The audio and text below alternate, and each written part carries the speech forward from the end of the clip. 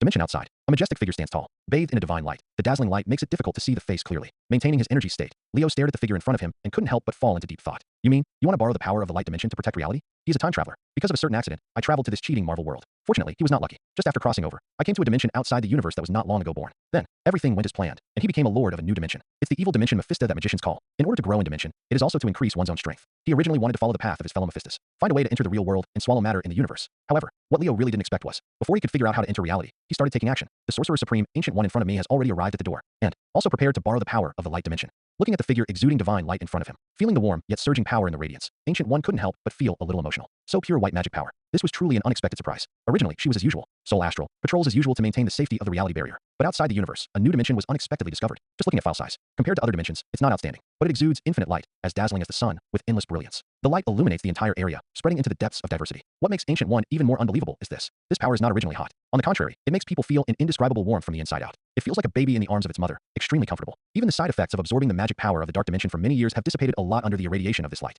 She knew the secret immediately. This is an absolutely pure white magic power. It is the absolute nemesis of black magic power. Even the power of the Trinity God Waishan Emperor is not as pure as it. Such a discovery really moved the Ancient One. Immediately go outside the dimension and visit the Lord of the new dimension. In her opinion, the one who holds such a pure white magic power is definitely not an evil being. We need this power. Facing the light, Ancient One's soul body exuded a faint glow and said sincerely, the real world is coveted by countless Mephistas. Similarly, there are also many great dimension lords who are willing to dedicate themselves to the integrity of reality. For example, we at Kamartaj believe in the Trinity God Vishandi. As she spoke, a smile appeared on her face, and her tone was sincere and respectful. And I believe that you will also be such a friendly being. You hold endless light in your hands, which is absolutely pure white magic power and is the nemesis of black magic. I believe that with your help, Kamartaj white magic will definitely reach a higher level, and the real world will be stronger. In an instant, the entire universe will sing your name and sing your greatness. Glancing at her, Leo looked thoughtful. Interesting. Absolutely pure white magic power. In this case, isn't it a special attack on black magic? Qualitatively, this seems to be the case. The dimension of light he masters. The power is gentle and pure, bright and pure. It can be said to be the perfect source of white magic. No wonder the Ancient One came to visit him and even spoke with such compliments. But, after recalling what Ancient One said, does this mean he wants to have sex for free? What praise, faith? What use do these things have to me, a Mephista? You want to kidnap me morally and fool me, right? Thinking of this, Leo's eyes became wary unconsciously. I don't need your praise. You have to know that if you want to gain power, you have to pay a price. Especially in this Marvel world where all magic comes from its source. Noticing the strange gaze, Ancient One couldn't help but sigh inwardly.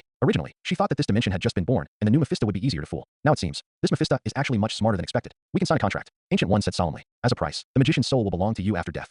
Is there a problem with me or with you? You want to commit fraud, right? If I remember correctly, haven't you already signed a contract with Emperor Waishan? Leo sneered and looked over with interest. If it were really a new dimensional Mephista who was ignorant, maybe I will be fooled by this Sorcerer Supreme. But he already knew the details of this guy. All of Kamartaj, all magician souls have long since betrayed the Trinity God Vishandi. Now, the Ancient One actually promised that his soul would belong to him after death. One fish, two meals. Doesn't this force him to fight with the Trinity God Waishan Emperor? How could his little arms and legs be able to twist those three? In the end, what's the difference between being prostituted for free? Besides, your Sorcerer Supreme's reputation in the multi-universe is not very good. Leo added another sentence, which meant something. Perhaps for humans, and even the entire real world. Ancient One, the Sorcerer Supreme, is a respected being who is admired by thousands of people. But, look at it from Mephista's perspective. The Ancient One doesn't have a good reputation in the multi-universe. Let's just stop Mephista from entering the real world. He is also a well-known magician. I can only borrow it, but I am talking about the Sorcerer Supreme in front of me, and among the numerous creditors. The most famous is Mephista Dormammu from the Dark Dimension. Not only was the Dark Dimension magic drawn out by Ancient One to extend his life, it also has to be beaten up as a backdrop from time to time. The old sufferer belongs to Yes. Leo didn't want to be one of the victims. His little thought was exposed, and Ancient One suddenly felt a little embarrassed. In order to protect the Earth, she has really sacrificed too much. Even his own good reputation will be slandered by the Mephistas. However, she didn't give up. This pure white magic power is so important to the entire Kamartaj, not just for black magic. It can also eliminate the side effects of magic and solve the caste life problem that has plagued magicians for a long time. In fact, you don't need to worry about this problem at all. Ancient One solemnly promised. Under the witness of the life court, we absolutely cannot break the contract. Leo nodded. Indeed, with the life court guarantee, he does not need to worry about borrowing money but not repaying it. In comparison, what he is more concerned about is how to take advantage of this great opportunity to enter the real universe. While Leo was thinking hard, suddenly, a crisp reminder sounded in my ears. Unlocking surroundings. The presence of the host has been detected, and the loan system has been opened. I become a Mephista, and the system just came? Leo was speechless and choked. As a burst of information flowed into his mind quickly came to the system. As its name, the so-called lending system. You only need to issue a loan and meet the lending conditions to receive rewards from the system. The greater the borrower's influence, the more generous the rewards will be, including but not limited to various super abilities, magic, artifacts, etc. It can be said that it is quite simple and crude. Looking at the Ancient One in front of him, Leo was thoughtful. The person in front of me is a Yida Grandmaster. When it comes to lending, this guy is definitely a professional. It's not impossible to lend you my power. Under the surprised look of the Ancient One, Leo nodded. But the details of the contract still need to be discussed. From the Ancient One's eyes, he saw the desire and appeal for this power. In other words, the initiative is in his hands. We should strive for more benefits. For example, enter the Earth for a short walk. Hearing this, Ancient One felt relieved and a smile appeared on his face. Just discuss it. I'm just afraid that I won't even have a chance to discuss, and I'll be kicked out. Mainly because her credibility is so bad. Even she herself felt it was damaging to Sorcerer Supreme's face. Definitely. As long as it's not too much of a request, I can accept it. Soon, Leo made his request. The magic power lent needs to be returned twice as much. Ancient One couldn't help but twitch the corner of his mouth. I've heard of the saying that one goes out 9 times and returns 13 times. Unexpectedly, there is actually a loan with double repayment. It's so dark. I thought this was a friendly Mephista, but I didn't expect that there was such a heavy greed under this light. Thinking of this, Ancient One felt sad. Sure enough, I shouldn't expect mercy from these Mephistas. However, compared to the Trinity God Waishan requires souls as a price. The person in front of me needs double magic power return, which seems to be nothing. After thinking for a while, finally, Ancient One nodded and gritted his teeth and agreed. Acceptable. Anyway, there is no stipulation on which kind of magic power should be returned. At most, I can borrow more from Emperor Weishan and return it when the time comes. The return period for each loan is within 1 week. Leo continued to add. He didn't want to leave a lot of bad debts for himself. Even if the mosquito legs were small, they were still meat. After all, it's not like Ancient One can't do this kind of thing. This guy just faked his death and escaped, but he has a criminal record. Okay, Ancient One looked helpless and could only bear the consequences of his poor reputation while pinching his nose.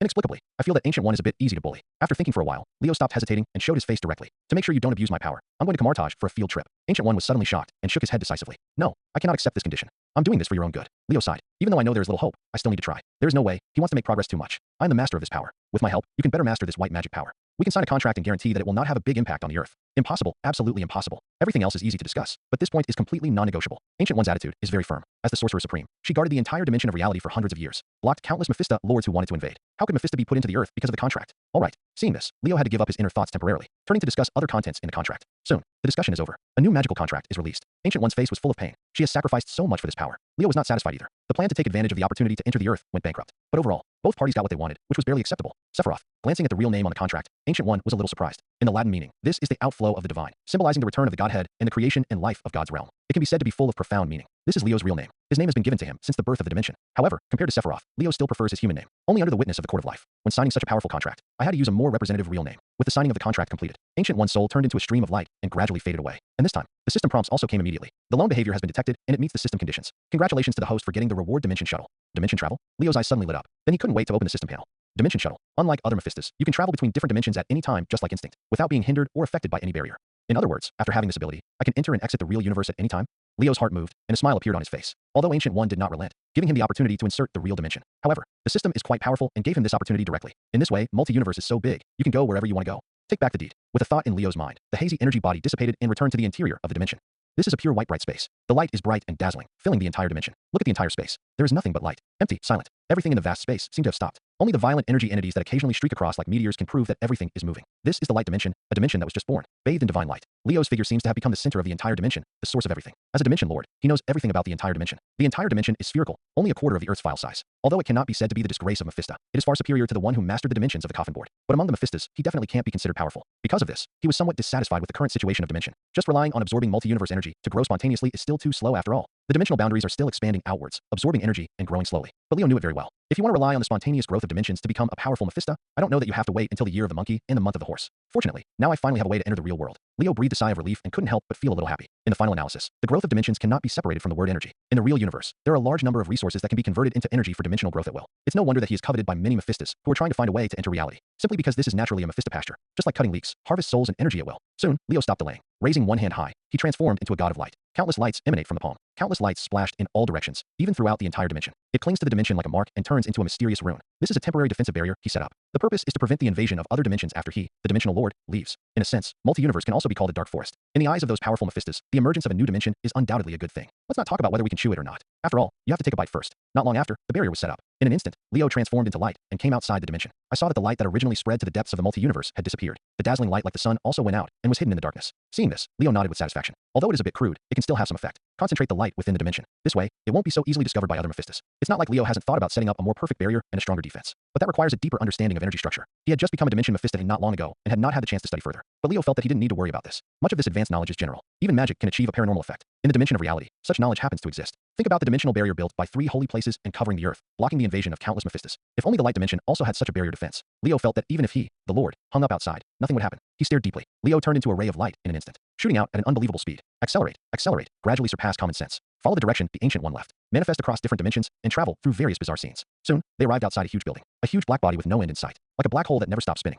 It's like a wall of size, blocking the footsteps of countless Mephistas. This is the real universe. Leo couldn't help but sigh. As a world, it's just so big. In other words, the size of his Mephista is simply too small. And on the surface of that black body, Leo saw an opening at a glance. Among them, there are blue light spots shining brightly. Taking a closer look, his face couldn't help but become weird. It's actually the Earth? It's no wonder that the first target of invasion by those Mephista colleagues is the Earth. It's obvious that this thing has been exposed. For a while, Leo also doesn't understand that this is the Ancient One sacrificing for the entire real universe. Attracting firepower, fishing? Or is this what the world is like? Putting this question behind him, Leo rushed towards the Earth with light like a meteor. Bo! A crisp sound was vaguely heard, as if a thin film had been broken through. Leo successfully passed through the dimensional barrier that enveloped reality. What followed was a huge attraction. Falling from the star realm, crossing the dimensional rift, breaking through the dimensional mezzanine. In the blink of an eye, the world has changed. In the bustling city, the sound of whistles is mixed with angry curses. Leo stood on the tall building. Looking at the scenery below, I felt vaguely familiar. This damn place isn't New York, is it? In his ears, a crisp voice sounded, responding to his guess. Yes, sir. Welcome to New York. Alright, the center of the multi-universe is the Earth, and the center of the Earth? In New York. Originally, Leo was just guessing, but now it seems that it can be confirmed. Turning his head, he looked to the side, dressed in black and white, with a conspicuous pink hood. It's Spider-Woman, or that ghost spider. It seems that this universe is not normal. Leo thought thoughtfully. Normally, Spider-Man should be Peter Parker. This situation may occur, perhaps due to the influence of multi-universe, or could it be said that he came to a parallel universe located on a branch of a certain timeline? But it's not a big deal. For Leo, as long as it is the real universe, it is acceptable. Sir, can you tell me the purpose of your presence here? Gwen's clear voice came. The eyes hidden under the mask revealed a little vigilance and curiosity. It was obvious that this weirdo who suddenly appeared on the rooftop was not familiar with New York. As a good friend of New York citizens, she felt that she needed to understand the purpose of his appearance here. Purpose. Hearing this, Leo couldn't help but chuckle and said with a smile, "If I said I came here for a trip, would you believe it?" Well, Gwen pondered for a moment, pointed to her feet, and shook her head. "I don't think any tourist would like to stand on the roof. And there are no stairs here, so ordinary people can't reach this kind of place. But I'm not an ordinary person," Leo said calmly. "You are not the only one special in this world. Although, the existence of Spider-Man is indeed special." Gwen was stunned for a moment. After reacting, she couldn't hide the excitement in her tone. "So, you also have super abilities?" "That's right. Only super ability would allow you to suddenly appear in a place like this." Gwen was delighted. As a superhero, she must hide her true identity at all times, and often feels lonely. "There are too many words in my heart that I want to talk to, but I can't say them to ordinary people." Ever since she transformed into Spider-Woman and performed heroic acts of justice in New York, I have never seen a being with the same super ability. Although she has a superhero predecessor, Iron Man. But unfortunately, this Iron Man cannot control steel, and he is also a playboy, and he has nothing in common with her. Now that I finally caught one, I was naturally very excited and couldn't help but talk. "Speaking of which, how did you obtain super ability?" Gwen was a little excited and kept talking. "Maybe you don't know, but I was bitten by a strange spider, so I have this super ability. I was very distressed at first. The magical changes in my body made me feel uncomfortable, and I didn't dare to tell others. Then I figured it out and did something to keep myself in a good mood. So, I decided to use this strength to help other people." Voices came constantly in my ears. Looking at Gwen, who couldn't stop talking once she opened her mouth, Leo suddenly had a headache. It seems like they are in different universes. Spider-Man still retains the fine tradition of talking nonsense. Pause for a moment. Sighing, Leo couldn't help but stop. "I want to ask, are you always so eloquent?" "Well," Gwen bit her lip and shook her head in embarrassment. "Generally speaking, I don't talk to strangers. Sorry, maybe it's because I met other super ability people for the first time, so I said a little more. Definitely, it's possible that I've encountered a lot of troubles recently." "Okay," Leo shrugged, a little speechless. "Then it seems to be because of the effect of this mask. Hidden behind the mask, everyone becomes bolder. Words that he usually dare not say popped out one after another, and he turned into a talkative person. If you keep talking like that, I'm afraid you'll even let people know what you're wearing underwear." Leo joked. "Don't you know that the more you talk, the easier it is to expose your flaws?" "Exposed? Are you talking about my real ID number?" Gwen's eyes suddenly widened, and her whole body trembled. But after reacting, I thought about it carefully. "I don't think I said anything related to my identity, right?" Looking at her nervous look, she looked like a frightened rabbit. Leo's heart moved, and he couldn't help but joke. "But unfortunately, I know that now. I'm afraid no one will believe that the famous Spider-Woman is just a high school student. I'm right, Gwen Stacy." Gwen's eyes suddenly widened, and the expression under the mask could no longer be tense, full of disbelief. She thought she hit it pretty well. Even her father, the director, didn't guess that she was the Spider-Woman who made him gnash his teeth. But what she didn't expect was, in just the first meeting, the person in front of me revealed her true identity. "You, how did you know?" Gwen was breathing rapidly and nervous, and even her words seemed a little panicked. In my heart, I couldn't help but doubt life. Could it be that I really said the wrong thing? However, didn't have time to wait for a response. Leo's figure began to fade in front of him. From real to virtual, it gradually turns into a virtual shadow. "Goodbye, Miss Gwen. I'll play with you again when I have time," etc. Gwen was anxious and angry, flying forward. He wanted to catch him and find a way to make him conceal his true identity. But in the end, it is just a fantasy. He stretched out his hand, but only found an empty space. Leo's figure has turned into countless light spots, flying high into the sky. Gwen was left standing there, confused. Just disappeared like that? Who the hell is this guy? Is my identity as Spider-Woman really about to be exposed like this? For Leo, meeting Spider-Woman Gwen was just a small episode. He has never been someone who can't move when he sees a woman. After all, walking on 3 legs is always much safer than the average person. Leo has never forgotten that his purpose of coming to the real universe is to make the dimension stronger, transformed into light. He is like a drop of water entering the ocean, or like the sunlight that already exists. It blends in perfectly without attracting the slightest attention, climbing rapidly in the sky, looking at the earth and running away. This is one of the little tricks that Leo instinctively masters as the lord of the light dimension. He controls the light, understands the scale of light, and can transform into light at will. In a sense, it is an evolution to a more complete elementalization. Only, on Earth, there is the Asgardian Ancient One. In order not to make a big fuss, Leo got her attention. After all, I chose the safe approach and slowed down. With my current strength, there is no need to be afraid of the Ancient One. It's just that compared to her strength, what makes people more fearful is the time gem in her hand. Even Mephista Dormammu from the Dark Dimension was tortured to death by this thing. He didn't want to try it himself and taste what it felt like to be lost in the time loop. The earth fades away. Leo immediately stopped being cautious and let go. Like a straight laser, it shoots out, and the speed is still rising constantly. Finally, as if breaking some kind of boundary, he burst into a colorful passage. Seeing this, Leo couldn't help but feel relieved. I originally thought that it would be a bit troublesome to break through the speed of light due to physical laws. But now it seems that it is much simpler than imagined. Think about it too. Even Marvel is capable of faster than light flight. Why can't Mephista break through the boundaries of the universe when he is so in charge of the light dimension? This way, it will be much easier to swallow matter. Dimension originally has the ability to transform mass into energy, able to convert matter in the universe into energy needed for growth. In the solar system, the most indispensable thing is meteorites. From the beginning, Leo's target was the scattered strip of small planets. These unexplored meteorites are simply the best ingredients for him. It won't be too big for the dimensions to swallow. It will not be too small, causing nutritional deficiencies. More importantly, take care of it. There's a saying that goes well, people live to eat, sleep, and play. As long as you open the door to the dimension, I don't care what Ancient One or Odin is. Don't interfere with my work. I'm so crazy about eating. Back to Earth again. It was already late at night the next day. Under the cover of night, New York is ablaze with lights. Leo stood on the top of the spire, admiring the night view, and couldn't help but feel emotional. The real universe is indeed a good place. Just one trip directly caused the energy of the entire dimension to skyrocket, and the power in his hands became a little stronger. Even the originally empty dimensional space was filled to the brim. Inexplicably, Leo felt like he was full. It takes some time to digest, but this can be considered a happy trouble. No other Mephista can find this kind of opportunity. With the Ancient One in charge, those fellow Mephistas could only watch and drool. No matter how greedy you are, you can't break through the defense line of the real universe. Well, during this period, we can just let the system shine and play its role. Leo didn't forget that the system existed. It is precisely because of the ability rewarded by the system that he can enter the real universe so easily. Therefore, I look forward to other rewards even more. It's 2010, Iron Man has just been born. In the silent mouths of some troublemakers, he clarified the current state of the planet. I originally wanted to learn the spirit of Amric. He made some farmer contracts for fun, but the system did not give him the opportunity to take advantage of the loopholes. The idea of using coercion to sign a contract to win over the system has been shattered. From the intelligence I know, the current timeline is still in its initial stages.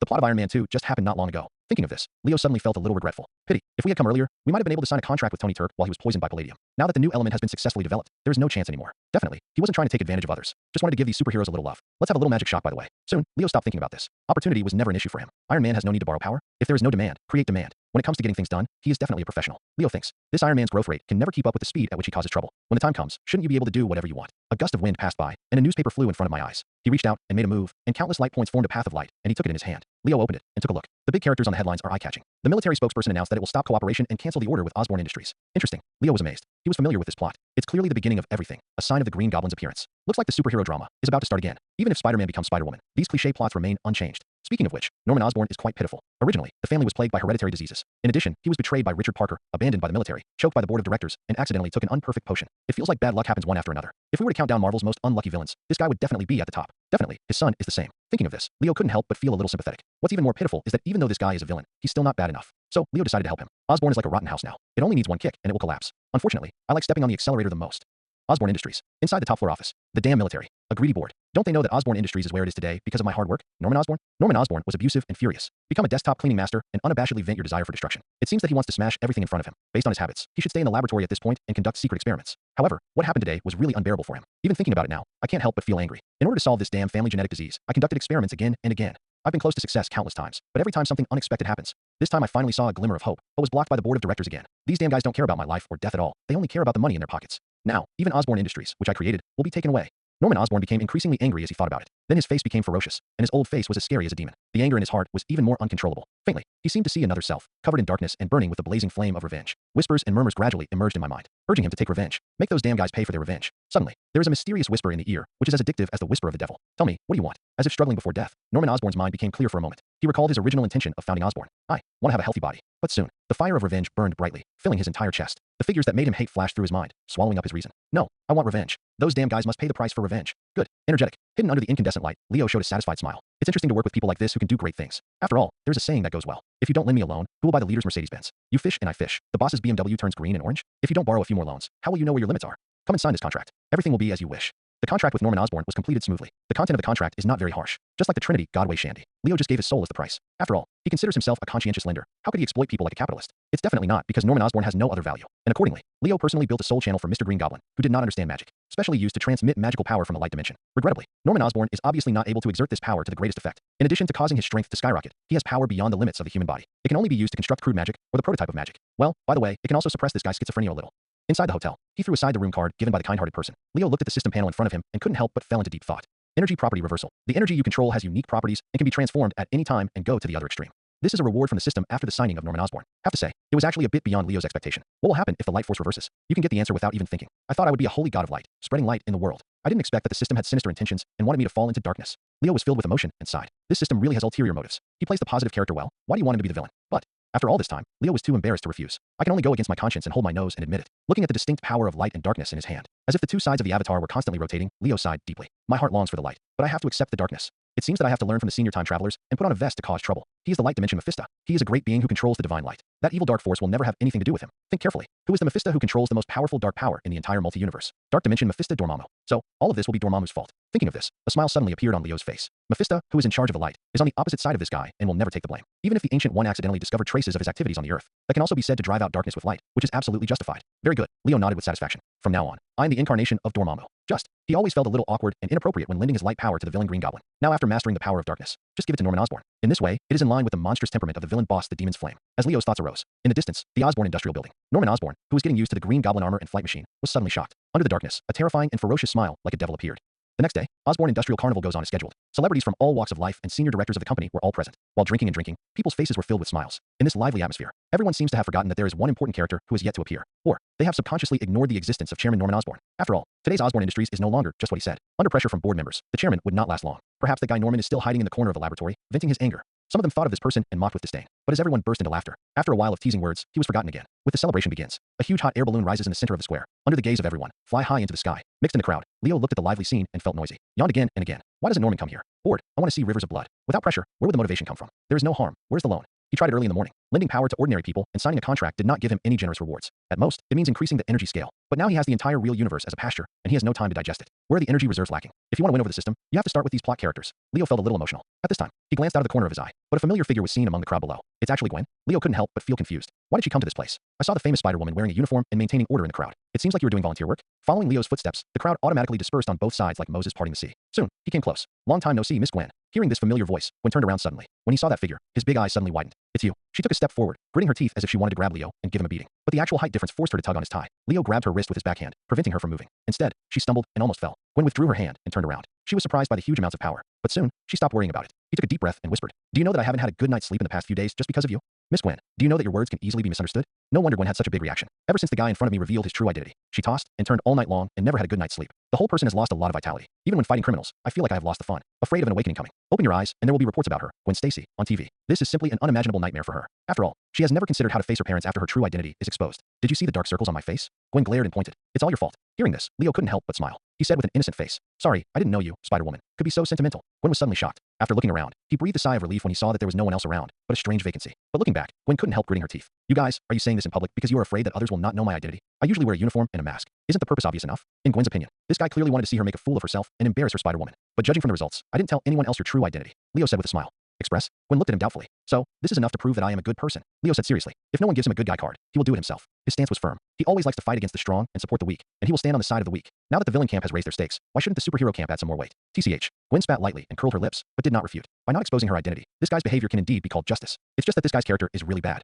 Look at that face of his. Sharp edges and corners, a pair of full peach blossom eyes, and expressive features. It's true that it makes people feel happy. Even Gwen felt her heartbeat speed up. One thing to say, you're quite handsome when you're not talking. What a pity, I just have a mouth. Leo accepted this readily. Thank you for the compliment. Ever since he was a child, he has been as handsome as the readers, and he is used to being praised. So shameless. Gwen's mouth twitched, and she couldn't help but sigh. About to say something more, but that's it. Leo's heart moved. He suddenly turned around, looked at the distant sky, and whispered, "Coming." What? Gwen was stunned for a moment, and she almost thought the subtle voice was an illusion. But following Leo's gaze, he suddenly spotted a black spot high in the sky. As Spider-Woman, she has great eyesight. After a little concentration, he could clearly see everything in the distance. That's a special aircraft. Just from the appearance alone, it definitely looks expensive. The driver was a weird-looking guy, covered in metal armor. It looks a bit like some kind of battle suit. Wearing a devil-like mask on his face, he revealed a ferocious and evil smile. Like a green demon crawling out of hell, it makes people shudder. At the moment, it was approaching from far away, with a black wake-like exhaust behind it, approaching quickly. Is that a special performance arranged for this carnival? Strange. How come I didn't know about this arrangement? Gwen muttered in confusion. Leo looked at her with a smile and patted her head like a cat. Smooth blonde hair does feel good. You definitely don't know. Because it was arranged for someone else. Slapping the offending hand away, Gwen had begun to get used to this guy's bad character. But such close contact still made her face feel a little hot. You guy, don't go too far. Gwen's eyes widened, and she used the finger of death. In Leo's view, it has no deterrent effect. At the moment,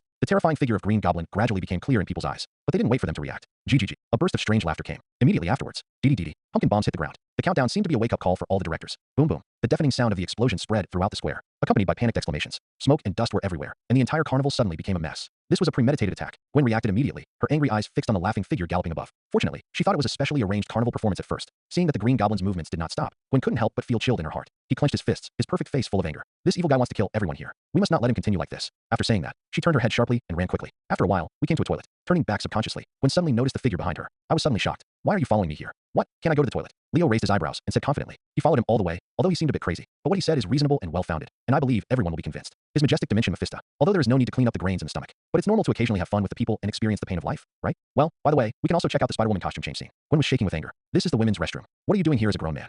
How dare you assume my gender? You have a way to die? In this case, Leo simply stopped pretending and showed his cards. Miss Gwen, you don't want your identity as Spider-Woman to be exposed, do you? Think about the neighbors, teachers, plumbers, widows, investigators in the island country. How do they do it? Can't you? Miss Gwen, be more proactive? Gwen was stunned. Think of the current situation. There are many innocent citizens outside waiting for her to save. But at this time, this guy took advantage of others' danger. Gwen couldn't help but her eyes turned red, and there seemed to be tears in her eyes. His nose twitched, and he scolded with a little cry. You are so shameless. You actually threatened me with this kind of thing and said you were a good person. Seeing this scene, Leo couldn't help but feel a little embarrassed. He hated to see this kind of scene the most, especially when a beautiful girl dropped a small pearl in front of him. There's one thing to say. Miss Gwen's ability to withstand stress is really a bit too bad. Not as good as a hair of the island lady. All we can say is that little Gwen still needs Leo to help her strengthen her training. But in this situation, Leo could only cough lightly and explain. I was joking, Miss Gwen. You know, I'm a good person. How could I threaten you with something like this? Then you are still following me. Gwen sniffed. Her eyes were red, and the look she looked over looked pitiful. Leo looked melancholy and sighed. Perhaps you don't know how dangerous the Earth situation is now. Evil criminals, terrifying extraterrestrial Mephistas, ambitious aliens. Many beings are observing in secret, coveting everything on Earth. I know a lot, and I feel like I have a lot of weight on my shoulders too. But my power alone is far from enough. I need more like-minded companions. And you are my chosen candidate. While Gwen was dazed, Leo quickly got to the point. Light bloomed in his hand, and he introduced. Interested in learning more about our almighty Lord? He controls light, creates all things, resists the source of darkness, and is also the nemesis of all black magic. Pity. Looking at the figure leaving in the black and white battle suit, Leo felt a little regretful. Maybe it was too hasty? Or do you feel that your power is enough to solve most of the troubles? Finally, Gwen still failed to accept his blessing. Leo had no choice but to respect it and give Gwen her private space to change clothes. But in Leo's opinion, all this is temporary. A contract was signed with him, plus a round of body transformation that exceeded the limits of the human body. Norman Osborn may now be more powerful than Spider-Woman. In addition, there are Green Goblin battlesuit and flight skateboard for assistance. Taking advantage of flight, it is equipped with various high-tech weapons. The current Green Goblin is not an opponent that can be defeated with brute force. Let her suffer a little first. Leo thought to himself, don't suffer a little and encounter some setbacks. How could this Spider-Woman understand the value of his power? While thinking, Leo suddenly felt a touch in his soul. It was as if a strange aroma hit my nostrils. That is the home of spirituality, the fragrance of the soul. Likewise, it's also Mephista's favorite dessert. For the Dimension Lords, the souls of intelligent beings are extremely valuable. It can be used as currency in circulation, and it can also be used to grow your own soul. Being one of the Mephistas, Leo is naturally no exception and also has needs in this regard. Take advantage of this opportunity to collect some souls to try. He already had a plan in mind. Prepare to build soul boxes, starting from the earth and placing them throughout the universe. By the time, it really counts as turning the whole world into your own pasture. As for those who died, all I can say is that this is free America. Live freely, die equally freely. Shoot the cobweb and jump quickly. Gwen climbed up the tall building. Recalling what Leo said just now, I couldn't help but murmur in my heart, what almighty Lord, against darkness. It feels weird. After this time, she also has a deeper understanding of Leo. I didn't expect that guy to be talkative and have a bad personality. He is actually a stickman who likes to spread those miraculous things. Possibly the only gain. I finally learned the name from this guy, and the information was no longer transparent. But in comparison, Spider-Woman almost cried in anger. Gwen has never been so wrong since she was a child. She secretly vowed to come back with revenge if she had the chance. Cling to tall buildings. Looking at the messy scene below, the huge carnival plaza was riddled with craters. Gwen couldn't help but feel a little annoyed. If I hadn't been blocked by Leo, I would have had the chance to save more people. It's all that guy's fault. However, there is no time to shirk responsibility now. Gwen looked around, looking around, searching for traces of the enemy. Soon, accompanied by a shrill scream from below. From the balcony on the second floor, a figure riding a flight skateboard screamed and rushed out. As if bathed in blood, the green mask had turned bright red. There was blood and flesh all over his body. Even the flight machine was no exception. At first glance, it looked like a devil crawling out of hell. I saw the Green Goblin raising his hands in the air, as if he was performing some evil ritual and wanted to disembowel the person. Gwen could only hold back the nausea in her heart and ejaculate the cobweb. He flew down from the air, and without any hesitation, he immediately kicked him. Stop! Bang! Gwen fired her bout left and right. A random spider web hung the survivor on the wall. Another cobweb dropped the flight skateboard onto a tall building. Then, a beautiful roll and a perfect landing. While Green Goblin was getting up, she had quick eyesight and quick hands. The cobweb bombs in his hand restrained the demon in front of him. A set of offensive moves is completed in one go. Green Goblin struggled to get up, but the cobweb stuck to his body prevented him from moving. But he didn't care about it, and instead let out a devil's whisper in a hoarse voice. I've heard your name, Spider-Woman, but I didn't expect you to be so nosy. Are you ready to face death? Gwen walked closer, about to reply. But suddenly, the hairs on my hair started to stand up. The body reacted instinctively and jumped back subconsciously. The next moment, Gwen saw a shocking scene. I saw. There is black energy emerging from the Green Goblin. It's like some kind of liquid, and it seems like a mysterious mist. Just make contact. The cobweb wrapped around its body collapsed layer by layer, and the rain and snow melted away like strong corrosion. Even the ground beneath his feet was unbearable and turned into a dark earth, spreading outwards. Darker and thicker darkness enveloped Green Goblin, visible to the naked eye as if it turned into flames. This moment, it was as if hell had descended on the world. He became a true warrior of darkness, able to corrode everything in the world. What's going on? Gwen was shocked. She's never been in a situation like this since she became Spider-Woman. This darkness that can swallow everything is incredibly aggressive. Just looking at it made her hair stand on end. Are you sure humans can control this kind of power? Gwen is somewhat doubtful about life, but she still has some disbelief. Tentatively launching spider webs. In less than 2 seconds, it was completely corroded. Cobweb picked up the huge fallen stone pillar and threw it over, but it was easily smashed with a punch. Like to be nosy? Then just accept death now. Seeing Green Goblin driving the darkness, he charged forward with a grin. Gwen had no choice but to follow spider telepathy and dodge in a hurry, not daring to make contact with it at all. Fortunately, her body was flexible and she could clench her teeth to hold on while moving around. But Gwen knew in her heart that sooner or later she would not be able to support herself if she continued like this.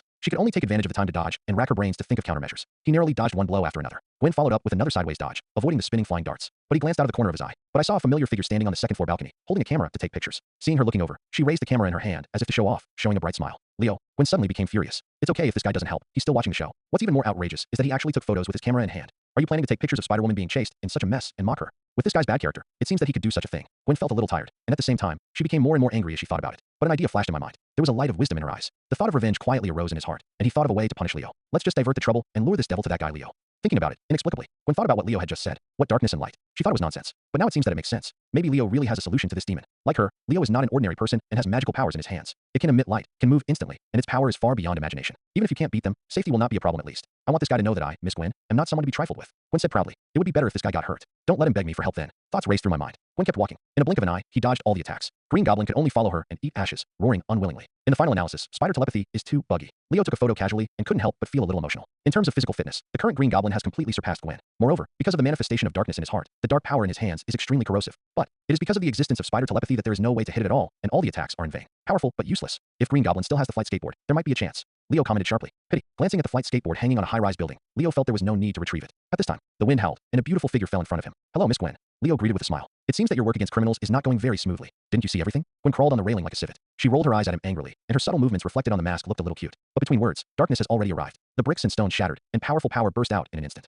Green Goblin's dark figure leaped high into the sky, his arms like guns, and slammed towards him. Get out of the way, Gwen exclaimed, subconsciously popping up cobweb to help pull Leo aside. But in an instant, huge amounts of power hit, and Gwen's figure was suddenly out of control. Instead, she was pulled into Leo's arms. Touching that strong chest, you can vaguely hear the heartbeat, and you can also feel the subtle aura of spreading hormones. Gwen suddenly felt her cheeks heat up. This is the first time since she grew up that she has been so close to a man. The shameful thoughts I heard from my classmates came to my mind unconsciously. He quickly struggled to get out. Your trick of diverting trouble to the east is not very clever. Leo teased casually and stretched out one hand. In an instant, Endless light and heat spread in space. The divine radiance descends like a god of light. The surging energy turned into an entity, like a sacred flame or a holy high wall. Just make contact. It reacted violently with the darkness on Green Goblin, as if it had encountered a nemesis. Under that frightened look, the sacred flame spread all over his body, crackling. Soon, the darkness in him was eroded away. Impossible. This is absolutely impossible. Green Goblin suddenly panicked, opened his eyes wide, and tried hard to draw out the dark energy. But alas, nothing happened. At this moment, the dark magic power that could be obtained will seem to disappear. What the hell is going on? Leo glanced at him sideways and smiled without saying a word. What? You also want to be the Dragon King? Do you want to show me that the son-in-law eats the master? If you want to use the power I lent you to hit me, isn't this looking for trouble? I do not believe. Green Goblin roared angrily, summoning all his strength, and wanted to resist. With his power, he believed that even Spider-Woman would not be a match. Why would you surrender to this strange guy?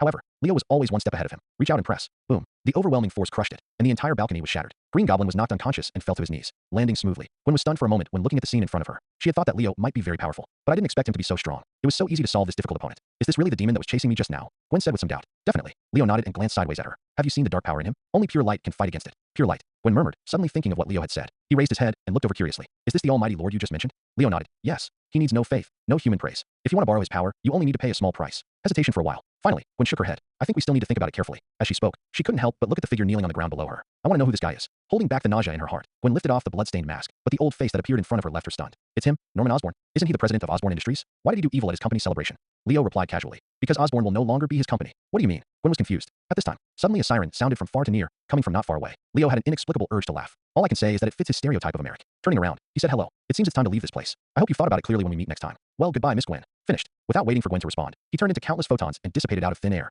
Look over there, it's Spider-Woman. Hurry up and get the stun gun and catch her. The familiar voice suddenly woke Gwen out of her thoughts, turning back subconsciously. But I saw a menacing team coming up and down the motorcade. As for the leader, the face was very familiar to Gwen. George Stacy. It was a terrifying creature named Father. It has built-in coercion and a critical hit attribute. In this situation, Gwen had only one solution. Run. Stop it, Spider-Woman. Don't run. Kamartaj, in the ancient holy place. Looking at the white holy light in his hand, Ancient One couldn't help but admire. As expected, it is indeed the purest white magic power. It's worth paying such a high price to have it in my hands. Come down in a few days. She adheres to the principle of caution and the spirit of exploration to the end. He carefully studied the magic power in the hands of Sephiroth, the Mephista from the light dimension. Discovered that this power is worthy of being a white magic power that is purer than the Trinity Godway Shandy. Not only is it gentle in nature, it also gives people warmth, able to fight evil and dispel black magic. Even the side effects of using it are much smaller than other sources of magic power. In fact, Ancient One feels that it is almost non-existent. It's so gentle. It's so gentle that it's as if it's the magic power you've cultivated. It's as easy as bending your arm, and it's completely harmless. The only problem might be, compared with other magic powers that are extreme in nature, gentle light magic is more powerful. So, in terms of offensive methods, it may appear a bit mediocre. But this is just a small problem for Ancient One. Kamartaj's magic has never emphasized offense. Only defense is the most trustworthy effect of white magic, unlike the magic from other Mephistas, because the power contained in them is extreme and varied. The spells that can be matched with it are also quite rare, and the difficulty of developing magic is extremely exaggerated. In contrast, this function is powerful and has unlimited potential to cover an extremely wide range of light magic. As long as you are willing to put in the effort and research, you can develop countless spells, simply perfect for magicians. What surprised Ancient One even more? This magic power actually has the effect of healing and strengthening the human body. For a long time, the use of magic causes the body to age and become overwhelmed, which is a problem that plagues many magicians. Even if magicians can drive their bodies with their souls, they cannot avoid the side effects of magic. And because a suitable source of magic power has never been found, Kamartaj has never had any healing spells. Now, the emergence of bright magic allowed her to see the light. In this way, the existence of healing spells will no longer be a problem. Kamartaj has quite a few physically defective magicians. Perhaps the existence of such a magical power will bring them hope. And it originally has the function of strengthening the body, and it allows all magicians to benefit. It can be said to be of great significance. But, before promoting this light magic and introducing it to other magicians, Ancient One needs to develop a series of magic in advance for this to be enough for magicians to use. Moreover, she always felt that the experimental time was too short, and she was a little worried about it. I just took the opportunity to check if there were any other side effects. At this time, outside the holy place, footsteps sounded from far to near. Ancient One waved his hand to disperse the light in his palm, looked up, and immediately saw his disciple Modu, who was rushing over. Mortal magician, what happened? Modu wiped the sweat from his forehead, took a deep breath, and said in a deep voice, the magic barrier has detected traces of black magic. Hearing this, Ancient One couldn't help but frown. Is it Caecilius and his black magicians? Bear the brunt. She thought first of the Kamartaj traitors. Caecilius the Zealot. He was originally one of the most capable disciples she had ever taught, and she had high hopes for him. But in the end, the genius magician escaped from her control and went astray, disobeying the commandments of Kamartaj and studying black magic in private. After being discovered, he defected from Kamartaj with a group of magicians and surrendered to the arms of the dark dimension Mephista Dormammu. Modu shook his head. It's not clear yet,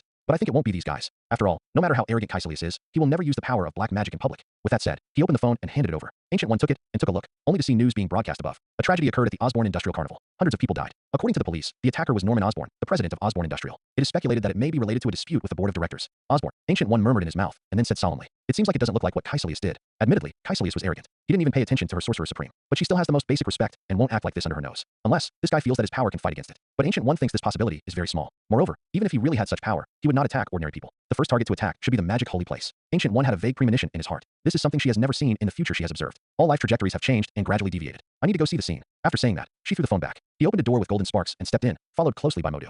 The original Osborn Carnival Plaza was in a mess at the moment. Many police officers were busy and quickly processed the scene. Periphery, media reporters swarmed in like sharks smelling blood. Adhering to the idea of discovering first-hand information and producing exclusive news, we tried our best to bypass the defense line. Just appeared. Ancient One noticed the presence of many reporters. Suddenly he couldn't help but frown. It seems we are already a step too late. Modu nodded silently. Indeed, there are too many people here now. But fortunately, as the Sorcerer Supreme, Ancient One has never taken the usual path. She had other options. Mirror space. In an instant, the space turned upside down. The mirror dimension comes to reality, and in the blink of an eye you are on the other side of the earth. Step forward. Ancient One quickly passed by, and soon arrived at the location of the incident. When I saw the ruins and debris, it was a shocking sight, as if I had experienced a small-scale war. It is indeed the smell of black magic. Half squatting on the ground, gently stroking the corroded and soft black earth, the look on Ancient One's face became solemn. Such pure dark power. It's Dormammu.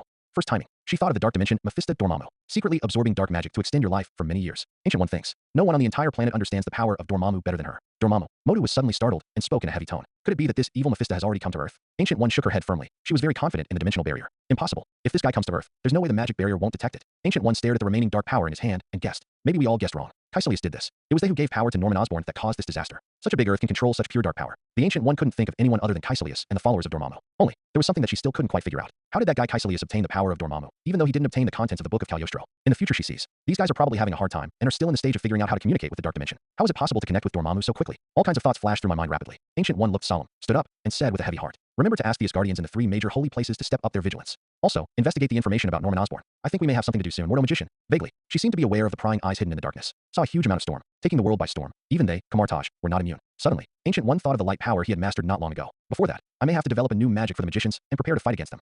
Not long after, with the departure of Ancient One, there are subtle magic fluctuations again. Soon, the golden door opened. A group of figures in black robes appeared on the scene. The leader is none other than Caecilius, the traitor that the Ancient One has longed for. Frowning, he looked around. Seeing the crowd, Caecilius made the same choice as Ancient One. Mirror space. All I can say is that he is worthy of being a master and a disciple in the same line. Even if they betrayed, they still have the same tacit understanding. In mirror space, Caecilius and others soon discovered the conspicuous traces of black magic on the dark land. I could faintly feel the remnants of dark power in it, and my whole body suddenly became excited. Yes, that's the power. Such a powerful darkness. This is the power of the great Mephista Dormammu. Caecilius shouted with excitement and enthusiasm in his eyes. Behind him, the black magicians suddenly became excited after hearing this. They searched for this for years and betrayed Kamartaj. Isn't it just to let the dark dimension Mephista Dormammu give them dark divine power and eternal power? And now, all this is close at hand, right before our eyes. Caecilius' eyes shone with wisdom, and the expression on his face was full of enthusiasm and reverence. This must be a hint from him. The great Mephista Dormammu has come to Earth. At this time, a black magician from the side intervened. As far as I know, everything that happened here was the work of a mortal named Norman Osborn. Perhaps he is the messenger of a great existence coming to the world. Hearing this, Caecilius' eyes suddenly lit up, and his breathing became faster unconsciously. Unable to hold back the excitement in his heart, he stared. Tell me, where is he now? The black magician replied. The news said that he was imprisoned in a special prison. Caecilius couldn't help, but his face darkened.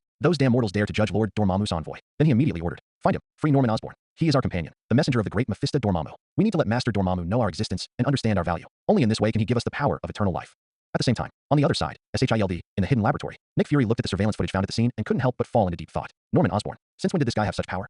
For Norman Osborn, chairman of Osborn Industries. Nick Fury thinks he knows it quite well. I've had many interactions with him privately. Whether it is the original intention of the founding of Osborn Industries, Norman Osborn's thoughts, and the hidden secret department, they all have considerable knowledge. He had even paid attention to the events that triggered internal turmoil in Osborn when the military announced the end of the order not long ago. But what he didn't expect was, Norman Osborn's revenge can be so heartrending. And the power in this guy's hands is so powerful. Even the new superhero star, Spider-Woman, is no match for this guy. What is that terrible dark force? It seems like dark energy that can corrode everything. Not only did it leave indelible scars on the Earth, it also left a deep shadow on Nick Fury. They received intelligence as soon as the attack occurred. Helpless SHILD headquarters is located in Washington. It just so happened that many of the elite agents in the New York branch were out on missions. Plus, Iron Man Tony Stark is unreachable. By the time we arrived at the scene, everything had settled. Norman Osborn could only be transferred to the SHILD base on the grounds of confidentiality. Through the special glass, Nick Fury stared at the figure who was tightly restrained in the laboratory below. Seeing that he was still sleeping with no sign of waking up, he was relieved. However, he still seemed to feel that it was a little unsafe. He turned around and gave instructions to the agent behind him. Tell the researchers to increase the dose. Before we investigate the truth of everything, we must not let this guy wake up. Nick Fury knows it very well. That heavy darkness seems to have the power to erode everything. He couldn't guarantee that the laboratory here could contain this dangerous guy. The best way is undoubtedly to let Norman Osborn sleep forever. At this time, along with the sound of rapid footsteps, a figure came behind him. Nick Fury looked back and suddenly felt his eyes light up. Phil Coulson, agent. Have you found out the reason? Hearing this, Phil Coulson responded with a wry smile. I just checked it out. It's really difficult to figure everything out in such a short time. Director. Nick Fury was unimpressed. He's used to Phil Coulson nagging and giving orders. Once the order is passed on, it is their own problem how to complete it. Reaching out to take the file from Phil Coulson, Nick Fury looked through it carefully. The military canceled the order. Osborn's internal conflicts. Board members forced. These are things he already knew. Continue reading below. Soon, deeper information appeared in front of us. Secret project in collaboration with the military. Human body function strengthening agent. This is a product derived from the Super Soldier Project. Since the birth of Captain America, the Super Soldier, all countries and secret organizations around the world want to replicate his success. Not even S.H.I.E.L.D. This human function strengthening agent secretly researched by Osborn Industries is one of many researchers. But obviously, the military's announcement to cease cooperation with Osborn undoubtedly indicates the failure of this research project. Nick Fury soon learned the reason from the intelligence. After injecting the drug, there will be strong side effects. The mental state is unstable, a second personality has been split, and there is a serious tendency to violence, and even the enemy cannot distinguish between ourselves and ourselves. All of these indicate the serious consequences of this medicine. Nick Fury couldn't help but feel a little emotional. It's no wonder that even the military, which has always been reckless, chose to abandon this project. The super soldiers created from this potion are no different from Beast. Once, the military does pursue power and wants to create the perfect super soldier, but with the improvement of technological power. In recent years, this idea has become increasingly weak. Only a few hawkish generals are still pursuing super soldier success. Really, among the intelligence, Nick Fury found the familiar name. Thaddeus E. Ross, a fanatic chasing power, the famous General Ross. In this guy's laboratory, a green monster was accidentally born. To this day, we are still trying to figure out how to hunt him down. Unfortunately, it was he who collaborated with Norman Osborn. This time, under the stimulation of this guy, a freak like Norman Osborn was born. Thinking of this, Nick Fury couldn't help but murmur in his heart. This guy seems to be stained with bad luck. Whoever cooperates with him will be unlucky. Keeping this matter in mind for the time being, he continued to look down. But soon I was shocked to find that the information had reached the end. Nick Fury's face suddenly darkened, and his already dark face became even more shiny under the light. He raised his head and asked, "Where's the rest of the information?" "No more." Phil Coulson helplessly spread his hands. "The time is too short, and the agents have only investigated this clearly for the time being. Being able to obtain so much hidden information in such a short period of time is enough to prove the power of the SHIELD intelligence network." But alas, his boss wanted more. Norman definitely has a secret to hide. Staring at the sleeping figure, Nick Fury took a deep breath and affirmed, "His strength is beyond common sense, far beyond the limits of a human body represented by the super soldier, able to easily step through marble and shatterstone pillars weighing several tons with one punch. There is also the dark power that appears in him and can corrupt everything. This is definitely not just what this failed potion brought to him." Having also watched the video surveillance, Phil Coulson definitely knows this. However, the agents investigated but found no other abnormalities. In this regard, he could only sigh. Perhaps the secret of all this is hidden in Osborn. At this time, there was light flickering in the laboratory below. Along with the magic sparks, a golden portal suddenly appeared in front of everyone. Nick Fury's eyes suddenly widened. What is this horse riding thing? Soon, several figures in black robes walked out of the door. They carry strange weapons. As soon as he appeared, the leader Caecilius sneered. He raised his arms and roared angrily. "The shame of the offense should be commemorated with blood. Kill these mortals for me. For the great Mephista Dormammu."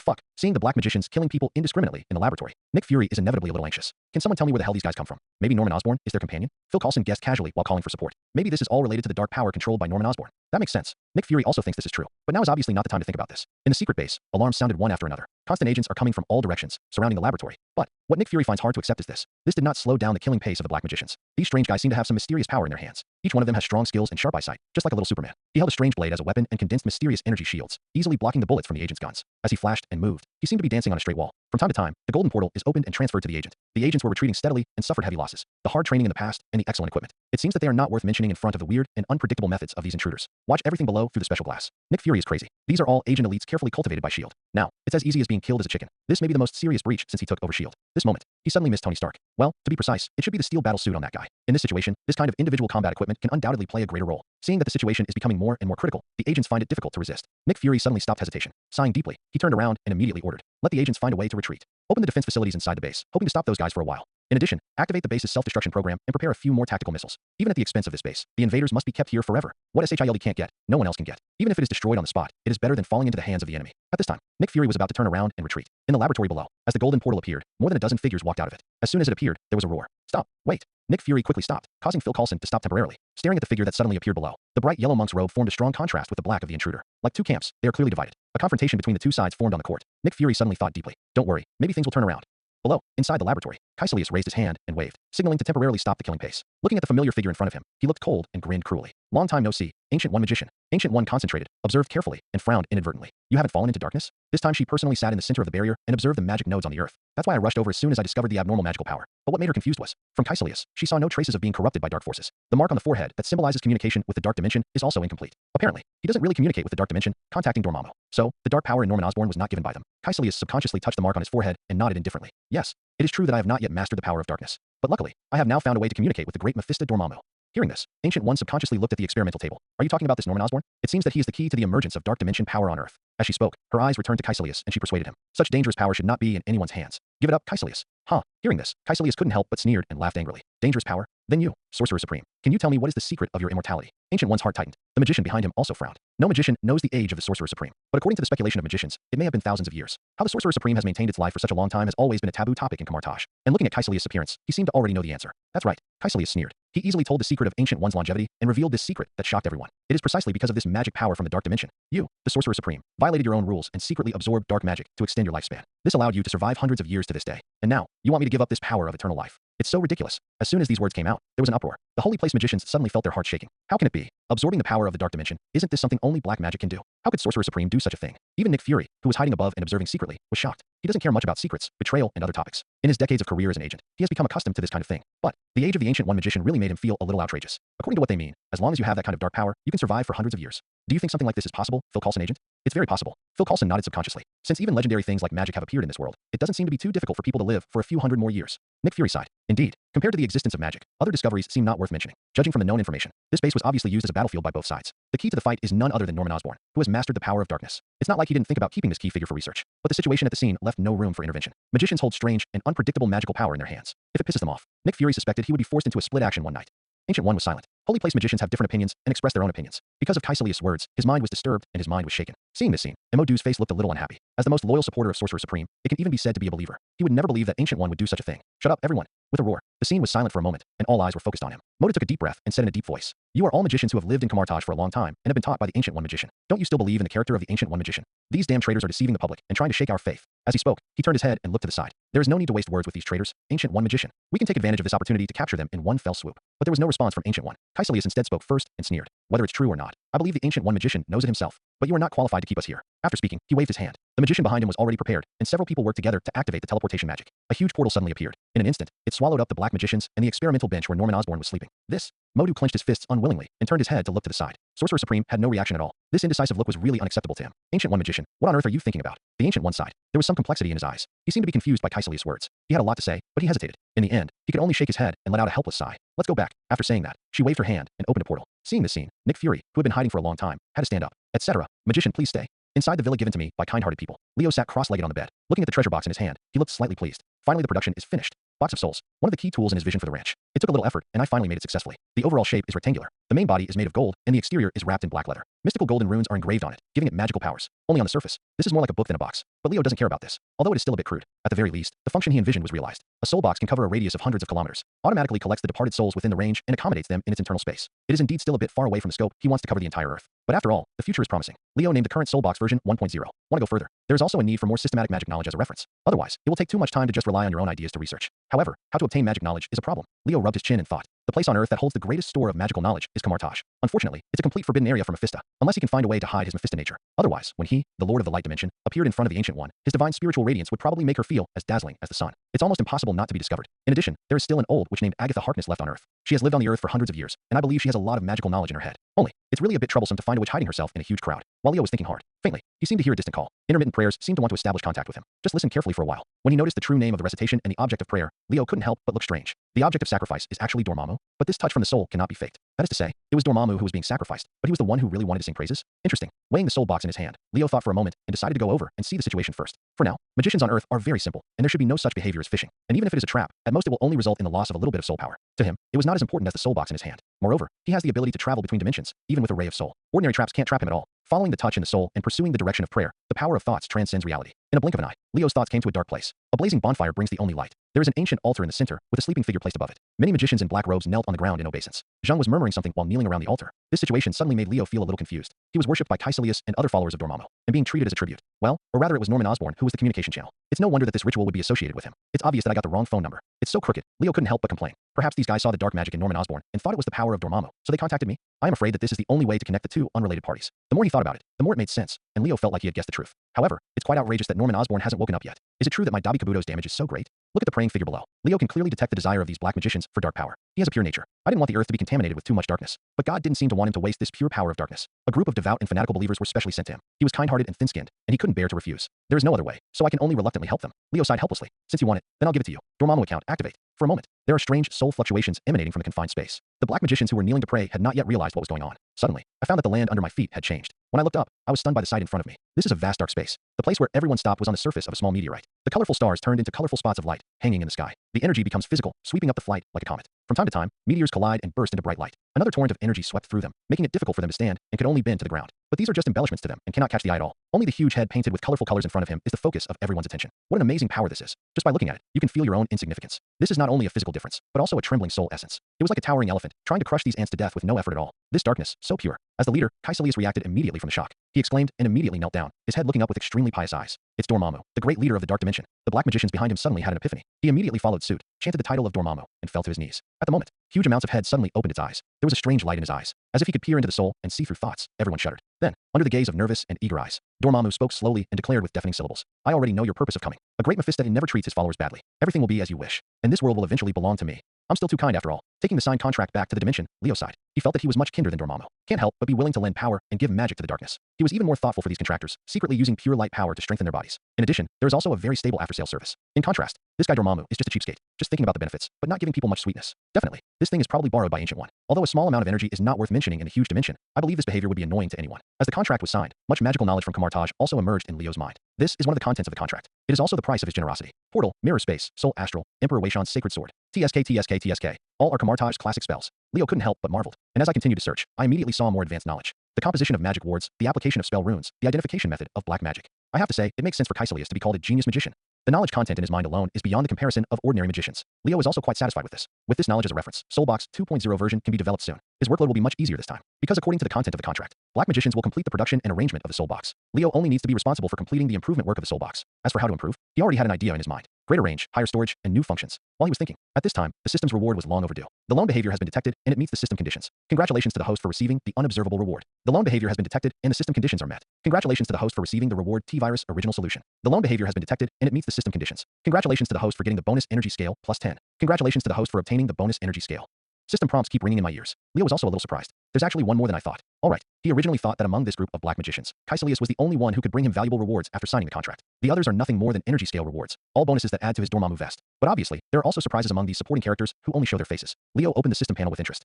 Unobservable things. Your presence transcends boundaries and cannot be observed in any way except with the naked eye. T-Virus Original Solution. Specialties from a certain world can start a frenzy of evolution. Let's not talk about the energy scale for now. The added amount is not digested quickly enough. On the contrary, the so-called unobservable things can be said to be quite interesting. Leo touched his chin and fell into thought. Why does this thing feel a bit like Cthulhu? It is clear that he is firmly on the road to becoming a great and righteous god. It depends on what the system means. Do you want him to rush in the direction of defeating the evil god? According to his guess, except for this unobservable thing that has been obtained. Perhaps there are also mysterious characteristics such as things that are unpredictable, things that cannot be thought of, things that cannot be looked at directly, and so on. If these were put together in a set, wouldn't they become something indescribable? It's a bit outrageous. Leo feels that this characteristic is strong, but it can easily damage the image. Don't wait until someone depicts this bright god as a monster with big eyes and tentacles, which will make people feel unfair. Dispersing the indescribable thoughts in his mind, Leo looked to the next place. T-Virus Original Solution. As one of the specialties of the Resident Evil world, Leo was also quite impressed by it. It has the function of strengthening and reorganizing biological genetic factors, the purpose for which it was originally developed, just to make biological weapons and strengthen the human body. As for zombies, cure is a byproduct of failed experiments. One thing to say, the system gave this thing to him with sinister intentions. Perhaps in the eyes of others, this is a product with unlimited potential. Many products can be developed to unlock the mysteries of the human body, but in Leo's opinion, these are of no use. The only purpose of this T-Virus solution for him is probably to create zombies. If we really want to release the T-Virus on the Earth, well, Leo rubbed his chin and thought for a while. Think about Marvel's many black technologies and genius scientists, backed by the Eternal God, the Ancient One as the Sorcerer Supreme. Thinking about it carefully, this thing doesn't seem so scary. After all, this is not a zombie universe. There are numerous superheroes as sources of infection, nor is it the terrible virus from the zombie universe. It can turn everyone into a foodie controlled by hunger. But no one can guarantee whether the T-Virus will mutate in this Marvel world. It then evolved into something even more terrifying. Leo feels that this thing should be used with caution. Let's put it into the retracted dimension for the time being. He looked at the ground not far away with interest. Just now, a unique creature ran over. It seems like you were walking through the sewer. They have all been reduced to the sewer. So how can they be so miserable? Leo is kind-hearted and cannot bear to see others suffer. So he decided to give this guy a hand. Looks like he needs a little help. Anyway, it seems that Norman Osborn is preparing to establish a dark dynasty. Maybe he still needs a qualified assistant. In the sewer, sewage flows, and the unspeakable smell of the filthy environment is nauseating. Incarnate into infinite darkness, and the body merges into the shadows. Leo shuttled quickly like a swimming fish. Soon, a strange creature was seen. It turns out that there are not only mermaids in the sewers, but also a lizard man that occasionally pops out. Its head was bare, its eyes were bulging, and the corners of its grinning mouth almost reached the base of its ears, revealing a mouthful of carnivore's iconic fangs. An evil face like a demon. The bulging muscles are covered with thick horny skin, which looks like the scales of some kind of creature. A heavyweight tail was dragged under the tattered white coat. Overall, it looks like a humanoid lizard. It was Dr. Lizard Kurt Connors in the original plot. The original Dr. Connors was a reptilian biology expert under Osborn Industries, conducted research to restore amputated arms, hosting a regeneration project based on lizard serum. In the end, he risked experimenting with his own body and turned into a lizard monster. And judging from the current situation, obviously, this Dr. Connors eventually went down the same old path in the plot. But thinking about Leo, it felt normal. Even the chairman, Norman Osborn, was arrested. The experimental projects under Osborn Industries were naturally stopped. It's not surprising that Dr. Connors, who is eager for success, would make such a choice. Can only say, Osborn Industries is so evil that it is worthy of being Marvel's famous villain incubation base. Following Norman Osborn, the Green Goblin, a more important Dr. Lizard was immediately introduced.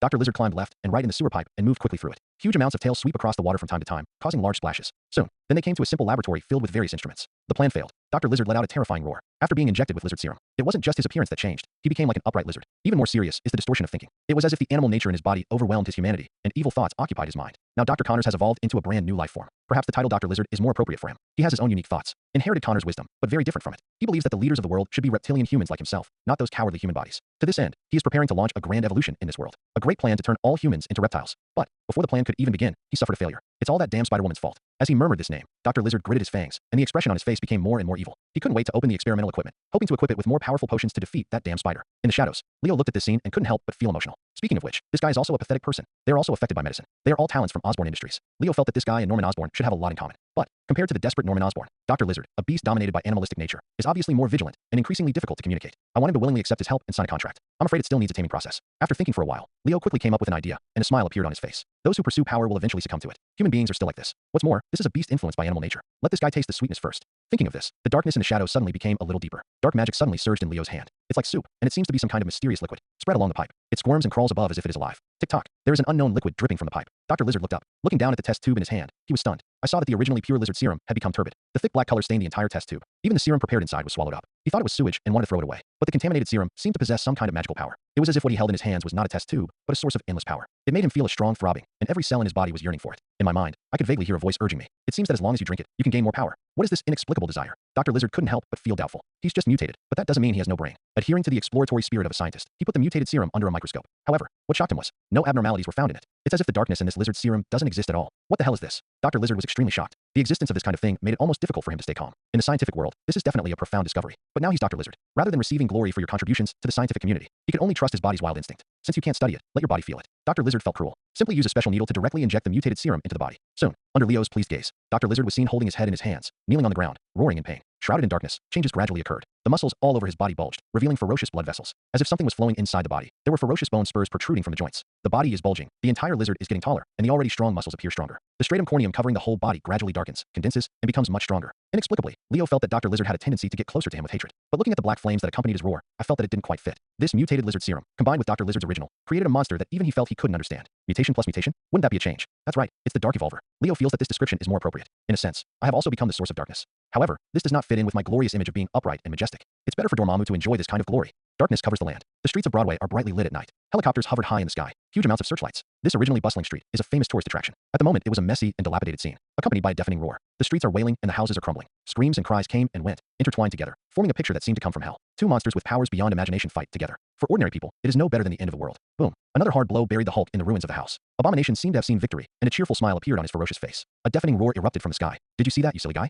This is power. A power far more powerful than this trash like you. The scene of being punched by Hulk until he was paralyzed appeared in his mind. That tragic experience not only shattered his body, but also shattered his pride as a warrior. From the moment he woke up from the hospital bed, he understood one thing. As human beings, there are always limits. The desire for power turned into the best medicine, and Hulk's power was deeply engraved in his heart. He will do whatever it takes to gain power. Eventually, he succeeded. Not only did it succeed beyond humans, even the Hulk, whom he has always regarded as the embodiment of power, is no match for him. Such a cowardly blow. Didn't you eat, you stupid guy? Catch the incoming fist with one hand. Hatred smiled ferociously and couldn't help but humiliate him, as if he wanted to use this to vent his previous humiliation. But the answer was a fire hydrant. Rand's powerful force came suddenly, hitting him directly and making him confused. He tilted his head and almost fell to the ground. Hulk very angry. Hulk roared loudly. The heavy breathing is visible to the naked eye. As he roared, the muscles on his body seemed to bulge a little more. Anger gives him strength, but it also took away his sanity. He needs to vent now, vent hard. Tear the humiliating opponent in front of him into pieces. Hulk. Street perimeter, hiding among the soldiers. General Ross looked at the two monsters fighting not far away with a gloomy expression. His heart was bleeding. Just forget it if the operation to capture the Hulk failed. Even Blonsky, the super soldier who was finally born under his command, chose to betray and turned into a monster. Everywhere you look, there is chaos. Because of this battle, the huge losses caused by this operation will be blamed on him. There is a high probability that he will be impeached by Congress and his military rank will be unstable. Thinking of this, General Ross had the urge to go into battle himself and strangle these two monsters to death. But after all, he was still a little desperate in his heart and forcibly suppressed such thoughts. Taking a deep breath, General Ross turned his head and looked to the side and asked, "How many weapons do we have left?" He has already tried it, and ordinary weapons have no effect at all against this monster. To pose a threat, it must be a weapon of mass destruction. The adjutant understood what he meant and shook his head helplessly. It was all used up while capturing the Hulk. General. Hearing this, General Ross's face suddenly twitched, and his face became a little gloomier. What about Tony Stark? Have you made contact? Tell him that the weapons customized by Stark Industries are all scrap metal, and I need him to provide me with after-sales service. Indeed, the ultrasonic weapon ordered from Stark Industries had already been smashed into a discus by the Hulk. But it's not Tony Stark's compensation that he wants either. It's the fire support provided by this Iron Man. It's best to take care of those two damn monsters. He said don't worry, he's in a hurry. The adjutant replied honestly. General Ross sighed. It seems that we won't be able to count on this guy for a while. Request support from the nearest base and tell them I need powerful weapons. But this is an urban area, General, the adjutant reminded cautiously. Do as I say. General Ross's tone was firm and left no room for doubt. Then, he looked at the camp. There is his daughter imprisoned there, who is also the lover of Bruce Banner, the Hulk. He wants to use this as bait to lure the Hulk into a trap. Also regard her as the ultimate trump card against Hulk. But, in this current situation, it is of no use at all. He can only hope in his heart that the Hulk could win. Otherwise, the hatred dominated by power will bring greater losses to him. Looking at the fighting figures on the field, General Ross felt itchy with hatred. But in my heart, I had to pray for it. Come on, Hulk. The battle between monsters becomes more and more fierce. Since Hulk got off to a good start, hatred also follows the same pattern. Cars, load-bearing columns, fire hydrants. Even the street lamp that fell to the ground was used as a weapon by the two of them. They waved their fists and feet at will, exerting their power wantonly. Every blow made the ground tremble, and the road became a little more broken. The houses on both sides had already collapsed and turned into ruins. As the two men fought, the scope of the ruins continued to expand. Boom. He stretched out his hand to open a wall and crawled out of the ruins with a disgraced face. Looking at the figure in the distance, a hint of gloom could not help but appear on the ferocious face. This guy is getting stronger and stronger. Is there no upper limit to his power? He knows the Hulk's properties. The monster's power will continue to grow as the rage within him deepens. He has always believed that the power of this anger has limits. But the situation in front of him broke his inherent understanding. From an overwhelming advantage at the beginning to an even tie later. Until now, he felt that he was no longer a match for this guy in terms of strength. Does a monster whose power can grow infinitely really exist? The belief in the disgusting heart was shaken unconsciously. But facing the failure in strength made him feel even more humiliated. The flames of revenge consumed him. He felt that his anger could also make him stronger. I do not believe. How could I lose to a loser like you who doesn't even want to believe in his own strength? With a roar, Abomination rushed forward again, but Hulk easily squeezed his fist. His backhand was a big slap in the face, causing him to lie on his back and doubt his life. Hulk is about to take advantage of the victory and pursue it. At this time, under night, the figure wearing a black and white battle suit held Cobweb and flew through the air. It jumped on the ruins like a civet cat and came to the two of them. Hello, good evening. Gwen said hello politely and gracefully. She wanted to persuade her, saying something like, don't fight anymore. but before she could speak, what she received in response was a big slap. Roll. Gwen held up one hand and jumped up slightly. A flexible backflip quickly dodged the sudden attack. How rude, Gwen muttered. The same goes for her encounter with a lizard monster yesterday. Before she could say anything more, a car was wrapped around her tail and thrown towards her. But then again, how come so many monsters suddenly appeared in the past 2 days? Seeing the two monsters fighting together again, Gwen couldn't help but feel a little confused. As a superhero, she feels a lot of pressure in this situation. Yesterday there was one, today there are two, then tomorrow? She was a little afraid to continue thinking about it. It can't be that the season for these monsters to reproduce is coming, right? Gwen sighed. In my ears, a familiar voice suddenly sounded. Actually, it's not impossible. Gwen turned around sharply, only to see a figure appear behind her. Suddenly his eyes lit up and a smile broke out on his face. Leo, although this guy has a really bad character, but Gwen has to admit that he is the first person she has known since becoming a superhero who can be regarded as a friend. Although, this guy is a bit out of character, and he is also not a superhero. But in him, one can really feel kindness. It seems to have a magical power that can warm people's hearts. Definitely. The premise is that this guy can restrain his personality. Why are you here? Gwen asked curiously as she stood up, her slim figure clearly visible. She didn't think that with Leo's character he would like to meddle in other people's business. If she hadn't caused trouble last time, I'm afraid this guy would just hide and watch her fun. It seems you have a deep misunderstanding of me. After understanding the meaning of her words, Leo couldn't help but sigh. You know, I'm a good guy. Ah, yes, yes. Gwen couldn't help but rolled her eyes and nodded perfunctorily. So what? As the saying goes, the more something is lacking, the more people like to talk about it. How can a good person keep emphasizing his identity like this? This guy is clearly a scoundrel among good guys. Considering that I helped her last time, even though it was forced. But Gwen felt that Leo might not be too bad after all. He can barely be considered a semi-good person. Leo looked at her in surprise. It felt like Miss Gwen was much more arrogant than last time when we met today. Maybe he was too tolerant of her. Or is it the time of rebellion? I secretly planned to teach her a little lesson. But on the surface, Leo remained calm and said solemnly, you must also know that I have a belief in light. And of course I will never tolerate darkness. I was chasing a dark creature just now. It was just an accident that I came here. Dark creature. Gwen was a little surprised for a moment. But thinking about what happened not long ago, I suddenly felt shocked. He quickly asked, could it be a dark creature like that Norman Osborn? That's right. Hearing the affirmative answer, the expression on Gwen's face couldn't help but become solemn. She is well aware of the power of dark creatures. Definitely not an opponent that can be dealt with by ordinary means. After a while, another deafening roar woke her up from her reverie. Looking at the two monsters who were still wreaking havoc, Gwen couldn't help but point. Are they as powerful as these two guys? In just 2 sentences, these two guys demolished 3 more houses. The destructive power makes her, Spider-Woman, doubtful of life. Yes, Leo confirmed. Finally, I added another sentence. Perhaps even more powerful than the dark-skinned one. Gwen's heart tightened. I just wanted to ask for more information. Leo's deep voice came to my ears. Coming. The words just fell. Bang. The manhole cover flew up. In the eyes of everyone's disbelief, the ground shattered, and another monster jumped out of the sewer. Moreover, compared to the two on site, the one who just appeared is taller and seems more powerful. The face is as terrifying as a humanoid lizard, showing a mouth full of fangs. The hard black muscles were like steel. The bone spurs protruding from the limbs make people feel even more ferocious. The cuticle covering the whole body is also like scales and armor. It showed an eerie sheen under the helicopter's searchlight. For a while, everyone was stunned by this unexpected visitor. Where did this guy get his power? Hatred was curious about the source of his power. He took several kinds of medicine, but none of them were as tall as this guy. It was really puzzling to him. Hulk compared his head and found that he was a head shorter. His face suddenly wrinkled, and he muttered dissatisfiedly. Hulk short. It's actually the lizard man from yesterday. Gwen was also extremely surprised. Turning his head to Leo's ear, he whispered as if he was afraid of being discovered. I met this guy yesterday and chased him away on the Brooklyn Bridge. But I remember this guy wasn't this big yesterday.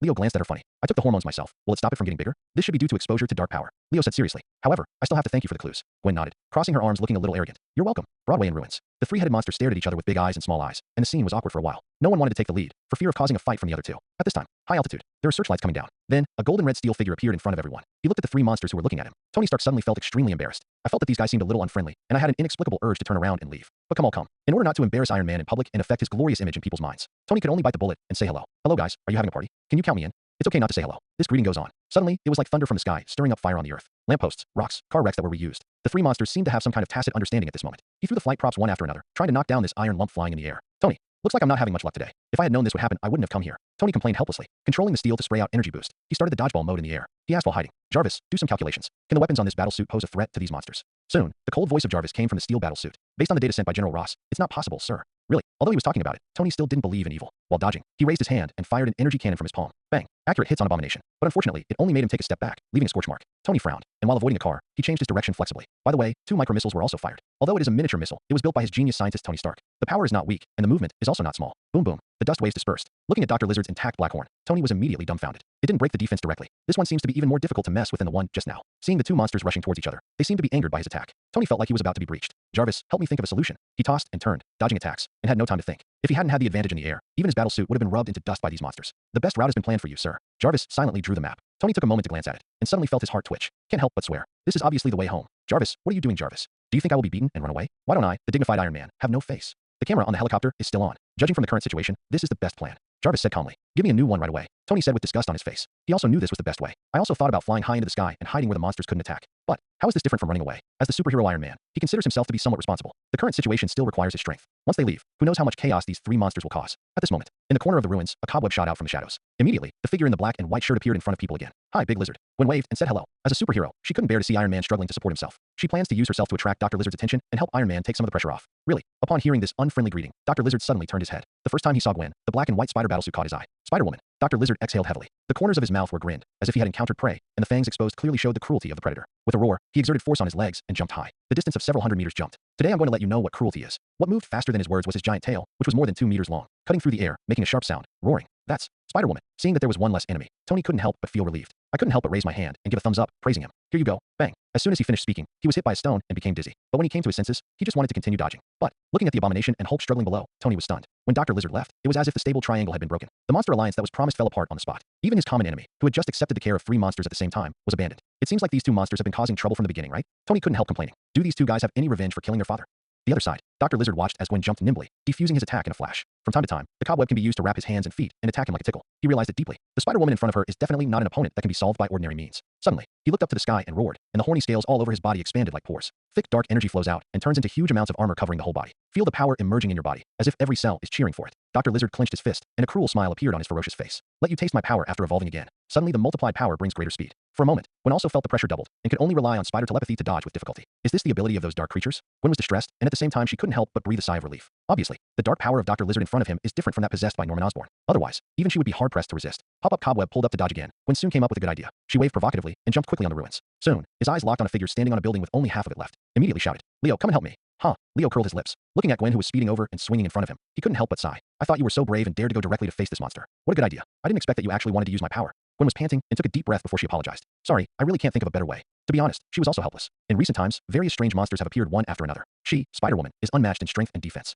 Only by relying on spider telepathy and flexible combat methods can we barely support it. So much so that she couldn't help but wonder if the superhero herself was ready to be laid off. Seeing that Gwen seemed a little embarrassed, Leo couldn't help but touched her head and smiled. In a sense, this is my job. With a good man. This is indeed the case for a man who believes in light and vows to be the enemy of darkness. This is how he appears on the surface. Yes. Gwen suddenly realized, just when he was about to push away the mischievous hand above his head with one hand. But the next moment, he saw a giant black tail sweeping towards him in the sky. Be careful. Gwen subconsciously tried hard, trying to avoid the attack by pushing him down. No need to worry. Leo shook his head and smiled slightly. He reached out and grabbed it, and a dazzling long sword shining with divine light stood upright in his hand. Holy sword, fire of the heart. On the dazzling holy sword, the milky white sacred fire burned blazingly. As soon as he appeared, Gwen felt a sense of spiritual peace. It was as if those troublesome thoughts and indelible negative emotions were dissipated at the moment of seeing it. Sizzle. As soon as it touched, the giant tail that was swept away broke like a natural enemy. Under Dr. Lizard's stunned eyes, the sacred flames entangled and burned the severed tail directly. With his tail broken, Dr. Lizard was unable to maintain his body balance for a while. It can only crawl on the ground like a real lizard. He stared at the figure in front of him, fear flashing in his beast-like pupils. He doesn't care about his tail being docked, as he has integrated the lizard serum. A trivial matter is not worth mentioning at all. Instead, it was the dazzling long sword, surrounded by strange runes that seemed to hide infinite light. The sacred fire burning on his sword made him feel like the dark armor on his body was melting. The faintly revealed fatal threat made him feel as if his heartbeat was about to stop. What kind of power is this? Dr. Lizard murmured in horror.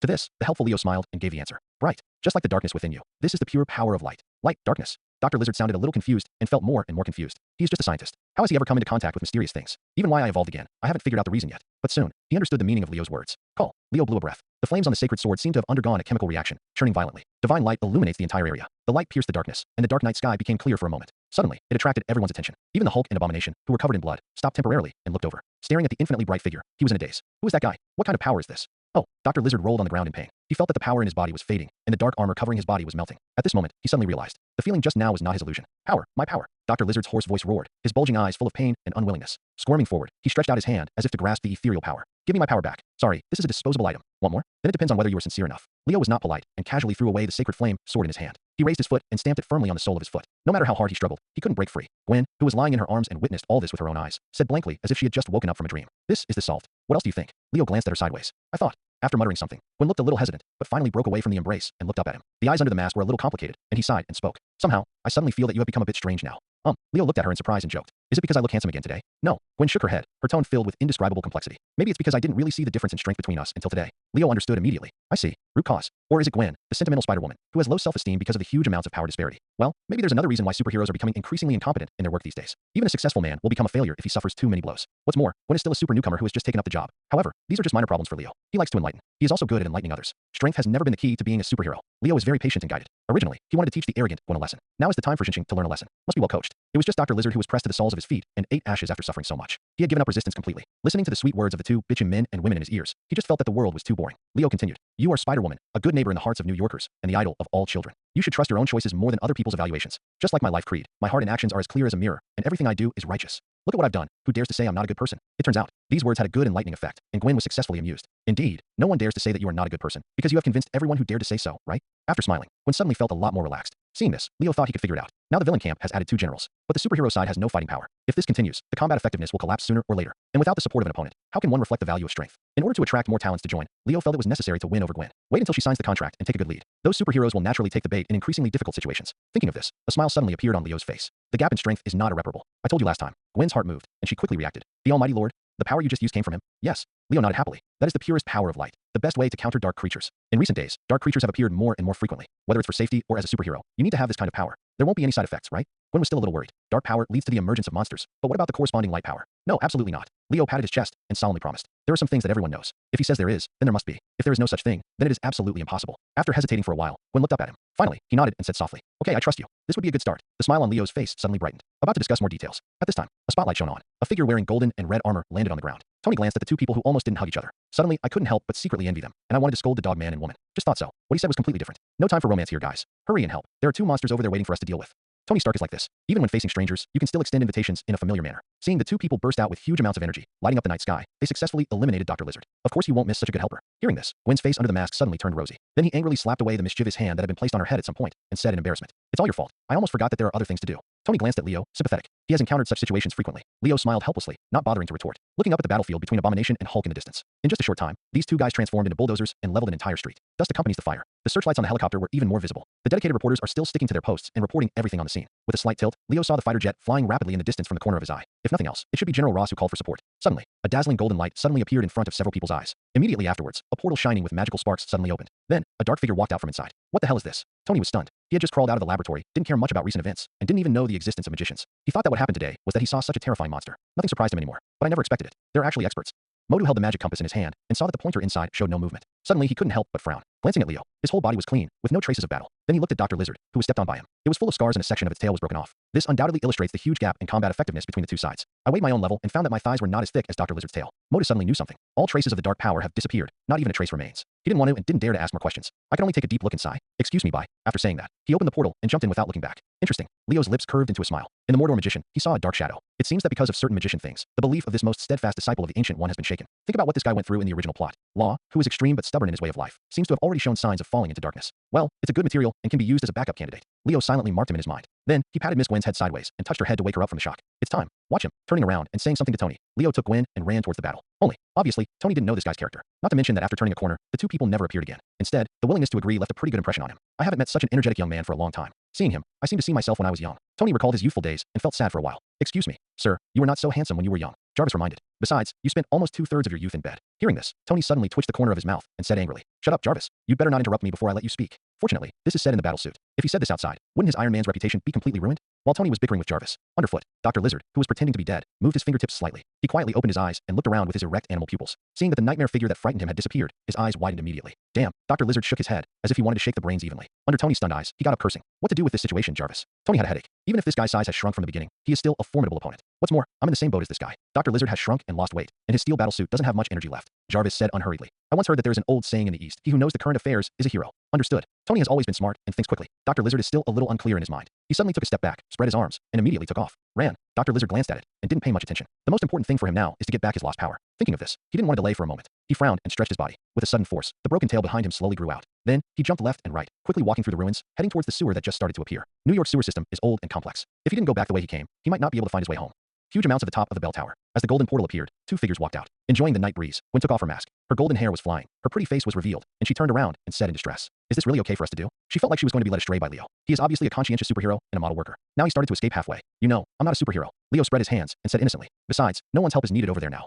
Gwen's little head had big doubts in her eyes. "Because the military has sent fighter jets and is ready to bomb the entire area." Leo explained. "How is that possible?" Gwen was immediately frightened. "This is the city. Everything here is the property of the citizens. But now there are only ruins left." Leo felt that the military might think so too. Anyway, it's all rotten into a garbage heap. It's better to take this opportunity to do a bombing and save some renovation costs. If you don't believe it, you can just take a look at what's happening over there. After saying that, he stretched out his hand. The wall was suddenly shrouded in light mist. Then, the bright mirror took shape, and the scene on the battlefield emerged in front of his eyes. What a magical power. Gwen couldn't help but admire, and looked at the mirror with her beautiful eyes. Soon, a monster figure was spotted walking quickly through the shadows. "It's the big lizard," Gwen exclaimed. "He actually escaped from Iron Man's guard. Tony Stark is like this, not reliable at all." Leo complained. "In my heart, I'm very satisfied with the result. Didn't he leave deliberately for this result? If Dr. Lizard doesn't run away, how can he collect the vegetables? If he were really caught, it would be a waste of time if you didn't move it to the experimental stage on the spot. After all, he is also a plot character. Even if you want to die, you must die after signing a contract with him." The angle of view of the picture gradually increases. Gwen also saw the approaching fighter plane, and her beautiful brows couldn't help but frown. "It seems you are right. Those guys are here for real this time."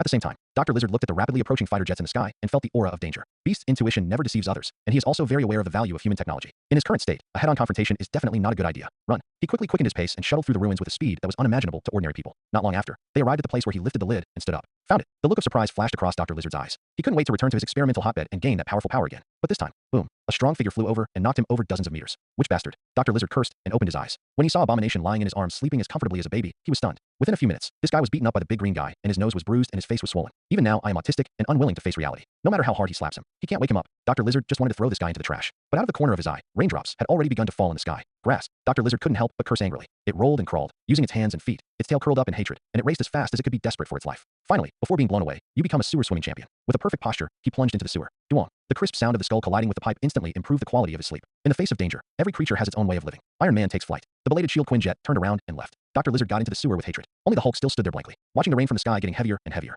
The explosion's fire lit up the night sky. The roar spread throughout the entire area, like a clarion call for battle, and it was endless. Watching all this through the mirror, Leo couldn't help but feel a little emotional. These guys in the military are really ruthless. But referring to the plot, they all dared to drop nuclear warheads in New York. Now that we are in trouble, a round of heavy firebombing is actually not something that is incomprehensible. Can only say, Imric is such a pisser. Not only are you cruel to outsiders, but you are even crueler to your own people. Gwen remained silent and allowed the night wind to mess up her hair. Too many things happened today, which was really hard for her to digest. Her belief in herself as a superhero was shaken. Not long after, in the dramatic fire caused by the explosion, a green figure rushed out, roaring and running towards the outside. Seeing this, Leo immediately left the live broadcast. It seems there is no need to read anymore. Everything is clear. With him and Gwen gone, Iron Man left. Dr. Lizard got into the sewer with hatred. Even Hulk jumped away from the scene. Fight normally. For the monsters and superheroes, there is no big loss at all. The only ones injured were ordinary people who were affected by the battle from the beginning. Definitely, there is the only loser, the unwavering scapegoat. The military headed by General Ross. This guy must be feeling quite uncomfortable now. Leo touched his chin and thought interestingly. But this General Ross is quite a talent. As a villain, he is quite capable of causing trouble. Leo silently marked it in his mind. When there is an opportunity in the future, you can just take advantage of it. Let him continue to shine in other positions, contribute to the Dormammu camp, and make greater contributions. After thinking for a moment, Leo temporarily dismissed his thoughts. Then, his eyes unconsciously looked to the side. Let's go, Miss Gwen.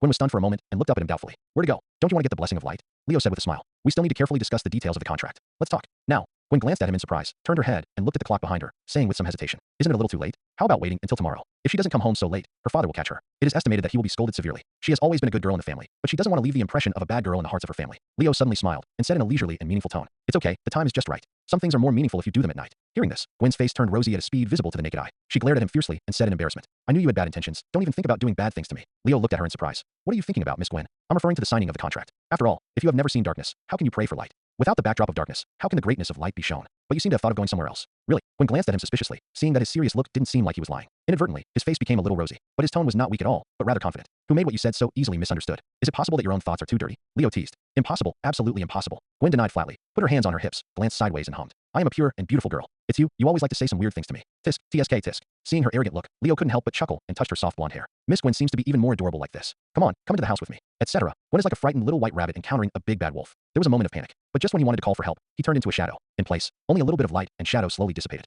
The next day, the beach house, inside the well-known Iron Man mansion. Tony was completely out of shape, sitting crookedly on the sofa. Looking at the sudden, unexpected visitor in front of him, he said angrily, Tell me, what happened this time? The so-called SHIELD director in front of me always does bad things every time he comes over. There was no time to investigate the matter of planting spies around him last time. These guys shamelessly came for me again. Nick Fury didn't care. He has always been thick-skinned, and the correct skin color can also hide the embarrassing expression on his face. About the Avengers you agreed to join last time. Wait. Before he finished speaking, Tony couldn't help but interrupt and mocked. Sorry, I didn't promise to join your Boy Scouts. Nick Fury shook his head speechlessly. Boy Scouts? Then the question is, who is the boy? Forehead. He was really caught off guard, and Tony was already prepared for persuasion. But this interruption caused the train of thought to become confused. He thought about it carefully. Black Widow? It doesn't look like much. The cold-faced devil Hawkeye? If a man could control his lower body, he wouldn't be called a man. Tony then glanced at Phil Coulson, who was looking at him with a smile on his face. Then he looked at the one-eyed dragon opposite. In the end, I could only change the topic seriously. I think you two are quite similar. Looking at the top of my head, I think it might be a sign of lack of care. Speaking of which, do you really not want to consider getting a hair transplant? If you can't find a suitable doctor, you can ask me to introduce you to one. Nick Fury's face twitched. He held his forehead and sighed. No wonder so many people told me that they want to tear up your stinky mouth. Now it seems that you really should find a doctor to sew your mouth shut. Thank you for the compliment. Tony was not ashamed, but proud, looking like he was very helpful. Interrupted by Tony, Nick Fury immediately gave up on inviting this guy to join the Avengers. Anyway, this guy has a restless temper. In addition, after becoming Iron Man, I pay more and more attention to my image, and I also have a rare sense of responsibility. Maybe we really have reached a critical moment. This guy will join in spontaneously without his invitation. Taking a deep breath, Nick Fury slowly revealed another purpose of his visit. You are one of the witnesses to last night's incident. What do you know about what happened? Looking back now, everything that happened last night seems to be vivid in my mind. Several streets were destroyed and nearly 2 kilometers of area was reduced to rubble in the battle. Most of them were affected by the battle between the Hulk and the Abomination, or simply demolished walls and used them as weapons. A small amount of damage was inevitably caused by military bombing. The number of people affected by the disaster is still being counted. However, according to official calculations, there are at least more than 1,000 people. Even tens of thousands is not impossible. After all, this is a densely populated area on Broadway, and because of the huge losses suffered by this disaster, the initiator of the plan and one of the military leaders, General Ross, was naturally sent to a military court. He was sent to jail amidst the condemnation of the indignant citizens. SHIELD headquarters is far away in Washington. By the time Nick Fury reacted, it was already nearing the end. The military was already very busy and sweating profusely. It's too late to hide the truth, so please send them to SHIELD. So much so that all he knew about the situation at the scene came from news broadcasts and scattered information collected by agents. No way. The city of New York seems to be cursed, with major disasters happening from time to time. In order to prevent this from happening again, he has actually begun to consider relocating the SHIELD headquarters. Otherwise, I'm afraid I won't even be able to eat hot food, even if I eat shit. Faced with Nick Fury's inquiry, Tony's expression suddenly straightened. He sat up straight and became unusually serious. I have to say that this is probably the worst disaster we have suffered in recent years. Not even the Twin Towers were so miserable. And what's even more outrageous is that this disaster was actually caused by one of our own people. Ahem. Nick Fury coughed twice and said to clear the air. First of all, let me clarify that the relationship between our shield and the military is actually not very good. Moreover, we already have a deep understanding of what the military is doing, especially the green giant named Hulk and the monster called the Abomination. We have investigated this information immediately. What I want to know is about Dr. Connors, also known as Dr. Lizard to the outside world, and the one who defeated him.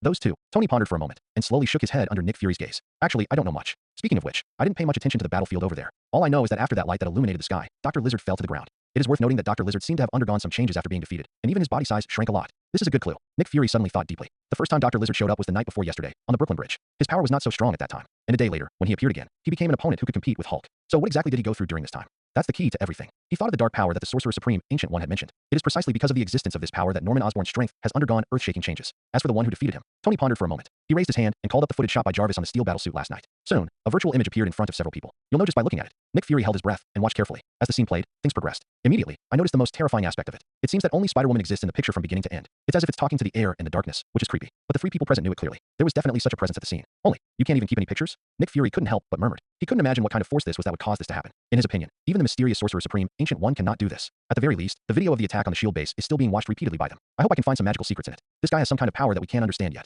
Watching it again, Tony inevitably felt his mouth was dry, so he took a sip of his coffee. If you want to get more clues about this guy, my suggestion is to look for that Spider-Woman. I think this shouldn't be a difficult task for you, Shield. Spider-Woman. Nick Fury's eyes flickered, and a hint of hesitation flashed in his one eye. Inference based on fragmentary clues. That unknown being not only defeated Dr. Lizard, it may also be related to the failure of Norman Osborn. Someone at the scene had vaguely seen this figure. It is very likely that he has some kind of powerful power in his hand, which can be used to fight against the darkness. If nothing else, it should be the light corresponding to the darkness. The sudden appearance of Setsuna Light on the scene last night is the best proof. Only, what makes Nick Fury feel hesitation is, according to the conjecture of the think tank, the relationship between this unknown entity and Spider-Woman may be quite close. Most likely a couple. Facing such a strong man whose power is unknown and even unimaginable, would it be a bit offensive for them, Shield, to pay such a surprise visit? If you make someone unhappy, the consequences may be serious. When Nick Fury was hesitating in his heart, at this time, Tony's eyes suddenly lit up. As if he thought of something, he clapped his hands. Correct. I almost forgot that a strange guy showed up last night. With that said, he called up the video again, quickly adjusted the timeline, and pointed. It's him. In the picture, there's a figure walking out of the golden portal. Nick Fury and Phil Coulson looked at each other, as if they could see a smile in each other's eyes. Seeing them like this, they didn't seem surprised. Tony couldn't help but be suspicious. Have you known about this guy's existence for a long time? Nick Fury nodded and explained. This guy is a magician from Kamartaj, who controls mysterious magical powers. We had a conversation with him not too long ago, although it was an unpleasant experience.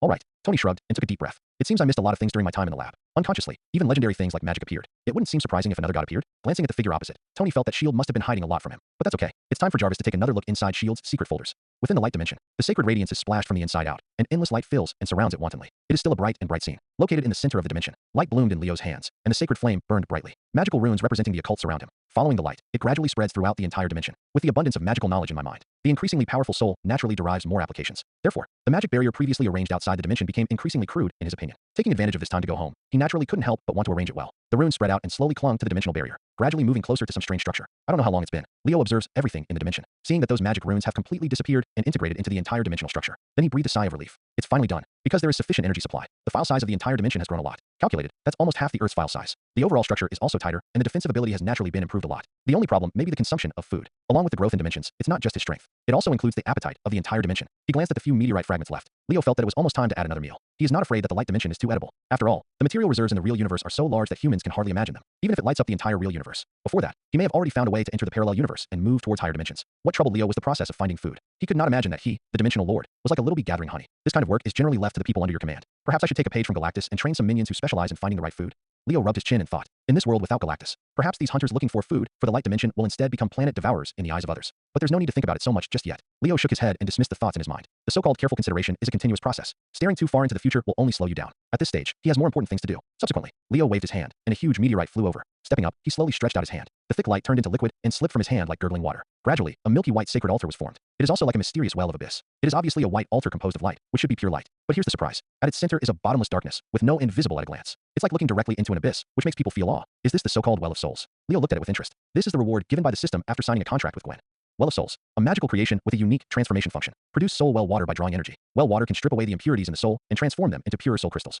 Rather than ability, Leo prefers to call it some wonderful means of creation. Although the principle of transformation is not known, but the knowledge contained in it must be extremely profound. Mephistas can grow and gain wisdom by devouring souls. But as time goes by, most souls are filled with too much filth and distracting thoughts. This is a common problem among all intelligent creatures. Under normal circumstances, most Mephistas will choose to use their own methods to remove these dirt, but there will be more or less some residue left. Therefore, it is necessary to work hard to remove these remaining filth and ensure that the integrity of one's soul will not be polluted. Leo is a little more relaxed than his Mephista counterparts, with the pure power of light controlled in his hands. Ability to light sacred fire with ease. Under the scorching flame of light, it can also wash away distracting thoughts and clarify wisdom. However, according to Leo's calculation, this method of burns is not cheap. I am afraid that only a small amount of pure soul power can be produced from a large number of souls. It is too luxurious. It is precisely because of this that Leo has not made up his mind yet. The appearance of the Well of Souls at this time undoubtedly helped him a lot. Leo flipped his hand and took out the soul box from the pocket space. Opened the lid slightly. Countless wailing souls rushed to manifest themselves. The terrible resentment turned into a material ghost. In the soul box, the power of magic prohibits them from fighting. After encountering what is left after death, the evil thoughts generated have nowhere to vent. Now that he had just broken free from the cage, he couldn't wait to vent his anger to this living person. Why? Do you still want to eat the master? Even if the Dragon King comes today, I will be slapped twice. Leo snorted coldly. Open your palms slightly, and the scattered light will gather together. The terrible pressure immediately made all the spirit bodies unable to move, and in the end they could only watch helplessly as they were reassembled into a ball. Then he stretched out his hand and knocked it down into the dark abyss. Puff! The sound of falling water was clearly audible, splashing up the dark well water. Inexplicably, Leo thought of the river Styx in some myths and legends. The water in these wells of souls always feels a bit similar to the water in the Styx. Maybe when he can try, he can arrange a river of Styx in his own dimension. Definitely, provided there are enough souls for him to use. Otherwise, even if the river Styx really starts to flow, the soulless existence will still be just a decoration. Under Leo's calm gaze, the souls in the well of souls howled, and countless terrifying faces stretched out their arms. It seems like he wants to struggle and escape from the well of soul, but the well water seemed to be alive. Darkness creeps gradually over the soul, firmly absorb it, then gradually engulf those struggling souls. Finally, calm was restored, as silent as a pool of stagnant water. Not long after, a bright crystal rises from the wellhead that stands like an altar. I saw that it had sharp edges and corners, rotating slowly like a planet. It exudes pure brilliance, so that when people see it for the first time, they can feel its purity. Such a delicious fragrance. Is this the so-called soul crystal? Holding back the throbbing and longing in his soul, Leo reached out and held it in his hand. While observing carefully, I couldn't help but admire it. I'm afraid even those pure souls are far less attractive to me than this soul crystal. True pure souls are extremely rare. Most of them will become food for the Mephistas or collections. But for him now, it seems like nothing more than that. He threw the soul crystal into his mouth, and Leo chewed it gently. A little hard. Although he has never tasted diamonds, the hardness is probably not much worse than diamonds. Fortunately, Mephista's identity has always been the top priority. Even the seemingly ugly Dormammu has its own true existence. All along, he has been nourishing his body with the power of the entire dimension. Otherwise, I am afraid that my teeth may be broken. According to Leo's guess, soul crystal is always a product of high-end technical means, and the correct method of using it may not be so barbaric. But I ate everything. Leo said it didn't matter anymore. It was just right for after-dinner dessert and for smacking jelly beans. Take it down with the soul crystal. Soon, he felt a sense of satisfaction coming from his soul. It seemed as if he was rising, and the growth of his soul made him feel as if he were in heaven. It seems that with just a thought, he can break through the dimension and soar to another higher realm. But immediately, Leo calmed down and extinguished some unrealistic thoughts in his mind. These are just illusions brought about by the growth of soul power. If you just rely on this little soul, you can increase your power by leaps and bounds. Then he has to wonder if those fellow Mephistas grew up eating leftovers. However, soul growth is real and visible. Looking at the dimensional barrier that seemed to have condensed a little more, Leo couldn't help but nodded with satisfaction. Not bad, quite a practical method. After becoming a dimension lord, the dimension original is like his other body, closely related to it. If the file size of the dimension is a reflection of the power he controls, then the dimensional barrier is a symbol of whether his soul is strong or not. This can easily determine the strength of a Mephista. At this moment, Leo felt the faint touch on his soul again. Intermittent calls came from far away. The great darkness, the merciful Dormammu. Inside the ancient villa, this was originally the ancestral home of the Osborn family, and the place where Norman Osborn made his fortune. It was left as a souvenir after success and fame, and has always been rarely inhabited at the moment, but it has become Harry Osborn's last safe haven. Although there are a large number of spy agents monitoring the outside world, it still rarely brings him a sense of peace of mind. Ever since his father transformed into the Green Goblin, and there were freaks like Dr. Lizard, the market value of Osborn Industries plummeted, and the situation was precarious. What was once a giant company in the biomedical industry has now become a symbol of evil in the hearts of citizens. Like a rat crossing the street, everyone shouted to beat him. But after all, Osborn Industries did not fall. Capitalists want to seize food from the tiger's mouth and take this opportunity to squeeze out the last bit of value. The government has not forgotten its New York power grid project and has given it the greatest support besides money. Then, as a descendant of Norman Osborn, Harry Osborn was naturally pushed to the stage by those who were interested. He broke away from the joyful and free campus life and became the president of Osborn Industries today. He seemed to be a puppet at the mercy of others. He apparently controls the entire Osborn industry, but that still doesn't change the fact that he has become the scapegoat.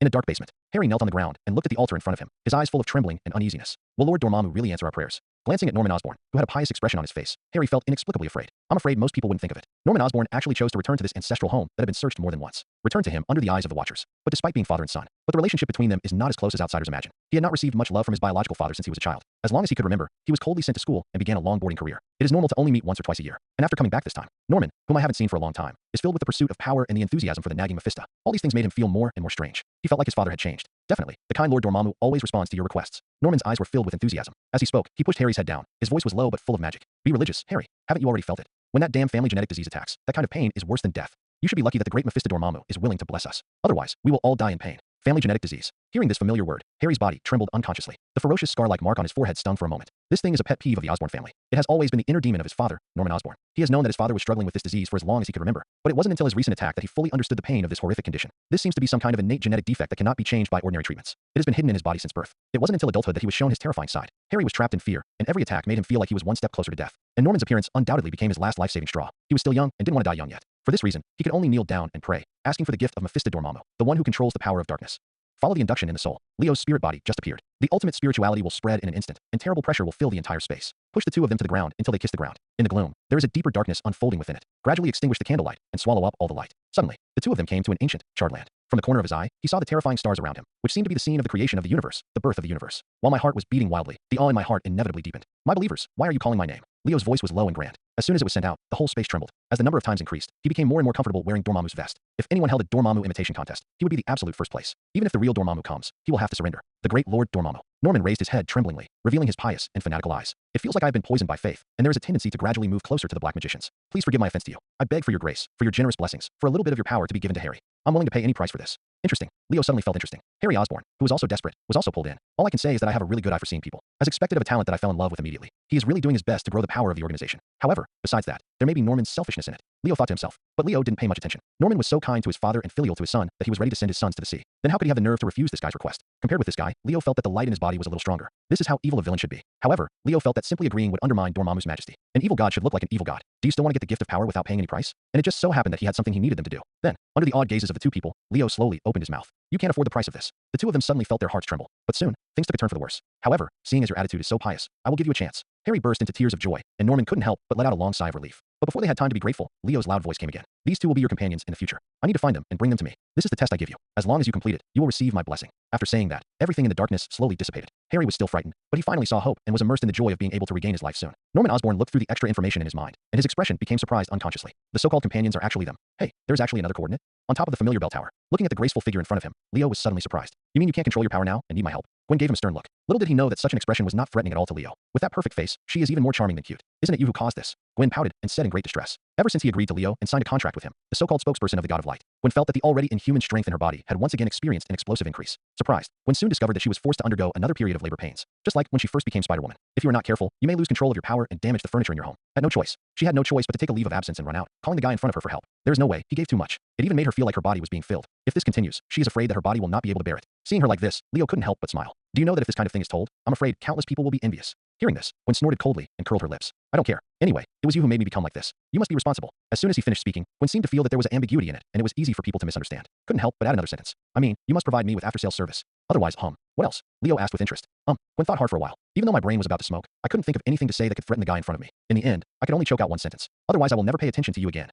Leo smiled immediately and couldn't help but touch her head. As Gwen struggled in embarrassment, she rubbed her blonde hair into a mess. There is no threatening statement. It seems that Miss Gwen, you are still a little too young. There's a saying that this is purely a worry for her. He wouldn't give it to anyone else who wanted such an opportunity. However, Gwen's troubles cannot be ignored. Because according to Leo's plan, level 1 is to strengthen Spider-Woman's strength to about 100 tons, which is standard equipment under his hands. He thought Gwen would be able to adapt quickly, but looking at it now, it doesn't seem to be an easy thing. It seems that the power given by outsiders requires a process of adaptation after all. Leo was filled with emotion. He dominates the light dimension. From beginning to end, the creation of power from scratch is an instinct-like act. And for others, the strength suddenly doubled several times. I'm afraid even ordinary people will find it difficult to adapt. What's more, this is Spider-Woman whose calculation unit is tons. The fact that he didn't demolish the house on the spot was a result of Gwen's careful control. Sorry, I was a little careless. Leo apologized. Gwen was stunned when she heard this. She never thought that the guy with a bad personality in front of her would ever apologize to her. I couldn't help but feel a hint of joy and sweetness in my heart. From Gwen's point of view, this was a sign that she was valued. But on the surface, she didn't show it at all. Just when he wasn't paying attention, he turned his hand away and hummed. Since you apologized, I will forgive you with great mercy. Miss Gwen is still as arrogant as ever. But Leo has long been accustomed to her attitude. Cute, think. Ahem. Putting aside the thoughts in his mind for the moment, Leo thought that this might be a side effect of playing Dormammu too much. How could a man as bright and upright as him come up with such dirty thoughts? Glancing at the figure to the side, I saw a smile on her lips, as if she was still immersed in fantasy time. Leo suddenly reached out and smashed the space with his palm. As the space shatters, a passage to the back of the world appears. Countless fragments quickly coalesce under the power of cosmic law. Taking this opportunity, Leo grabbed Gwen's hand and stepped in. Come on, Miss Gwen.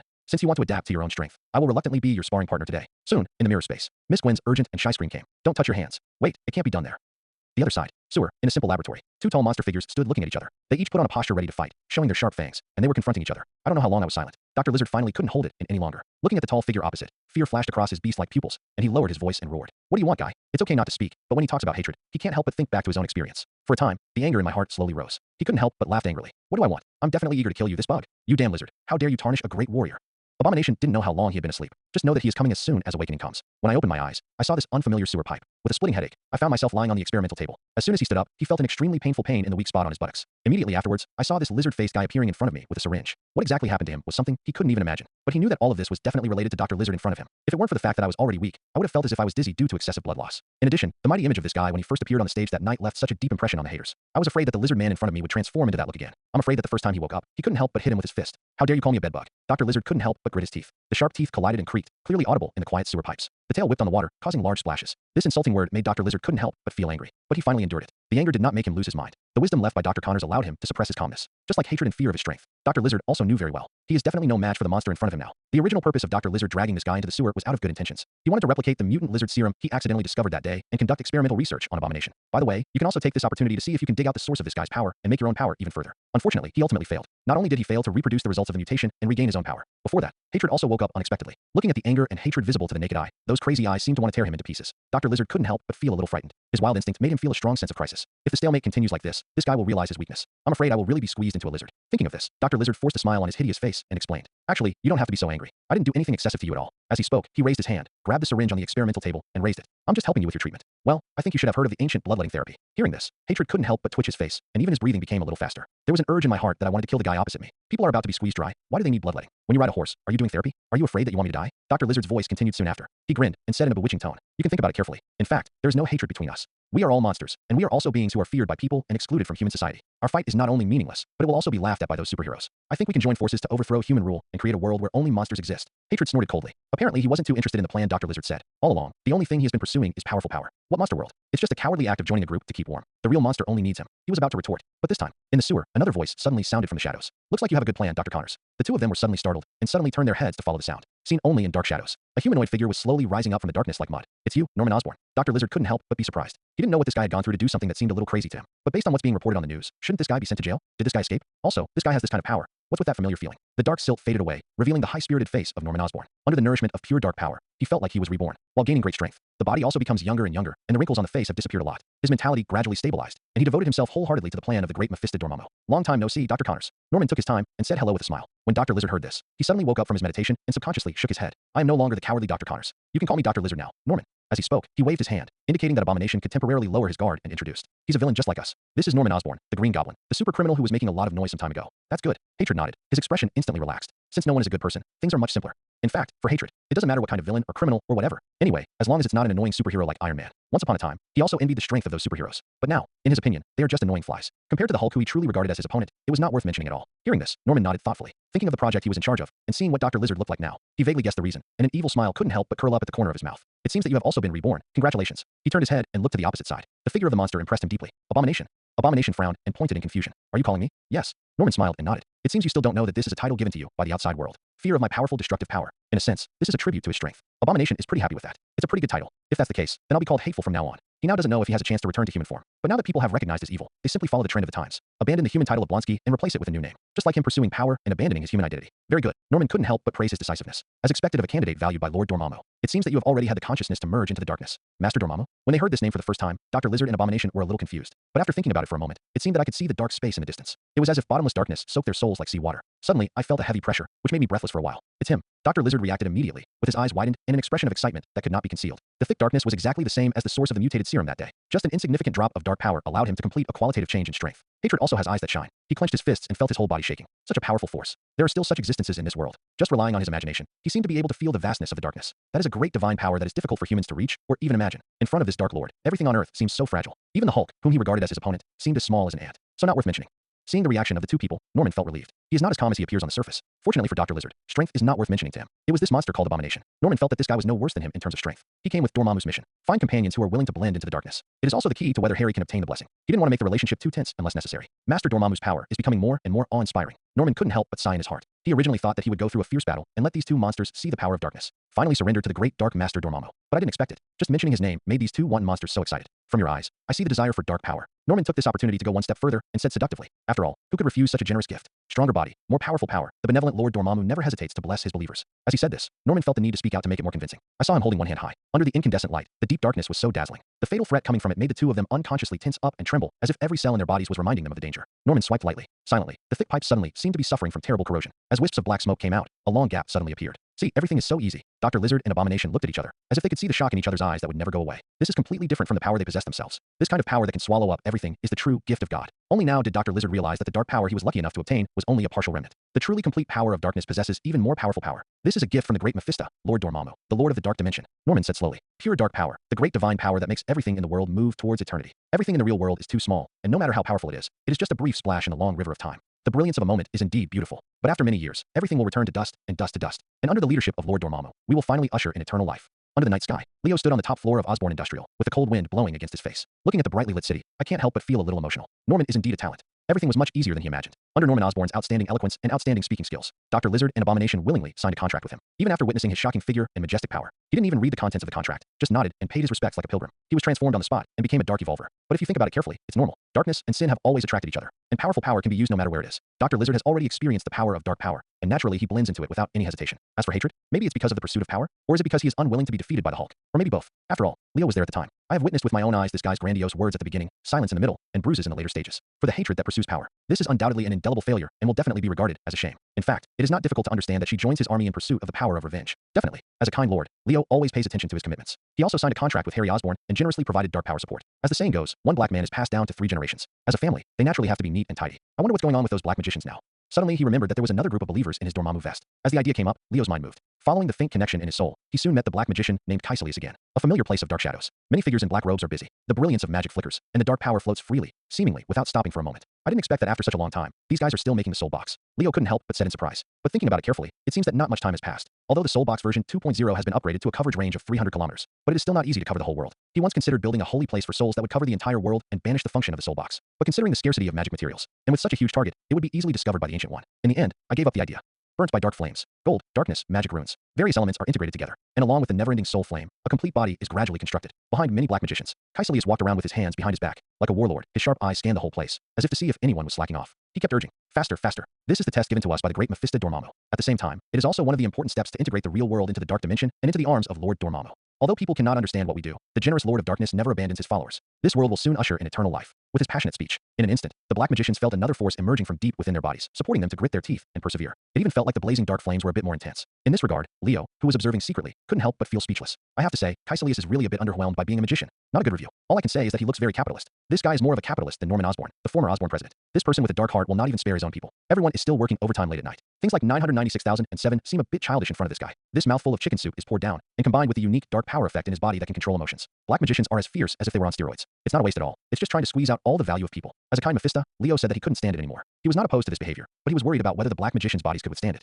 Simply put, a little squeezing is fine, but it must be done in moderation. They are all leeks in the same vegetable garden. How can they pull out all the roots? The moment the thought arose, thick darkness overflowed. The scorched earth, the colorful stars, the meteors turned into darkness. Dark space is coming again. Caecilius was stunned. Then he reacted immediately. His legs went weak. He knelt on the spot and said respectfully, "The great Lord Dormammu of the dark dimension." Only then did the black magicians behind him react and fell to the ground in a hurry. "You did a great job and lived up to my expectations of you." The loud voice came, which shocked all the black magicians, and they couldn't help but feel a sense of joy in their hearts. "This is what we should do," Caecilius said respectfully. "It is our honor and our luck to have you lower your gaze during your busy schedule. There is no way he really wants to make progress." So licking, Leo couldn't help but marvel in his heart. However, he felt that he could not stay in contact with this guy for a long time. Otherwise, if you hear this kind of talk too much, you will feel in a state of ecstasy, and it will be easy to get intoxicated. It's not a good idea to lose your composure at that point. Beware of villain slander. Secretly labeling it in his mind, Leo kept talking and continued. "There is no rush in making the soul box. You will have something new to do soon." Understood. Hearing this, Caecilius suddenly understood. This was the tip given to him by the great Mephista. This means that there will be new tasks to be assigned soon, and the production of the soul box must be completed as soon as possible. "It seems I still need to work harder." Caecilius gritted his teeth and glanced at the excited black magicians with a little unbearable look. But there is no way. Now that Lord Dormammu has explained everything, that will only make the magicians suffer a little longer. As long as Lord Dormammu is satisfied, everything will be fine.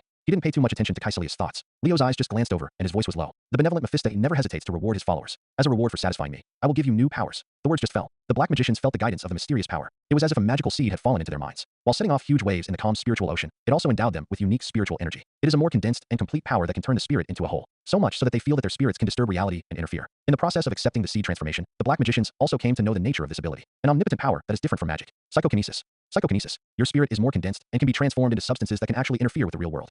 This is the reward given by the system after signing a contract with Harry Osborn. Psychokinesis is billed as the snake oil ability. Leo is also quite satisfied with this. Well, a nice surprise. The spirit is the outer expression of the soul. It is also the body that envelopes the soul. For most magicians, although they can soul astral, but the existence of the soul still seems too distant and mysterious. It is an illusory thing. Only when you sign a contract can you feel the touch on your soul. But the presence of the spirit can be felt all the time. Whether it is using magic through various gestures or communicating dimensions, it is a manifestation of spiritual power. With the power of psychokinesis, I believe the combat effectiveness of these black magicians will also increase a lot. Leo thought to himself. He gave the black magicians the seeds of psychokinesis. Although not much, some of the power of psychokinesis can be exerted with spontaneous growth. Immediately, he opened the system panel and looked at the other two rewards. Camartage White Magic Encyclopedia. You have acquired the true essence of the Camartage White Magic system and become proficient in all types of white magic. Breath blockage. You can perfectly hide your aura and cover up your own essence until no one can detect the abnormality. Leo would not comment too much on the Encyclopedia of White Magic from Camartage. I can only say that everyone who understands understands. In short, there will be no shortage of defensive means in the future. It was another reward that surprised him. The only person on the entire planet that Leo feels afraid of is the Sorcerer Supreme, Ancient One. To be more precise, it should be the time gem in her hand. But now, with the breath blocking, he can perfectly cover up his Mephista nature. Even if you stand in front of this guy, you probably won't be able to detect his identity. It seems that from now on, I, the Mephisto of the light dimension, will finally be able to walk under the light. Definitely, in the capacity of the light favorer and spokesperson. Thinking of this, Leo couldn't help but feel curious. What the hell is this guy Ancient One doing? He showed the most beautiful side of light in front of the Ancient One, whether it's against black magic or the almost non-existent side effects. For magicians, they are extremely critical forces. However, it was different from the scene he imagined where the Ancient One took the whole family to pray for light and signed a contract with him. Such a long time has passed. The Sorcerer Supreme remained motionless. In Leo's opinion, there is obviously something unreasonable. He had reason to suspect that this guy was planning something secretly. They may even be thinking of defaulting on the debt and making a fuss about the contract. For this reason, Leo felt it was necessary to find something for this guy to do. Definitely, there is a more important reason. As the power of darkness expands, the number of industries belonging to Dormammu's identity also gradually increases. Being discovered by the magicians of Kamartaj was inevitable, sooner or later. Rather than being approached by others, Leo hopes he can take the initiative. Think about it. Soon, Leo had a plan in mind. The fingertips rotated flexibly, and the door to the dimension suddenly opened with a thought. He stretched out his hand to grab it, and suddenly there was a silver-white reagent in his hand. There is a dark blue complex compound inside that is spiral like DNA. It's a specialty from the world of Resident Evil. T-Virus original solution. This is one of the rewards given by the system not long ago. However, Leo couldn't figure out a suitable usage for the time being, so he had to put it aside for the time being. But in the current situation, it seems to be perfect. Who would have thought that this small tube of reagent could start a terrifying zombie craze? Raising his hand to look at the original T-Virus solution, Leo couldn't help but feel emotional. Presumably this sudden zombie craze is enough to make Ancient One so anxious that he has no chance to think about other things, right? By the way, you can also harvest a wave of souls. Leo's inner plan gradually improved. Capital's debut is brutal and bloody, and the same is true for him as Mephista. No, I'm a good person. Leo dismissed his inner thoughts in the blink of an eye and said righteously, I am helping mankind start a new round of evolution. Is it really possible to evolve? He doesn't know clearly, and he doesn't want to know clearly. Anyway, this is what the T-Virus instructions given by the system say. As for the inevitable zombie crisis, can only say, this is 100 million small sacrifices on the road of evolution. The only problem left now is where to release the T-Virus. Leo thought to himself, first it must be a large city with a sufficient population, conducive to the spread of the virus. Secondly, the defense force cannot be too strong. Avoid zombies being strangled in the cradle just after they are born. In the end, it would be best to have a country that has no borders with the outside world. Prevent further spread of the virus. After all, he is not a villain, and he has no intention of spreading the virus to the whole world. I just want to alleviate the resource shortage problem caused by too much population through the evolution and liberation of local areas. Thoughts raced through my mind. Soon, Leo's eyes lit up and he thought of a place. Neon. Everything in it perfectly meets his needs. It was simply a chosen place specially prepared for him. There's no better place than this island nation. Forget it. Let's just have a hard time first. Leo made a decision immediately. Anyway, these guys are all radiant people. I heard that all of them are little Superman who grew up drinking nuclear wastewater. Since nuclear wastewater can be consumed, Leo felt that it wouldn't be a big deal if he added more ingredients to these guys. A mere zombie virus doesn't bother you at all. Neon, Tokyo. In a remote alley. With a sudden flash of golden light, a portal suddenly opened. Then, two figures came out. Is this Neon here? Norman glanced around and said casually, it doesn't look like much, no different from Hell's Kitchen. Because this is in the suburbs. Kaiselius responded casually and put away the map on his phone. Turning his head and looking to the side, he couldn't help but feel a little emotional. I didn't expect that the person I would cooperate with this time would be you. Norman Osborn. This guy was also deeply impressed in his mind. It was precisely because of the appearance of this guy that they were able to see hope. Then he communicated with the great dark dimension Mephista Dormammu and gained the support of dark power. In a sense, this guy is their benefactor. All black magicians should thank him. However, Norman obviously didn't want to appreciate it. Staring at him with a cold face, he gritted his teeth and said in a low voice, I didn't expect it to be you. He clearly remembered the situation when he woke up on the altar. It is used by these black magicians as a channel to communicate with the great Mephista and the sacrifice of darkness. If it weren't for this guy's status as a member of Dormammu, I'm afraid that the first time they met, he couldn't help but seek revenge. In this regard, Kaiselius seemed very free and easy. He smiled, as if he didn't care about his gritted teeth. He then explained in a general way to ease the conflict. Actually, you don't have to adopt such an attitude, Norman. Perhaps you think I am a threat and will take away Lord Dormammu's attention from you. But you seem to have forgotten that the great Dark Lord is always generous to his believers and treats them equally, without any favoritism. The conflicts of the past are just smoke and smoke in the past. They are not worth mentioning to us who are embarking on the road to eternal life. We don't need to care too much at all. As he spoke, he did not forget to give a hidden reminder. Besides, don't forget our mission, Norman. Master Dormammu asked us to come here to conquer this land and open the door to evolution. He did not ask us to come here to cause conflicts. He is also a dependent of Dormammu-sama. When he saw this guy again, Kaiselius understood that the green goblin who feared humans had become a climate. He was surrounded by monsters and completely merged into the darkness. He is no longer the lone revenge warrior he was before. Just like him, he grew up to be the leader of another force under the Dark Lord.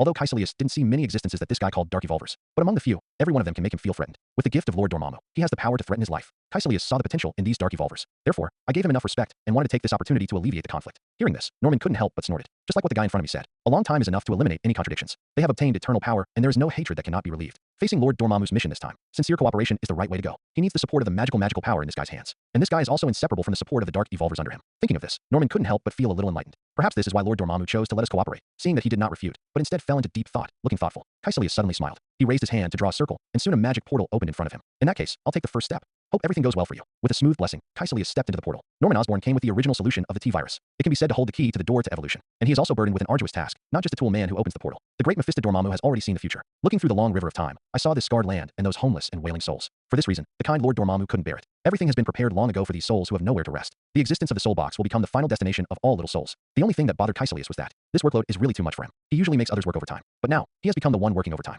This role reversal is really a bit difficult to handle. The golden portal slowly dissipated. Seeing this, Norman also took a step forward. Before coming, he had already figured out his thoughts in advance. To infect this metropolis, airborne transmission is still too slow after all. It is not easy to spread an outbreak in a small area to the whole city. It is easily affected by external forces, and it does not meet Dormammu-sama's chances. Therefore, he decided to integrate this evolutionary agent called T-Virus into the city's tap water system. Spread the power of evolution to every corner of the city. Thinking of this, Norman couldn't help but smile on his face. It seems that these irradiated people will have a new drink to enjoy soon.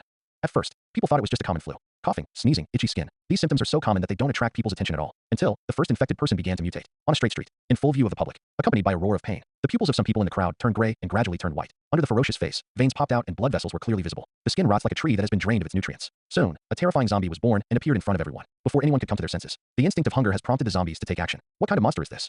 This lunatic, he bites people. Call the police. The busy streets are crowded with people. Noises, shouts, and screams came one after another. At the moment, this bustling scene, but it has become the best breeding ground for the spread of the T-virus. Then, a horrific feast of flesh and blood begins. Washington, the famous Trident Building, SHILD headquarters. In the director's office on the top floor, Nick Fury has lost his former composure and abandoned his pretentious behavior of standing and looking into the distance. Zhang frowned and paced back and forth. It is suspected that some kind of biochemical virus was leaked, and a large number of zombies appeared in Tokyo, which has become a hell on earth. Listening to the news coming to my ears, such heavy news. But Nick Fury only felt noisy and couldn't help but feel a little puzzled. Where did these damn zombies come from? He never expected it. This kind of creature only existed in movies and novels in the past, and was made up by people. It would actually appear in front of him one day, and as soon as it debuts, it takes the fall of a city as the stage. Jingle bell. Suddenly the phone rang again, and Nick Fury suddenly put on a mask of pain on his face. Answered the phone skillfully. Really, as he expected, it was another call from the Security Council. The caller was his old boss, former SHIELD director Alexander Pierce. Although he has repeatedly promised to deal with this matter as soon as possible to avoid triggering a global disaster. But the urging voice still kept coming. I know you are in a hurry, but don't be in a hurry. I have asked the agent to intervene in the investigation, and the results will be available soon. Yes. I promise that this matter will be resolved soon, and I will never let this disaster spread to other countries. After making another solemn promise, Nick Fury hung up the phone and couldn't help but cursed angrily. Fuck. These damn politicians only know how to use their words and give orders. Can't they just think about it with their butts and consider the difficulty of this? After venting his anger, Nick Fury felt much relieved. Only then did he realize that these words seemed to have scolded him. He is also one of those people who only knows how to give orders and does not care about the thoughts of his subordinates. But it doesn't matter. Nick Fury threw that thought out of his mind in the blink of an eye. As a SHIELD director, how can you do it without being thick-skinned? Moreover, can he be called inconsiderate to his subordinates? It is clearly giving the agents a chance to make progress. At this moment, outside the office, there was a knock on the door. Come in. Nick Fury responded casually. Immediately, a figure walked in quickly. The moment he saw him, Nick Fury suddenly felt his eyes light up. Phil Coulson, agent. Is the intelligence investigation clear? Hearing this, Phil Coulson nodded and shook his head. Noticing his director's unconscious frown, he could only smile bitterly. Time is tight, and we have only investigated part of it. He was used to this situation. There's no way around it. That's what being an agent is like. The director's words would cause him to get up and get busy. In the end, there was no result that Nick Fury could be satisfied with. Sighing slightly, Phil Coulson temporarily put aside his complaints and continued helplessly. What is certain is that this is indeed a disaster caused by some kind of virus. As said in the news, all infected people who are exposed to the virus will mutate within a short period of time and turn into legendary zombies. The situation for Neon is not optimistic at the moment. With the massive outbreak of this terrible virus, the whole of Tokyo has fallen. Although Neon senior management responded immediately and sent the self-defense force for emergency rescue. But unfortunately, it seems that they have been peaceful for too long and are simply not prepared to deal with biological and chemical disasters. We can only block the zombie swarm in Tokyo, but there is no way to prevent the further expansion of the virus. What a bunch of trash. Hearing this, Nick Fury couldn't help but cursed angrily. Who doesn't know how to deal with zombies? This kind of monster transformed from a human still cannot change the nature of its carbon-based life. On the contrary, because my brain was burned out by the virus, I became much better at dealing with it. With the power of modern weapons, any country with sufficient weapons reserves can easily deal with these zombies. Give him a tank. He dared to dance hip-hop among the zombies. Give him a flamethrower. He can bring those little days to life and make them into adult meat skewers. It even made their mutated and burned out brains recall the past war again. The fear of being dominated by the soldiers. On the contrary, in Nick Fury's opinion, what is more threatening about zombie viruses is not the scary-looking zombies. It is precisely the origin of the virus. Because of the nature of the virus, it is difficult for anyone to understand its structural principles in a short period of time. It is naturally difficult to develop a corresponding antidote. If we don't take advantage of this unknown virus's early outbreak, we should work harder to deal with it. Wait until it spreads further and even mutates. That would be big trouble. Has the source of infection of the virus been determined? Nick Fury asked with a headache. Maybe it's the water source. Phil Coulson replied. According to the research team's conjecture, the virus may have appeared in the drinking water. Only in this way will infection break out and zombies appear all over Tokyo at the same time. Water source. Hearing this, Nick Fury's face twitched, and the mask of pain on his face seemed to become more vivid. It seems like what I expected. It was indeed a premeditated attack. Long before, he had had such a premonition in his heart. After all, the emergence of zombie viruses is no coincidence. Infecting the entire city at the same time is a result that can only be achieved with careful planning. Now, Phil Coulson's words confirmed his suspicion. What the mastermind behind the scenes wants is to infect the entire city as soon as possible, without giving them the chance to nip the crisis in the bud. Rubbing his eyebrows subconsciously, Nick Fury was breathing heavily through his nose and pacing back and forth irritably. Is there any intelligence that shows which lunatic did this? Yes, indeed a madman. This terrible virus can easily trigger a global crisis. Even if it infects all humans, it is not impossible to trigger an extinction event. Nick Fury thinks that someone who can do such a crazy thing is definitely not a normal person. Phil Coulson smiled bitterly and shook his head. It has not been found yet. After all, we didn't enter Tokyo to investigate. Nick Fury moved his lips, as if he wanted to say something. In the end, it could only turn into a helpless sigh. All right, it seems like this. By finding a way to release the person behind the virus, the idea of accelerating the cracking of zombie viruses and even directly finding an antidote can only be temporarily shattered. Then he thought quickly. A storm started in my mind, and I figured out the current situation clearly. He turned around and ordered immediately. Phil Coulson, agent, I need you to gather the team immediately and arrange for the agent to escort the research team into Neon to collect virus samples. Also, gather the world's top biologists and scholars who specialize in virus research and seek help from the WHO. We need to find an antidote as soon as possible before this damn virus spreads to other countries. By the way, call that guy Tony Stark over here. Tell him we need his power. Okay. Phil Coulson nodded with a serious face, quickly opened the door and left. Time is running out. Once it cannot be solved in a short time, a greater disaster will inevitably occur. If things really develop to this point, Nick Fury thinks it would be the most humane way to give Neon a few fat boys. Hope everything goes well. Nick Fury sighed deeply and subconsciously touched his chest. He felt a little more at ease when he noticed the presence of the old-fashioned pager in the inner pocket of his windbreaker. Immediately, he pulled out a note, dialed the number above. Soon, the call was connected. Nick Fury said in a deep voice, "Is it Mordo Magician? I don't know if you watch the news, but I think you must know about this. This is related to the destiny of all mankind." Kamartaj, in the ancient holy place. After hanging up the phone, Modu's expression became more solemn. What happened, Mordo Magician? Seeing his worried look, Wang suddenly frowned and couldn't help but ask. Hearing this, Modu sighed and pulled out the news from his phone. You'll know after you see it for yourself. Wang took it and took a look and was stunned. Suspected virus leak. Tokyo has become a hell on earth. Conspiracy or accident. The terrible zombie virus is raging. Be wary of the spread of the virus, and various countries have announced a ban on the entry of Neon people. The conspicuous headlines are so eye-catching, and the bright red words all indicate danger. As if for fear that people would not see it, various news media rushed to report on it. As soon as the disaster broke out, the news spread throughout the world. But for magicians like Kamar Taj, they don't rely on human technology. This news came a little too late. It wasn't until outsiders reminded me that such a terrible disaster had happened to the outside world. Zombie virus, is it what I thought? Wong stood there blankly, muttering in his mouth. Mo sighed and clicked on the news. I think so. Really. The ferocious appearance of the zombies is clearly visible. Wong was shocked and held his breath unconsciously. When things in human fantasy become reality, no one can predict what kind of disaster it will be. A terrible virus will ravage the world, using living things as a breeding ground to breed horrific zombies. Eventually, it turned into a zombie craze like a nightmare. Thinking of this, Wong suddenly felt extremely horrified. Do you think our magic will be effective against the virus? Sensing the gaze that came over him, Mo could only smile bitterly and shake his head. Actually, I don't know very well. Perhaps you won't know the result until you try it. Although Kamar Taj is known as the holy land of white magic, but there has never been a magic spell against viruses. No one knows whether the magic in their hands will work. However, there was one thing that Modu knew in his heart. In the face of this terrible disaster, all humans will be involved, and even we magicians cannot stay away. Soon, he made a decision that went against his ancestors. I think we have to take action to stop this disaster from spreading further. If there is a chance, this crisis should be solved. Wong nodded solemnly, agreeing with this. But when I think about Kamar Taj's current situation, I can't help but hesitate. It's just that the Ancient One magician is still in retreat. Isn't it a little bad for us to act without permission? According to the ancient tradition of Kamar Taj, passed down for thousands of years, magicians have never been involved in any catastrophic events caused by humans. Wong felt that it was too disrespectful for them to take the lead in breaking the Sorcerer Supreme, the Ancient One. If the Ancient One magician is blamed, I will bear the consequences. Modu was decisive. His attitude was very firm. During the period of the Ancient One's retreat, he forcibly suppressed the rumors and distrustful rumors among the magicians. Therefore, I am even more disappointed with Ancient One's silent response. So much so that even he had to suspect that what Kaisalias said was most likely true. Once a rift in trust occurs, it can never be repaired. No matter how devout a disciple is, there will eventually be a moment when the halo of his mentor is shattered. After removing all the filters, the glorious image of Ancient One gradually collapsed in his heart. If we use outside terms. In a nutshell, that is, Ancient One's house collapsed, and the fan filters were shattered all over the floor. If the pink turns to black, it belongs to yes. Modo felt. It's time for Kamar Taj to undergo a transformation. It is different from the lifeless and unchanging white magic holy land under the leadership of Ancient One. What he wants is a vibrant, magical holy place. And all this starts from now, just when Modu was secretly making up his mind. At this time, outside the holy place, a magician hurriedly walked in. Modo magician, there is an emergency. The magic barrier has detected signs of large-scale black magic. Hearing this, Modu frowned immediately. Where exactly did it appear? In Neon, Tokyo area. Tokyo. On top of a certain 100-meter tall building, there are three figures standing in the wind. Looking at the dense group of zombies below, I can hear a miserable scream from time to time. Norman couldn't help but sigh with emotion. These zombies that have failed to evolve are everywhere. It seems that they are not qualified to be selected by Lord Dormammu. Abomination immediately sneered when he heard this. It would be a strange thing for this despicable race to be chosen by Master Dormammu. He was a former millennium and started from the bottom. I had a deep understanding of this when I was on a business trip to Neon. Neon people flatter and grovel. I just want to give everything I have as a bargaining chip. The law of survival of the strong is vividly reflected in this land. Dr. Lizard doesn't care much about this. Just looking at the tide of corpses below, he grinned. When do we get started? Beast's instinct drove him and extended an invitation to him. According to Lord Dormammu's plan, the craze of evolution will envelope the entire Neon. But at the moment, artillery fire was raging outside the city. A large number of members of the self-defense forces, wearing protective clothing, were slowly advancing, cleaning up the zombies. This is absolutely intolerable. He couldn't wait to take this opportunity to vent his increasingly violent desire for destruction. At this time, a majestic low voice sounded in their minds, which immediately made several people energetic. Let's start. Everything in the world is changing, and only darkness is the eternal theme. The power of darkness will eventually swallow everything. Go, with this wind of recovery. Suddenly, the situation changes. Thick darkness rose. Along with the violent roaring wind, dark shadows came quietly. The strong wind swept across the city like mist. Not long after, this adds a layer of black veil to Tokyo. The dark land is coming. Thick darkness erupted from the city. Along with the howling wind, the whole city was dyed black. Darkness followed like a shadow, gradually engulfing the entire city. Make everything look as if it exists in shadow. Outskirts of the city, facing unexpected situations, gradually spreading outward. The black earth squirmed as if there was life. The strange scene in front of me is really horrifying. The self-defense forces, which were gradually advancing, suddenly experienced a commotion. What happened? Where did these black powers come from? First there was the zombie virus, and then this ghost thing appeared. Is this God's punishment for us? What was happening in front of them was beyond the understanding of these people. The soldiers retreated subconsciously, screaming, and their instinctive reaction was to avoid danger. And soon, with the expansion of darkness, it gradually spread. Something even more devastating happened. I saw only those who were allowed to be tortured and killed by them. Slow-moving, extremely fragile zombies. After being exposed to the darkness, his body was covered with thick black. It was as if he had been blessed by some mysterious power. Suddenly, he gained strength far beyond that of ordinary people. Each one's steps are agile and as fast as flying. Like a little Superman, he jumped several meters high. The zombies roared with hoarse voices. It seems to be to devour human flesh and blood, or to take revenge on humans. Under the shocked eyes of the soldiers, he quickly attacked them. Why are you still standing there? Stop them quickly. We must not let them break through our lines. If these damn zombies are allowed to rush over, we will all die here. The commander reacted immediately and ordered the large troops to fight back. He was also extremely frightened in his heart. His face was pale, and he couldn't understand what was happening here. But that doesn't mean he can't make the most reasonable choice. After the order was given, he immediately walked out of the camp,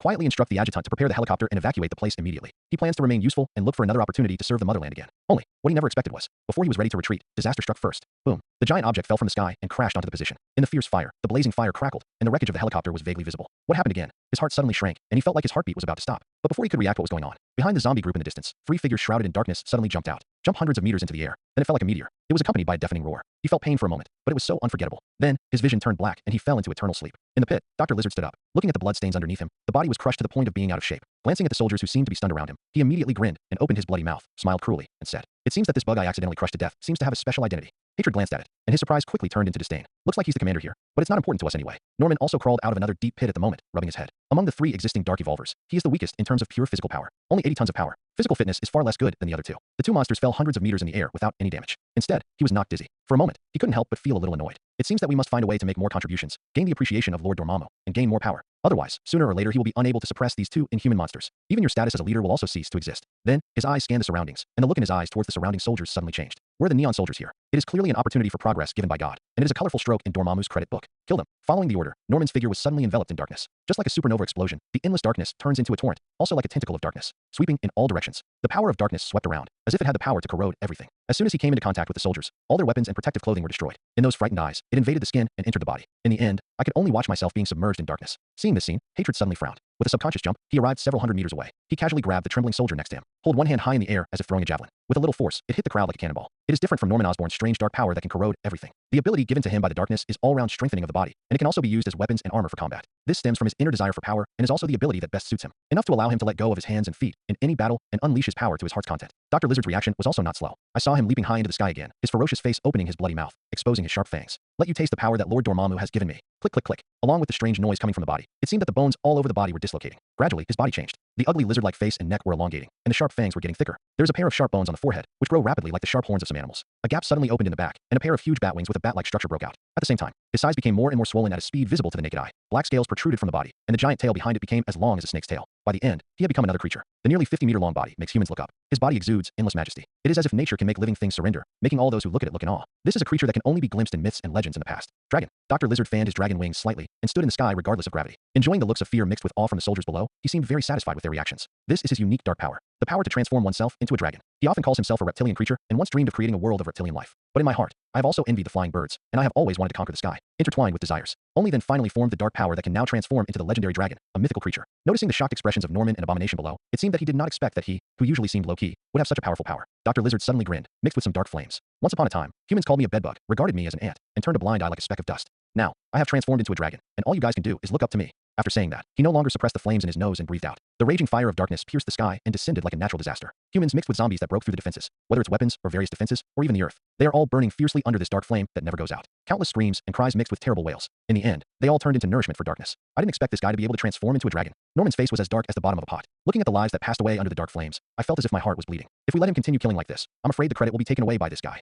Norman felt very uncomfortable, but there was no good solution for a while. We can only continue to increase the output of the power of darkness and accelerate the pace of corroding everything. Soon, as the three of them exerted their strength one after another like a competition, the earth became scorched black, and everything on the ground was reduced to nothing. The dark flames burned wantonly, turning into a hell-like scene. The weapons that humans are proud of have no effect in front of them. Then the whole city was swallowed up by darkness. Not long after, the three met and gathered together. I didn't expect you to have such a hidden power. Hatred looked up at Dragon, who was lying on the ground, but still looking up like a hill. He was immediately gearing up, a little eager to try, and couldn't help but suggest, would you like to compete to see who is more powerful? He has no more worldly power. The desire for power occupied everything in his heart. He thought that except for the missing Hulk, there is no match on Earth that can rival him in physical strength. But I never expected it. The real challenge turns out to be hidden all along. Dr. Lizard was suddenly moved. Even transforming into a dragon cannot erase the violent genes hidden in his body. On the contrary, after becoming stronger, I feel that the wildness in my body has become much heavier. He also wanted to see the limits of his power. Let's see if we can beat the hell out of this abomination who once called him Bedbug. But thinking about the mission assigned by Lord Dormammu, he could only shake his head with regret. Forget it. Now is not the right time. Okay, Hatred sighed. It seems we can only talk about it next time when we have a chance. Norman was silent, watching all this quietly. I just felt like these two monsters were noisy. It's obviously a movie about three people. Why doesn't he deserve a name? Am I, Norman Osborn, going to be reduced to a supporting role like this? He is not willing to give in.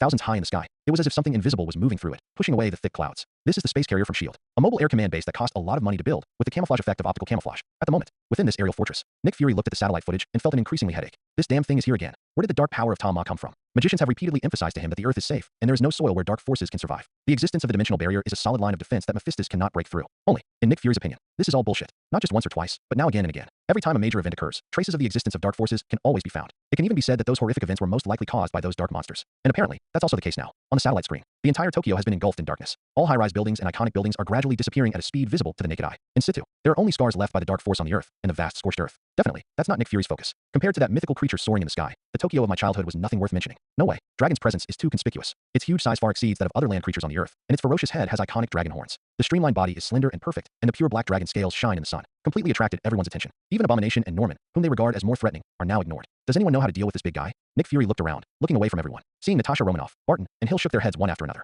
I had no choice but to put my hope in the last one. Tisk, TSK, the legendary dragon. Tony was amazed. The appearance of this legendary creature made him eager to research it and capture it. But he knew very well how much he weighed. With his size and a steel battle suit, most attacks against this monster would be no different than tickling him. It may not even be able to penetrate the thick layer of black scale armor. Since the last embarrassing incident of failing to penetrate enemy armor, these days, Tony works hard. A further upgrade was carried out to optimize the weapons and equipment on the battlesuit. But looking at the current situation, it doesn't seem to make much difference whether to upgrade or not. Sensing everyone's gazes on him, Tony suddenly felt extremely stressed. He quickly waved his hand and said, "Don't look at me like that, guys. I'm not Mr. Almighty. How could I possibly know how to deal with such a big guy? Just say so." But his eyes were unconsciously looking at the virtual image in front of him, and he kept flipping it through gestures. Usually, as long as it is a living thing, it must have weaknesses. Even the legendary dragon is the same. Tony adjusted the model with one hand to observe Dragon's body structure. Soon, he then discovered that this legendary creature had many weaknesses. From the perspective of a genius scientist and a master of modern weapons, this is indeed the case. Such a body structure, such a huge size, if converted to other creatures, whether it can survive in the Earth's environment is a question, let alone withstand the attack of human artillery fire. However, now everyone is facing the dragon, a legendary mythical creature. Just looking at its size, it is already the largest creature on Earth. No one can tell whether there is a more powerful power hidden in this monster. Is it possible to launch a missile and throw it into his mouth or backdoor to give this big guy a taste? Tony suggested. Hearing this, Nick Fury pondered for a while and shook his head. I don't think we can do this. Leave aside whether ordinary missiles can hurt this guy. The act of sending fighter jets to provide fire coverage is inherently extremely dangerous. Supersonic flight speed, flexible and slender body. It seems to be indestructible black dragon scales at a glance, combined with the black flames that are constantly coming out of the breath. Such a creature is undoubtedly born to be the overlord of the sky. If this kind of monster detects where our base is, Nick Fury weighed it in his mind. The entire aircraft carrier has very few defense means, and there is no guard system at all. In addition to carrying a large number of fighter transport aircraft, maybe the best way to defend yourself is Iron Man, a superhero? Thinking about it this way, Nick Fury felt more and more that this matter was unreliable. He didn't want to perform a sky aircraft carrier crash in front of the whole world. This is not a matter of shame, but the consumption of funds is really unaffordable. All right, Tony has also participated in part of the design of aerospace aircraft carriers, and you can probably understand the concerns of this shield director from his words. I could only unhelplessly fidget with the model in my hand and mutter. I remember that this guy seemed to be transformed from that Dr. Lizard, right? Now, we may have to change the name of this guy. Maybe calling him Dr. Dragon is more appropriate. Speaking of which, do any of you know how that dark power made this guy evolve? Seeing everyone shaking their heads one after another, Tony couldn't help but sigh deeply. It seems that your shield's intelligence system is not very good either. I don't know if I asked 3 questions. Even though the dark power has appeared several times, I still don't understand it at all. I know you are in a hurry, but don't be in a hurry yet. Nick Fury said, not sure if he was talking to Tony or if he was keeping it to himself. The situation now is obvious. If you want to solve the virus, you have to face these dark creatures first. Only, with the current combat power on their space carrier, the combined total is not enough to defeat that dragon.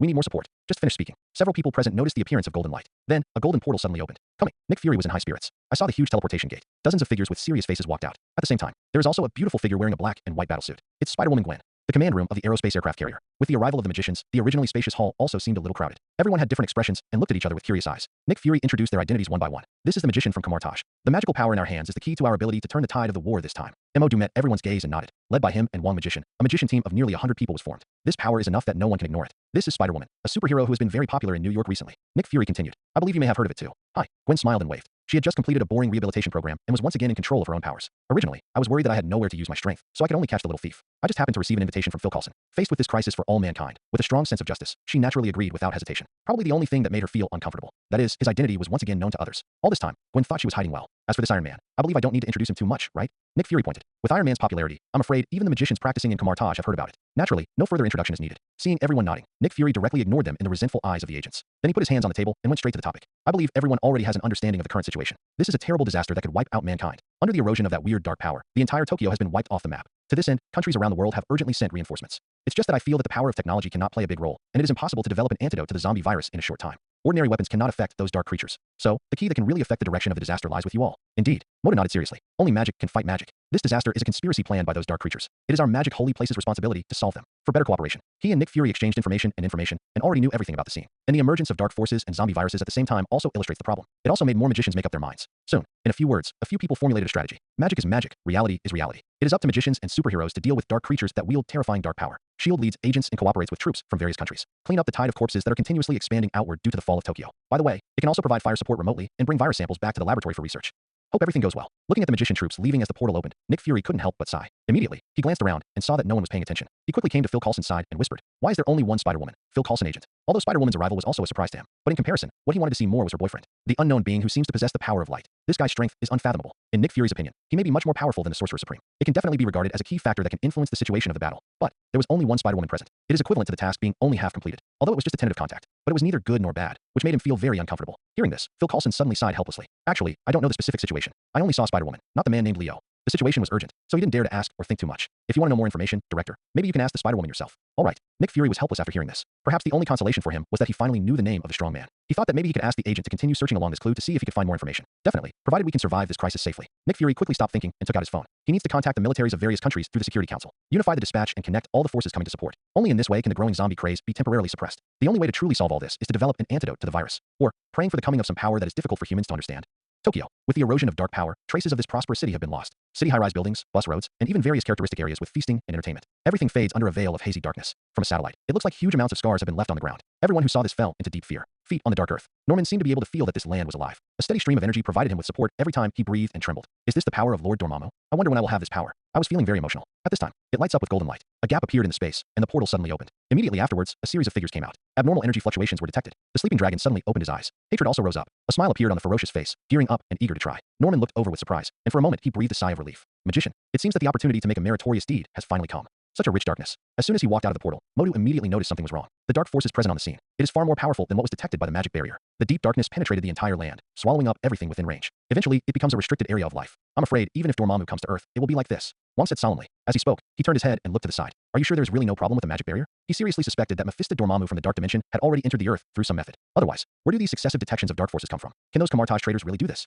Modu also had some doubts about this. Maybe there is a loophole in the magic barrier, or, as Kaisalius said, the Ancient One secretly draws on dark magic, finally allowed darkness to breed, leading to such serious consequences? In short, Modu knew it very well. All of this is inseparable from the inaction of Sorcerer Supreme. It's all the Ancient One's fault. If the source of darkness is nipped out from the beginning, nipped in the bud, then the current situation would not occur. Mordin knew in his heart that Ancient One could do this. She is the Sorcerer Supreme, an Asgardian of Earth, and wields many artifacts. Among them, there is a sacred object called Eye of Agamotto. Through its power, the Ancient One can see across time, through the long river of time, observe the future or past of the world. She has said it herself and witnessed countless future possibilities. But it is just a testimony. She just watched quietly, like a ruthless god, observing everything in the world indifferently. He knows everything but doesn't make any changes. Just like last time, he silently let Kaisalius and other black magicians run away. Thinking of this, Emodu couldn't help but feel an unknown fire igniting in his heart. She always said that playing with time will eventually lead to time paradoxes. But is this situation any better than the so-called time paradox? Countless lives were lost in this disaster. What's even more frightening is that this terrible disaster is still spreading. The soil beneath his feet was stained with the blood of countless humans. Vaguely, he seemed to be able to see the wail of the soul. With an imperceptible attraction, he was drawn into the eternal dark place. As a fellow human being, Modu felt the same and his heart was touched. I realize I can't be as cold and ruthless as Sorcerer Supreme. He even seriously doubted that Ancient One's statement about studying new magic in seclusion was just an excuse. The purpose is to make the future develop as she sees it. The more he thought about it, the angrier he felt, and Modu clenched his fists. It felt like the fire in my chest could no longer be suppressed. He needs to vent. And at the moment, the thick fog of darkness has spread. The shadows in the sky were approaching quickly. Deal with them. Following the command, Mordo's hand wearing the sling ring quickly passed in front of him. Mirror space. In an instant, the sky turned upside down and the world changed. When I opened my eyes again, I was already on the other side of the world.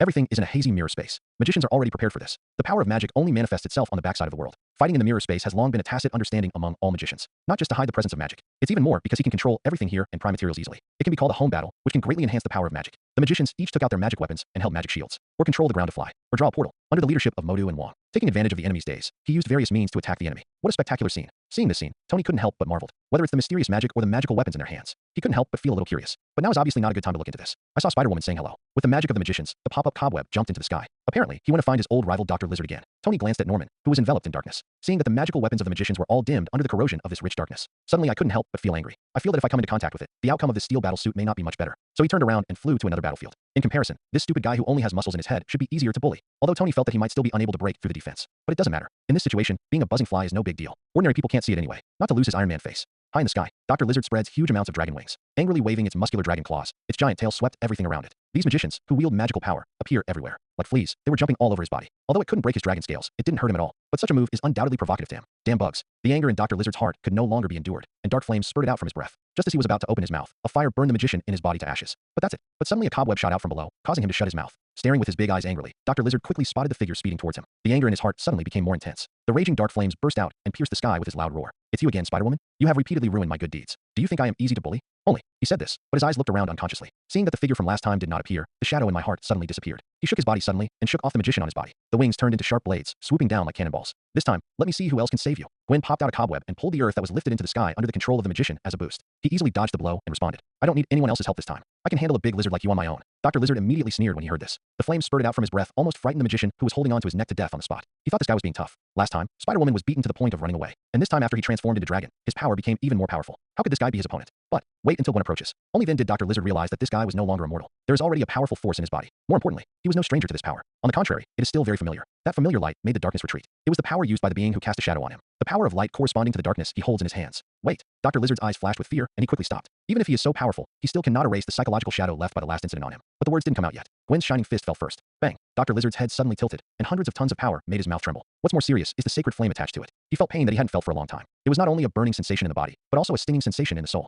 Fortunately, the dark energy in the body surged out instinctively. Then it turned into the fire of darkness and extinguished the sacred flame. Dr. Lizard was still frightened. But before he could do anything else, he suddenly noticed something strange on his back. Turn around and look. But he saw that Gwen had climbed onto his body at some point, and the sacred bright flame in his hand was burning fiercely. It seemed that he wanted to take the opportunity to smell the roasted dragon meat. Dr. Lizard was immediately frightened to death. He quickly opened his mouth and breathed out, interrupting with the fire of darkness. Get out of here, crackling. As if encountering a natural enemy, the sacred flame collided fiercely with the dark fire in his mouth. Darkness and light constantly clash. For a moment, his back seemed to have turned into a reactor, reacting violently. Standing behind a barrier composed of bright flames, watching different flames intermingle and extinguish, Gwen felt relieved immediately. Sure enough, as Leo said, the power of light is indeed the nemesis of these dark creatures. But then, she felt a little distressed. The disaster happened so suddenly that she didn't have time to learn more magic. The only thing he has in his hands is the fire of the soul now. It would be great if that guy Leo was here at this time. Gwen thought subconsciously. She originally wanted to ask Leo to come with her, but the guy said he had more important things to do. Even if she held his handle, she refused to let go, and instead sprayed all over her face. Without any choice, Gwen could only choose to work hard to maintain the fire of her soul. At the same time, the output of light power is increased, allowing the sacred flame to spread throughout Dr. Lizard's body. Soon, Dr. Lizard realized something was wrong, but he was just about to find a way to get rid of the spiritual fire in his body. At this time, a golden light suddenly appeared in his eyes. Dr. Lizard's pupils suddenly shrank.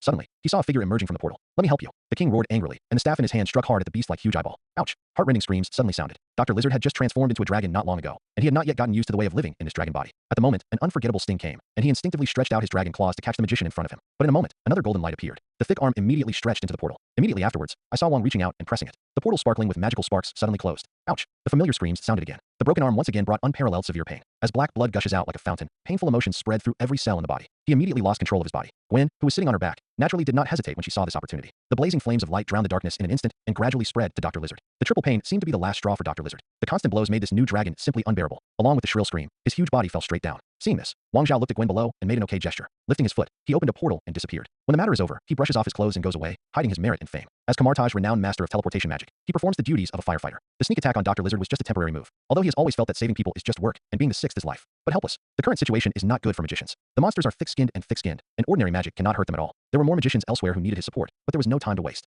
I heard screams coming from afar. Glancing at the huge figure falling from the sky, the expression on Norman's face suddenly felt a little gloating. It seems that being too big is sometimes not a good thing. This guy was targeted by the magicians at first glance. As the legendary dragon, a creature from mythology, the light on his body was too dazzling and attracted too many eyeballs. Plus it has such a huge body shape. With all these factors added together, if not this guy, who else could he target? At the very least, Norman felt that his battle seemed quite satisfying, because no magician dares to come within 100 meters of him. All he needs is an eruption of dark power to completely erode the magical weapons of the magicians. It even invades their bodies further. If it weren't for the fact that these guys were engraved with strange magic runes for protection. In addition, those strange magic shields can also block his power. The terrifying power in his body was transmitted to the ground. I am afraid that the darkness will drown them as soon as it comes into contact. Unlike now, I can only occasionally catch some hands and feet and let out some brief screams. The magician's magic is just too convenient. Once a wounded person appears, they can be sent for treatment immediately. But Norman was not anxious at all at this moment. It just slowly eats away the magicians. Dr. Lizard's incident gave him a wake-up call. Being too aggressive will easily lead to opportunities being found by these cunning magicians. Anyway, he has a huge advantage. He just needs to play steadily. Raising his hand to grab the magic weapon coming from the portal again, Norman subconsciously wanted to reach out and pull out the magician inside. But when he saw the portal closing quickly, his pupil shrank and he quickly retracted his arm. From these portals, he could instinctively sense danger. At first he didn't know where the danger came from, until I saw a magician who made a mistake in casting a spell and cut off his arm.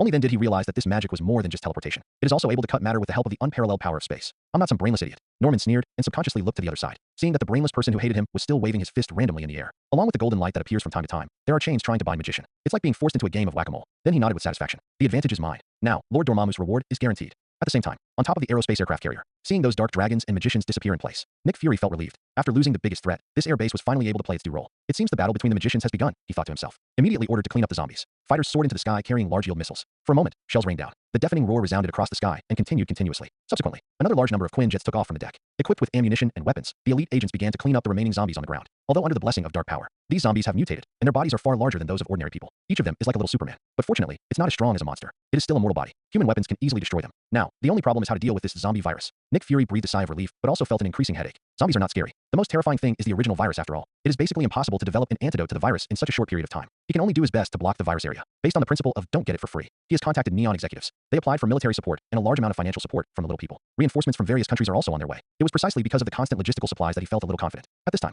Phil Coulson trotted over in a hurry. Seeing the anxious look on his face, Nick Fury's heart suddenly sank, and he had a vague premonition. Is there something going on again, Phil Coulson agent? And immediately, his hunch came true. Phil Coulson gasped and sweated profusely. This is not good, director. I just received the latest information. The zombie virus suddenly broke out in all major Neon cities at the same time. What? Nick Fury couldn't help but widen his eyes. Is this more than just a bad situation? Someone clearly wants Neon to perish. According to the intelligence, it was those black magicians who did the good deeds. Phil Coulson spoke quickly, projecting a satellite image as he spoke. On the screen, it was the leader of the black magicians named Caecilius. He is also the culprit of the last attack on the SHIELD base. This guy used teleportation magic to bring the virus to all parts of Neon. Although Neon has made adequate preparations to defend against viruses, they are unable to resist the invasion from magic. So much so that the zombie craze broke out almost at the same time, and now all major cities are in panic. What a ruthless plan. Nick Fury's face twitched, sweat dripped unconsciously from his forehead, and he gritted his teeth. Just like when the zombie virus first appeared, there was no time left for them to react. By the time they found out, it was all of no avail. Neon is finished. Nick Fury told the fate of his life in one sentence. There is no hope, just wait to die. He can already predict the future fate of this country. Zombies swarm, and viruses turn into air. Eventually, it became a paradise for dark creatures. The only thing Nick Fury can be thankful for is, Neon is an island country and has no land borders with other countries. Otherwise, this terrible disaster will soon spread further. But even so, it is only a matter of time before the virus spreads to the outside world. Whether it is air, sea water, or even a large number of aquatic life, they are all the best sources for virus spread.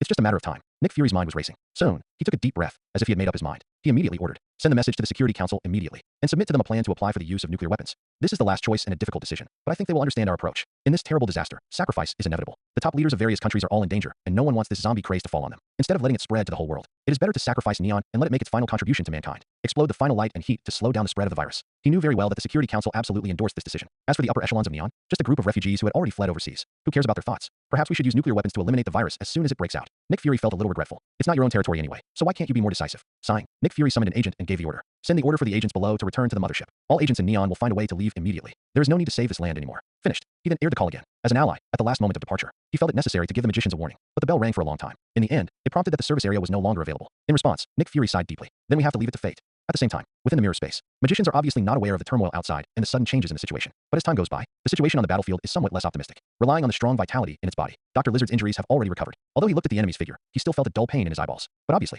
the high tuition has brought good teaching success, and he has fully learned from it. Facing these nimble enemies, you no longer transform into a massive dragon. Instead, he finally transformed into a stronger and more suitable half-dragon form. Snapped. Another flick tore through the air and came roaring. Gwen's hair suddenly stood up. Spider telepathy was suddenly touched, and she jumped nimbly to avoid the blow. He threw another cobweb in the air to delay Dr. Lizard's attack. Seeing that the magicians took the opportunity to release the magic whip again, the chains temporarily trapped him. Only then did Gwen have a chance to take a breath. Phew. This guy's become stronger again. She thought her strength had doubled, and she had become much stronger. With the blessing of light power, it is naturally easy to deal with these dark creatures. But I didn't expect it. The strength of this big lizard has also undergone earth-shaking changes. Just being accidentally hit by this guy's tail made her arms tremble. This guy is far more powerful than her. In desperation, she had no choice but to give up her inflated idea of a head-on confrontation, turning to her most common tactics of detours. Take advantage of body flexibility with spider telepathy, coupled with the gradual tacit cooperation with the magicians. For a while, Dr. Lizard was able to be temporarily suppressed. "You damn magicians, nuisance bugs." Dr. Lizard roared. All the strength in his body burst out, and he broke free from the shackles of magic again. Huge amounts of dragon wings flapped violently, rising into the sky like cannonballs. Immediately afterwards, he opened his bloody mouth, and the flames of revenge gathered in his mouth, accompanied by breath. The raging fire of darkness turned into a rain of fire, and in an instant it fell from the sky like raindrops. Here we go again. Gwen suddenly had a headache. With a stroke of his hand, a barrier composed of soul fire appeared in front of him, blocking the fire of darkness. But in comparison, magicians are not so lucky. Although experiencing life and death fights on the battlefield made their magic much better, but the long battle has already made them mentally exhausted, and the Patronus charm on their bodies has been exhausted. Although the portal was opened immediately, but there are still many magicians who can't avoid it and are contaminated by the dark flame. Finally, it was reduced to ashes in a brief scream. Seeing this scene, Gwen suddenly felt uncomfortable and panicked. She wanted to stop it, but in the end she was unable to make any more changes. In the end, he could only give Dr. Lizard a vicious look above him. Using his legs, he jumped high into the air. "I want to vent my anger on this guy. Big Lizard, suffer death." And the other side, the outer edge of the dark fog, Mordo raised the flaming sword surrounded by magic runes in his hand. He raised his hand and waved away the approaching darkness temporarily. His famous staff of the living tribunal was ultimately just a fake, melted under the power of darkness. He had no choice but to use the magic Weishan Emperor's sacred sword as a weapon for fighting. Taking advantage of the moment to breathe, Emodu looked around, his face suddenly becoming extremely gloomy. The number of magicians is getting smaller and smaller. He knew exactly what this meant, although he has long known that casualties are inevitable in the battle with darkness. But this does not mean that he can accept such huge amounts of losses calmly. Kamartaj worked hard day and night to cultivate magicians. On this battlefield, it seems to have become a consumable. Every once in a while, he could hear the painful wails of the magicians until they were faint. It made him feel as if his heart was bleeding. At this time, suddenly there was a flash of golden light, and the figure of the king in the portal jumped out. Looking at Emodu's gloomy face, he sighed. "It is too difficult for us to fight against this guy. The entire area has become a paradise of darkness. The dark power that corrodes everything spreads in the air and gradually turns into a realm. For the average magician, in this hellish place, let alone fighting, even how to protect oneself from being eroded by darkness is a problem. What's more, they have to face a surprise attack from Norman that may appear at any time in the darkness." Modu also knew this very well. Now the crux of the matter is, their Kamartaj's invincible magic in the past was unable to purify such a rich darkness. In addition, white magic is not good at attacking. It seems like a continuous offensive, but it has no good effect at all against these powerful dark creatures that have never been seen before. Instead, the magicians themselves suffered heavy losses.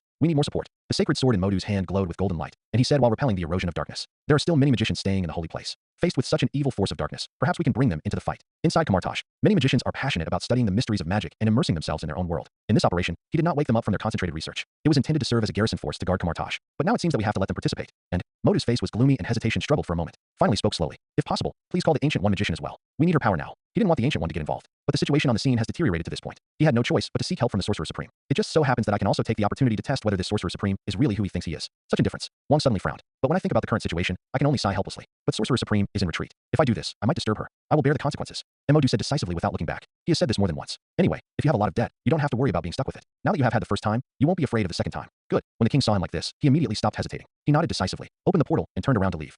High-dimensional space. Leo looked down at the earth and couldn't help but be amazed when he saw this scene. Tisk, tisk. It seems that the situation on the battlefield is not very friendly to the magicians. He has just finished the dimensions, feeding work, crossed the stars, and returned to the earth. Because he was too busy, he did not communicate with the Dark Evolvers. So much so that I still don't quite understand the current situation. But looking across the whole place, Leo suddenly realized that things were indeed what he thought. The situation on the battlefield is looking at the dark side falling, and it becomes more and more obvious as the magician team shrinks. It seems that the harvest season is coming again. Leo couldn't help but sigh. Compared to other Mephista counterparts, he can easily sleep for thousands of years. He, the Dimension Lord, seemed too busy. It is necessary to feed the dimension and also reward his subordinates. Occasionally a contract has to be signed. From time to time, some souls have to be harvested. So much so that he didn't have much time to comfort Miss Gwen. The troubles of happiness plagued the heart. At this time, Leo's heart suddenly moved, and he noticed something strange. Appeared with golden light. In the mezzanine of dimensions below, another figure suddenly appeared. Ancient One. This guy finally showed up. If this guy doesn't show up again, Leo will probably think that this guy is really screwed up. He just wanted to force this guy to obey and let the magician sign a contract with him. From the darkness, witness the greatness of light. But I have never thought of destroying the birthplace of seeds like the earth. After a long time, Leo discovered that Ancient One did not move. It seemed like he was secretly observing the situation at the scene. Leo felt that this seemed a bit unfair to the magicians present. The magicians are fighting to the death on the battlefield, but the Sorcerer Supreme is watching the show. What Ancient One did was so unkind. Leo sighed.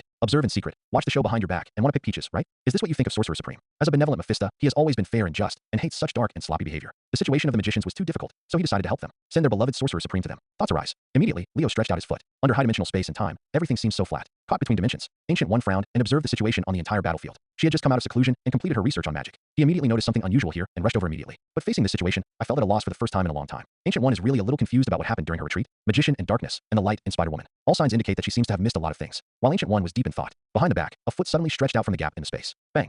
Suddenly, there was a surging force coming from behind. Ancient One suddenly felt a stinging pain for a moment. Fortunately, over thousands of years, the use of magic has been deeply rooted in the bone marrow and has become superb. Instinctively use magic to disperse the power. But under the impact of this terrible force, his body still lost control and flew backwards like a cannonball. Boom. A crisp sound like a broken mirror came to my ears. A constant stream of severe pain invaded her nerves. When Ancient One recovered, he raised his head, but he found that he had left the dimensional rift and came to the mirror space. What the hell is going on? Ancient One was immediately shocked. She felt as if some powerful being had kicked her from behind, but no evidence could be found for a while. But at the moment, noticed a strange noise. The magicians have already discovered the figure that suddenly appeared and fell from the sky. Suddenly a look of surprise appeared on his face. Ancient One magician. It's the Sorcerer Supreme here. Mo Dushuan heard the news, with an uncertain expression on his face. It seems particularly exciting. The Ancient One is really here. Could it be that his previous thoughts were really wrong about her? But after scanning around, Modu didn't notice any other figures coming, and he couldn't help but feel doubtful. Where is King Magician? Could it be that the Ancient One magician came here alone? He clearly asked the king to return to Kamartaj to seek more magician support. But obviously, the only one appearing on the battlefield now is the Ancient One. Looking at the figure of Ancient One, Modu unconsciously felt a little suspicious. After seeing the obvious traces behind her, while he was stunned, he couldn't help but have some dark thoughts in his mind. Perhaps the true opposite is true. Didn't the Ancient One magician just come out of seclusion and come here specifically to support? But he was kicked out by a certain mysterious existence. The obvious footprints behind him are the best proof.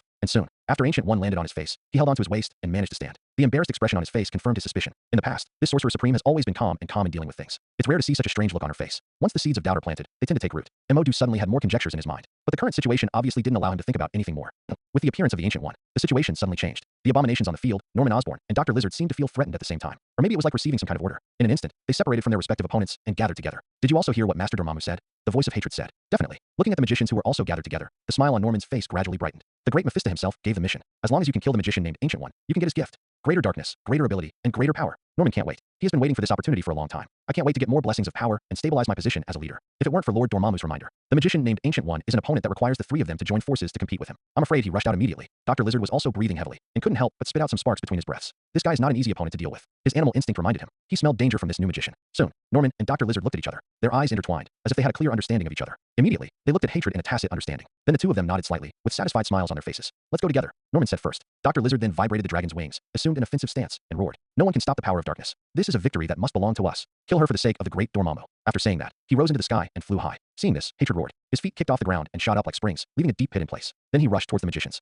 It seems there is quite a tacit understanding between us. Slowly stopping, Norman looked at the figure falling from the sky and smiled. Dr. Lizard glanced at the huge figure falling from high altitude. They watched helplessly as he broke into the magician's camp and burst into manic roars one after another. Suddenly, there was some disdain. That's just because this guy is really not very smart. In his opinion, hate this guy's brains, but not much. Maybe this guy's cerebellum is too big and takes up too much brain space. That's why this guy has such a violent desire to fight and his pursuit of power. But that's exactly what it is. Only then can their plans succeed. Facing such a powerful opponent, even Lord Dormammu had to remind them to treat it with caution. Both parties felt that it was indeed necessary to let people test it. After all, they know very well how slippery those magicians can be. There is obviously a huge disparity in strength, but relying on all kinds of magic, it still brought them huge amounts of trouble. It feels like I have all my strength, but no place to use it. It just so happens that this guy who hates him has never been very smart. With rough skin and thick flesh, he is the perfect candidate. Looking at the figure being beaten by the magicians, Norman and Dr. Lizard looked at each other, understanding each other. Don't worry, let the hatred fly for a while. Within the mirror space, although the magicians have a lot of doubts about the Ancient One because of Kaisalius' words, but the appearance of the Sorcerer Supreme really raised morale to a new level. Naturally, they showed no mercy towards this dark creature that hated them and caused them heavy casualties. Suddenly, magic came out. Magic chains, long whips, and portals opened one after another. More and more magic came out from the other side of the door, binding the hatred. After finally breaking free from the restraints, he found that more magic was coming, as if in an endless stream.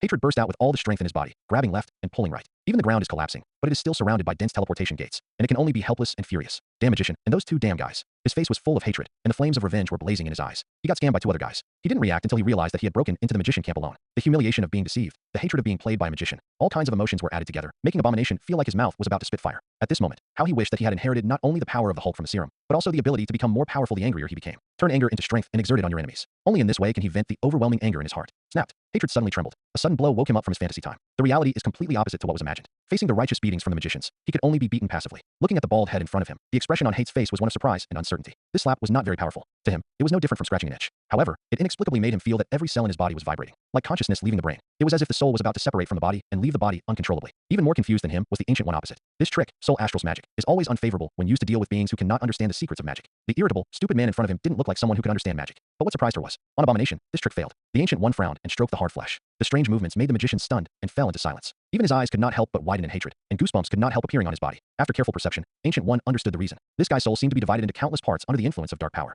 It has long been closely connected with that powerful body, and the spirit and body are integrated and combined. No wonder Soul Astral's magic has no effect on him at all. Why are these dark creatures so difficult to deal with? Each seems to have a strange ability. Let Ancient One feel more and more headache. The one in front of me is obviously the easiest one to deal with. She could clearly see that there were two dark creatures hiding in the air and observing secretly. It seems that he is weighing the pros and cons and looking for the right time to take action. It seems that we need to deal with this guy as soon as possible. Ancient One secretly made up his mind, but as soon as he raised his head, Hotaway, a large mouthful of saliva spurted out of Hatred's mouth. Ancient One was suddenly shocked. He wanted to control his body and avoid it, but his reaction was too slow. In a hurry, he was shot directly in the face. Snapped. Immediately fascinated, Ancient One's face was gloomy, and he wiped away the sticky liquid on his face. Vaguely, it seems that you can smell the dirty smell coming from the stinking ditch. The Ancient One, who felt he was well informed, couldn't help but change his face and hold his breath. She just wanted to get angry. But then another series of sewer attacks came. Disgusting, so disgusting. The expression of hatred was filled with resentment, with anger mixed with a trace of disgust. While launching a verbal attack, he wanted to take this opportunity to break away from the magician's shackles. The words in his mouth did not stop and came out between attacks. I've never met anyone as disgusting as you. I don't care if I want to be a man, but I still dare to do it blatantly and touch my strong body. Are all you magicians like you? Hearing this, Ancient One's face suddenly darkened. While dodging the attack, his eyes became increasingly evil. Don't say such nonsense. How could I, as the Sorcerer Supreme, do such a thing? The expressions of the magicians also changed. They looked at each other, and their expressions became strange. Sorcerer Supreme misses a man. Remember that weird action just now? It seems that this is not impossible. Originally, they thought that the Ancient One magician was just taking advantage of the contact to investigate the situation of the abomination. But the power of words is fully reflected in at the moment. Following the words of hatred, the Ancient One's explanation seemed so feeble. For a moment, the magicians were also fooled by the success, and dirty thoughts popped up in their minds unconsciously. The image of Sorcerer Supreme, which already had cracks in its heart, inevitably collapsed a little faster. Sensing the strange gazes of the magicians around him, Ancient One's expression became even more ugly. Originally, she wanted to take advantage of this opportunity to restore her glorious image as the Sorcerer Supreme in the hearts of magicians. But who would have thought? Not only was his image unable to be restored, but his hateful words caused misunderstandings among the magicians. It's like stealing the chicken but losing the rice. Ancient One made up his mind to find a way to deal with the foul-mouthed monster in front of him. At this time, a figure jumped out of the portal and spoke plausibly. Let me help you deal with this big lizard. After saying that, one exerted her strength on her legs and leaped high into the air, the sacred flame burning brightly in her hands. He hit Dr. Lizard hard. Seeing this, Ancient One froze on the spot. This familiar force is the magic of light. Why does this force appear on the earth? She was puzzled. Could it be that it was just when she was in retreat? Two Mephistas, Dormammu and Sephiroth, invaded at the same time? The two Mephistas with opposing powers discovered each other's existence and were incompatible with each other. Will this lead to a situation where light and darkness are fighting? The more I think about it, the more likely it is. The Ancient One gradually understood everything. People can never reach a state of mutual understanding. Definitely, nothing but pain. As Gwen's fist fell, he was kicked hard on the chin. Pain passes from pain to pain. Question, understand, become, until you transcend. Abomination began to gradually understand the difficulty of Dr. Lizard fighting the Spider-Woman in front of him. I also understood the origin of this guy's wailing sound. Huge amounts of power are no worse than before receiving the gift from Lord Dormammu, and are even much stronger. The impact and shock almost caused him to bite his tongue, and the sacred flame seemed to carry countless lights. The endless light and heat made him feel pain for a long time. The dark power in the body seemed to have encountered a natural enemy, and surged out instinctively, condensate into armor and fight against it. As a result, even if he was called an insulting title like a giant lizard by Spider-Woman, he had no time to refute. However, what makes Abomination even more unexpected is that, in the hands of the magician named Ancient One, endless light also bloomed. The dangerous aura spread until it spread throughout his body. Hatred became more and more manic, using all his strength to break free. At this time, a golden red steel figure descended from the sky. What followed was Tony's solemn shout. Be careful, the other two guys are coming. He felt that he was of little use on the battlefield. Therefore, JRVS was asked to secretly collect information about the magicians below for future research. He was monitoring Dr. Lizard and Norman's actions from the air. At the moment I noticed an abnormality and immediately came down to remind me. The words just fell. Then, the Ancient One raised his head. Then he saw huge amounts of shadows falling from the sky like meteorites, followed by a terrifying sonic boom. Holy shield. Ancient One waved his hand in front of him. Suddenly, a sacred semicircular shield appeared above the head, covering a large area. Boom. On the holy shield, the mysterious magic runes are generous and bright, full of sacred meaning. Under the surging impact, the holy shield of light flashed. Even though Dragon crashed to the ground and the dark power eroded crazily, it still remained unwavering. When Dr. Lizard saw this, he immediately stopped insisting. He then transformed and retransformed into a dragon-like form that was more suitable for fighting the magicians. Looking at the magician wrapped in light, Dr. Lizard felt that the dark power in his body was boiling. On the ferocious face, a look of fear flashed across his eyes. Damn it, this guy also has the power of light. Among the few people, he is the one who knows the most about this kind of light that corresponds to the power of darkness. Many times I suffered a big loss because of this power. It can be said that it is impressive. Norman also felt something strange about the darkness inside his body. Looking at the bright scene, I felt a little uncomfortable all over. It seems the worst has happened. Norman felt a little lucky. Fortunately, I let the thick-skinned guy hatred test it out. Otherwise, they are likely to suffer a big loss because of the light power in the hands of the Ancient One. Dr. Lizard and Norman looked at each other. From each other's eyes, they understood each other's meaning. Apparently, neither of them had any intention of giving up. Not only because this is a task personally assigned by Lord Dormammu, but also because it is about being blessed again after completing it. No matter what, you need to try it. First free this guy who hates you, Norman said solemnly, although he also felt that this guy was lacking some brains. But after all, they are companions who belong to the Dark Camp, and they are an important fighting force. No matter how much you are played by the magicians, it will still have some effect. Dr. Lizard nodded without hesitation. Okay. The two of them finished their discussion. Immediately, the dark fog descended again. Norman moved his palm forward, unfolding the corrosion field, eroding the holy shield of light. Under the confrontation between light and darkness, it was as if a chemical reaction had occurred. Watching the magic runes vibrate, a weak point appeared. Dr. Lizard's eyes suddenly lit up. Calculating the right moment, the dark dragon's breath that had been brewing surged out. As the dark flames burst out, the dragon wings shook and rushed forward like a cannonball. Seeing that the situation was not good, the holy shield had loopholes under the erosion of dark power. Ancient One suddenly felt a chill in his heart. Not good. The dark power within these monsters is far more powerful than she imagined. She couldn't understand. What is the reason that makes Dormammu give them such powerful power? Compared with the Dormammu believers who have appeared for thousands of years, it is simply a world of difference. But the situation at the moment did not allow her to think more. Holy seal. The Ancient One formed a wonderful seal with his hands. The sacred brilliance shines again, making the holy shield of light appear much thicker. But after all, it was a step too late. Boom. As a crisp sound came, the sacred shield shattered like a mirror. The figure of Dr. Lizard then emerged from the darkness and appeared in front of the magicians. I saw him using his hands and feet together like a beast. The sharp dragon claws shone with cold light, and the hard black dragon scales gave him unbridled confidence. The dragon wings whizzed past like blades, cut off all the magic chains wrapped around Abomination. Then another giant tail swept over, temporarily forced Gwen and the magicians who were rushing forward to retreat. As soon as Hatred was out of trouble, he didn't have time to rejoice. Turning the corner of his eyes, he saw another magic chain coming from the portal surrounding him, as if he wanted to repeat the same trick. You damn magicians. Abomination suddenly became furious. With a roar, the tall body burst out with amazing power. With one punch, the ground roared. The hundreds of meters of land collapsed in an instant and turned into countless boulder fragments, temporarily blocking the magician's magic. In a hurry, the Ancient One barely had time to control the mirror image of the earth under his feet to rise into the sky, leading everyone to avoid the blow. What a monster! Tony looked at the hatred below and sighed from the bottom of his heart. Although it is true that people's physiques cannot be generalized, but with such a powerful force, coupled with this guy's appearance, he definitely can't be considered a human being. Indeed, Gwen nodded in agreement. She was certain that her own strength would never be able to reach this level. If she really faced off against such a guy with astonishing brute strength, I'm afraid she would have to use roundabout tactics to find flaws. Although, she is used to this way of fighting. Ancient One was silent. He just spread his hands and cast the spell silently. The sudden burst of hateful force reminded her. The magician way passed down by Kamartaj for thousands of years has become outdated. After all, what age are you in and are you still a traditional magician? The traditional melee magician has lost its way. If you are fighting a monster like Abomination in close combat, Ancient One has no doubt that if he is not careful at all, he will be screwed by this guy. So, she decided to refer to the fighting methods summarized by magicians. Become a more advanced modern magician. Learn about beyond visual range combat. With the actions of the Ancient One, more and more manic magical energy surged out, and the entire mirror space trembled. Soon, under the astonished eyes of the magicians, the sky and the earth were overwhelmed. Like an earth dragon turning over, the ground cracked, folded, and tumbled. Terrifying cracks separated the earth, making a deafening roar. Countless boulder fragments rose into the sky from the ground, breaking away from the constraints of gravity and flying to high altitudes. A huge platform was formed under everyone's feet, engraved with the symbols of the Trinity God Weishan Emperor, leaving a place to stand. Then, the Ancient One saw his hands clasped together. On the sloping ground, countless spikes of stone pillars several meters high suddenly rose from the ground. Looking around, it looks like a huge ammunition warehouse ready to go. In an instant, the Ancient One shone brightly. The power of light adheres to it, and turns into countless rays of light, densely packed like lasers, and like spears of light. Like a torrent of barges fired suddenly, it shot towards the darkness. Looking at the scene below, Tony was dumbfounded. Turning his head towards Moto Magician, who had a solemn expression on his side, he couldn't help but ask, is this still considered the power of magic? I remember you magicians seemed. Tony didn't say what was on his mind to save himself from embarrassment. All I can say is that everyone who understands understands. The magician named Ancient One was completely different from the other magicians he had seen. The gap is really huge. It even feels like they are not in the same dimension at all. In Tony's impression, the power of magic is indeed amazing. But I never thought that I could achieve such an amazing level. Easily lift up several kilometers of surface, flip and fold, and finally turn into a weapon to attack the enemy. This kind of thing, are you sure it can be done by magic? I'm afraid even the legendary gods are nothing more than this. Hearing this, the expression on Mo.Do's face gradually became subtle. He definitely understood what Tony meant. However, he has never seen the Sorcerer Supreme look like when it attacks with all its strength. I never thought that there would be such a huge amount of gap between him and Sorcerer Supreme. Mo.Do's mood was very complicated. The disparity of the world was so plainly displayed in front of him that he felt a little confused. Faced with Tony's curious gaze, he could only speak politely and implicitly. It can only be said that this is the power of Sorcerer Supreme. Understood. Tony nodded, finally understanding what he meant. In other words, there is only one magician as strong as her. Mo.Do suddenly twitched the corner of his mouth. When he noticed the looks from the magicians around him, he felt a little embarrassed. Since you know this, don't say it openly. To put it so bluntly, don't we ordinary magicians have no shame? Under the violent storm-like offensive of countless spears of light, the three of them could only hold on with difficulty. The barrier formed by the mist of darkness was destroyed by the light. Blood flowed out of the huge dragon wings that protected the whole body. Even the most defensive Abomination has holes in its dark armor. Dr. Lizard hid under the dragon wings and gritted his teeth. The severe pain made him grin. These damn magicians are so mean. There is simply no sense of martial ethics at all. The magician said that he would fight in close combat. But what about hand-to-hand combat? He wanted to fly high into the sky several times, but just as it took off, it was suppressed again. There was no other choice but to suffer along with the two companions. Norman frowned, with a grimace on his face, and he agreed deeply with this. There is still a lack of information about magician, otherwise it wouldn't be like this. Who would have thought that if this attack method changed, they would have to be beaten passively? There is no limit to the dark energy Lord Dormammu can lend them. But unfortunately, their bodies originally have limits. There is only so much dark energy that the body can withstand in a short period of time, far less than the speed consumed by the impact of this massive amount of light power. If this continues, they will end up failing sooner or later. Thinking of this, Norman couldn't help but feel anxious. What do we do now? Why don't you, Dr. Lizard, sacrifice yourself and become a dragon to fly us up? What kind of bad idea is this? Dr. Lizard immediately cursed. When he was distracted, he almost exposed himself due to an oversight and managed to avoid being pierced through the waist. After taking a breath, he suddenly started yelling again. With such a big body after transforming into a dragon, doesn't it make him a target? I think you really want me to die.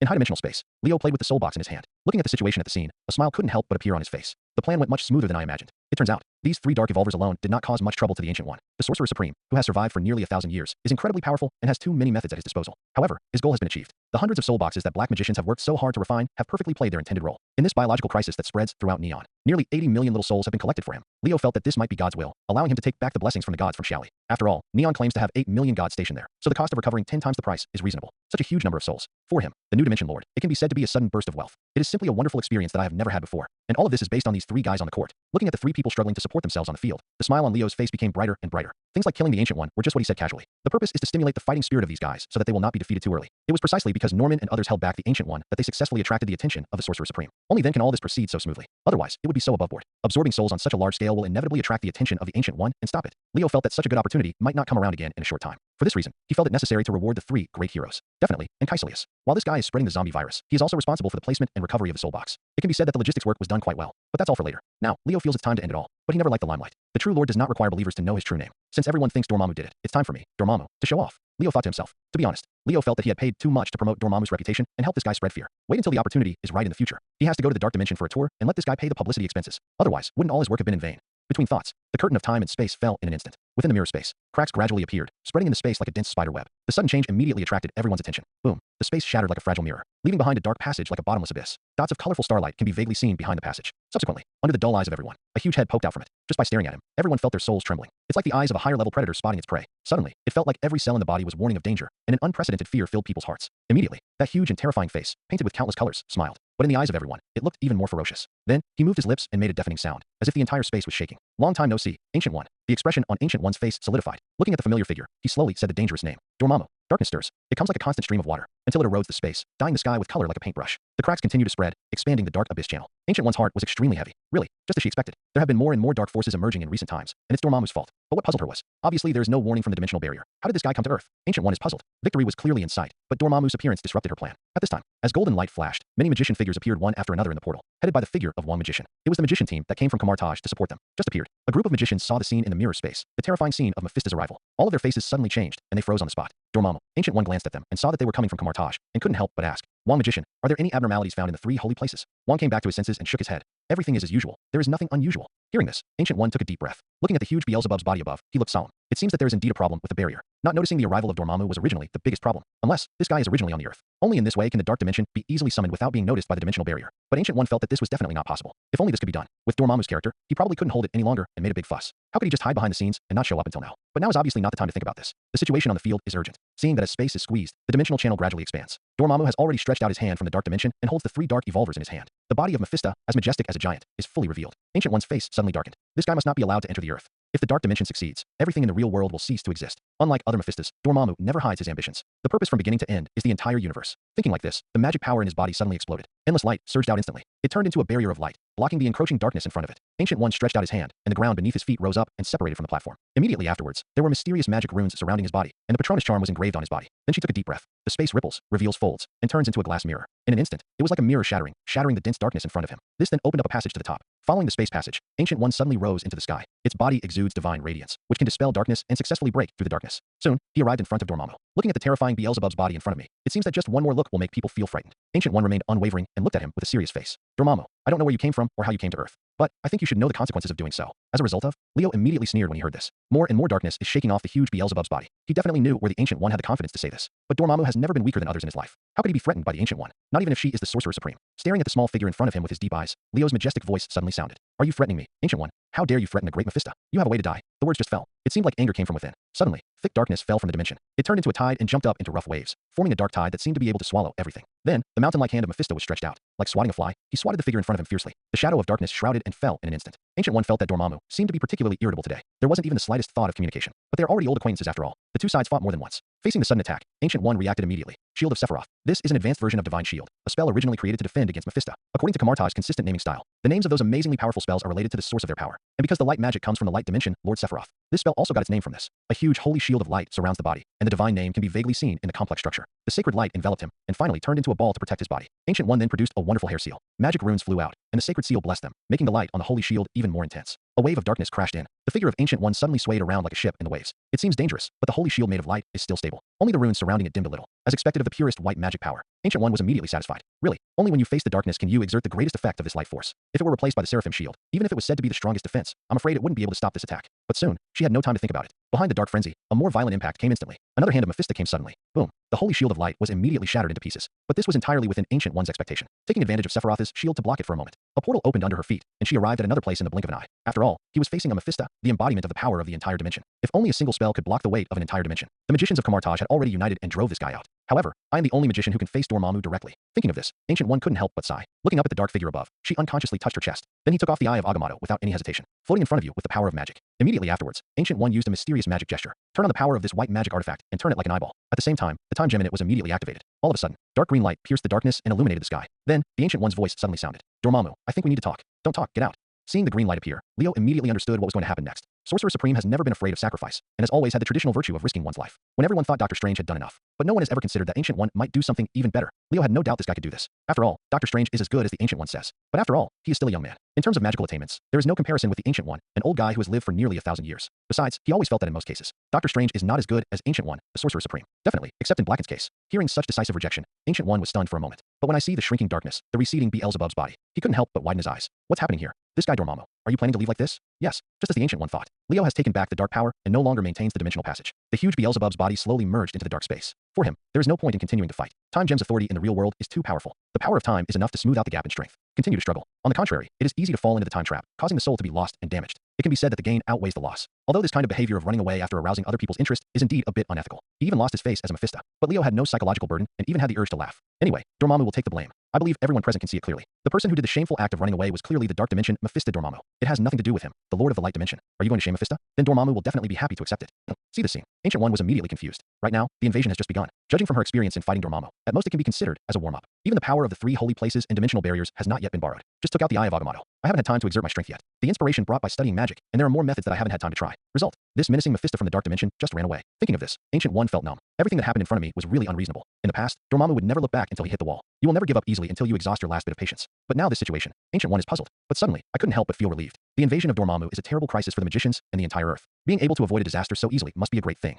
The situation on the field reversed instantly. Seeing the darkness fall, the terrible Mephista invades. After a while, it returned to its original state, and the light bloomed again. The sudden change made the magicians feel as if they were in a dream, and they didn't come back to their senses for a long time. Is this all over? Modu murmured to himself as if he had just woken up from a dream. Stepping out of the portal, Ancient One sighed and responded, yes, it's all over. It wasn't just the darkness that shrouded the sky that accompanied Dormammu's departure. The 3 Dark Evolvers also left the mirror space. The power of darkness has come to an end. The space cracks that spread to the sky were also repaired under the action of cosmic law. Only the broken surface below and countless deep pits and huge caves can vaguely see the traces of the battle. The magicians were in shock, with lingering fears on their faces. After hearing the Ancient One's words, he couldn't help but breathe a sigh of relief and fell into the joy of victory. No, this isn't over yet. A serious voice suddenly sounded. As if a bucket of cold water had been poured on them, the excited expressions on the faces of the magicians suddenly froze. Everyone followed the sound and saw Iron Man walking slowly. Tony quickly came to the Ancient One and said in a deep voice, no offense, Ancient One magician. I didn't want to interrupt your sharing of joy, but in fact, the crisis has not been resolved yet. As he spoke, he cast his gaze to the side. I assume you haven't forgotten why we're here, magician? Hearing this, Modu's eyes suddenly narrowed. As if he remembered something, his face gradually became serious. You mean, zombie virus? Yes. Tony nodded. He took off his visor smoothly and breathed in the fresh air, revealing his serious face. Sensing the confusion in Ancient One's eyes, he gave her a brief introduction. Although we eliminated the darkness, we also defeated the guy named Dormammu. But the terrible zombie virus is still spreading in the outside world. If we don't solve it, I'm afraid humans will still be unable to escape the fate of becoming zombies. Zombie virus? Ancient One was suddenly shocked, and his expression changed drastically. Although she has not experienced it personally, she is not unfamiliar with this thing. On the contrary, it can even be said to be quite familiar. Because when watching the future timeline through Time Gem, she had seen the future of mankind stopped here, destroyed by the terrible zombie virus. Although it is only a minority, but the scene where the whole world turns into a zombie paradise is actually not much better than the arrival of the Dark Dimension. She was really impressed. Have you found out where the source is? Ancient One asked in a deep voice. Modu smiled bitterly and said, although there is no evidence, I'm afraid this is also a conspiracy created by that guy Dormammu. He saw everything the Ancient One did. Although there are still knots and doubts in my heart. But in the face of such a terrible disaster, we can only put aside our grudges for the time being. Dormammu. Ancient One's face suddenly twitched, and he experienced anger for the first time in a long time. She felt that maybe she should have tried to stop it just now. It seems too cheap to let this guy leave like this. No wonder this guy can run so fast. It turns out that there is still such a mess waiting for her to solve. Thinking of this, Ancient One couldn't help but feel itchy with hatred. Dormammu, you deserve to die. If you dare to show up next time, I will definitely not get a good result from you. Pacific Ocean. The huge aerospace carrier is hiding above the thick clouds. In the tactical command room, Nick Fury looked at the virtual image in front of him, and the neon map was clearly listed. But not like usual. At the moment, it was covered with dense, flashing red dots. It seemed to indicate some unusual sign. This is a symbol of nuclear weapons and represents the crystallization of human wisdom. It is also the ultimate weapon build for war so far. The development of things did not go beyond Nick Fury's expectations. Not surprisingly, the Security Council approved his request to use nuclear weapons, and he may have had such a plan secretly. Aircraft carriers and missile vehicles from various countries are already ready, arriving at the preparation location as soon as the order was given, ignited and launched. Neon. Nearly 800 cities have been listed as targets and will be cleaned up one after another. This land will eventually become a desert ruin. The storm created by the detonation of a large number of nuclear weapons will inevitably have global consequences. But compared to the looming zombie crisis, all countries agree that it was all worth it. Neon's sacrifice is valuable and will be remembered by everyone. Nick Fury also agrees with this point of view. After all, he was the one who proposed this plan in the first place. Just Neon is nothing compared to all mankind. Anyway, after this round of zombie crisis, Neon mainland has fallen, and there is not much population left at all. Even if you want to accuse them of crimes, you have to wait until they survive the explosion of a nuclear warhead. Moreover, instead of dying from the virus and turning into zombies in fear, become a man under the light of nuclear weapons and be roasted into charcoal. It's obviously a more humane way to die and more dignified. At least you can experience the feeling of being surrounded by radiation before you die. Maybe I can thank them for their kindness in those little days. Just, when I think of the news coming from the laboratory, Nick Fury suddenly felt melancholy. The antidote to the zombie virus is still far away. Stopping the spread of the virus at the expense of Neon as a whole can indeed work. But this is obviously only a temporary result. Humanity still needs to face the zombie craze. To really solve this crisis, we still need an antidote. At this time, Phil Coulson's surprised voice came to my ears. Director, Tony Stark's call is on. Nick Fury was stunned when he heard this. He calculated the time subconsciously. The nuclear warhead has almost reached the preset detonation point, and soon. Thinking of this, Nick Fury's expression suddenly changed, and he immediately ordered, "Quick, let him run away. Better run far away." The other side, Tokyo, above the Darkland. The original city is now nothing but scorched earth. Only the remains of weapons left in it can show the traces left by human activities here. As soon as I walked out of the mirror space, I received a call from S.H.I.E.L.D. Hearing the urgent shouting in his ears, Tony was suddenly confused. "Run. Why are you running?" He knew nothing about the situation outside and had no idea what changes had taken place. And soon, the voice of Jarvis rang in his ears, making him understand everything. "Signs of a nuclear strike detected. The target is directly above." "What did you say?" Tony's eyes suddenly widened. "Jarvis, are you sure this isn't a joke on me?"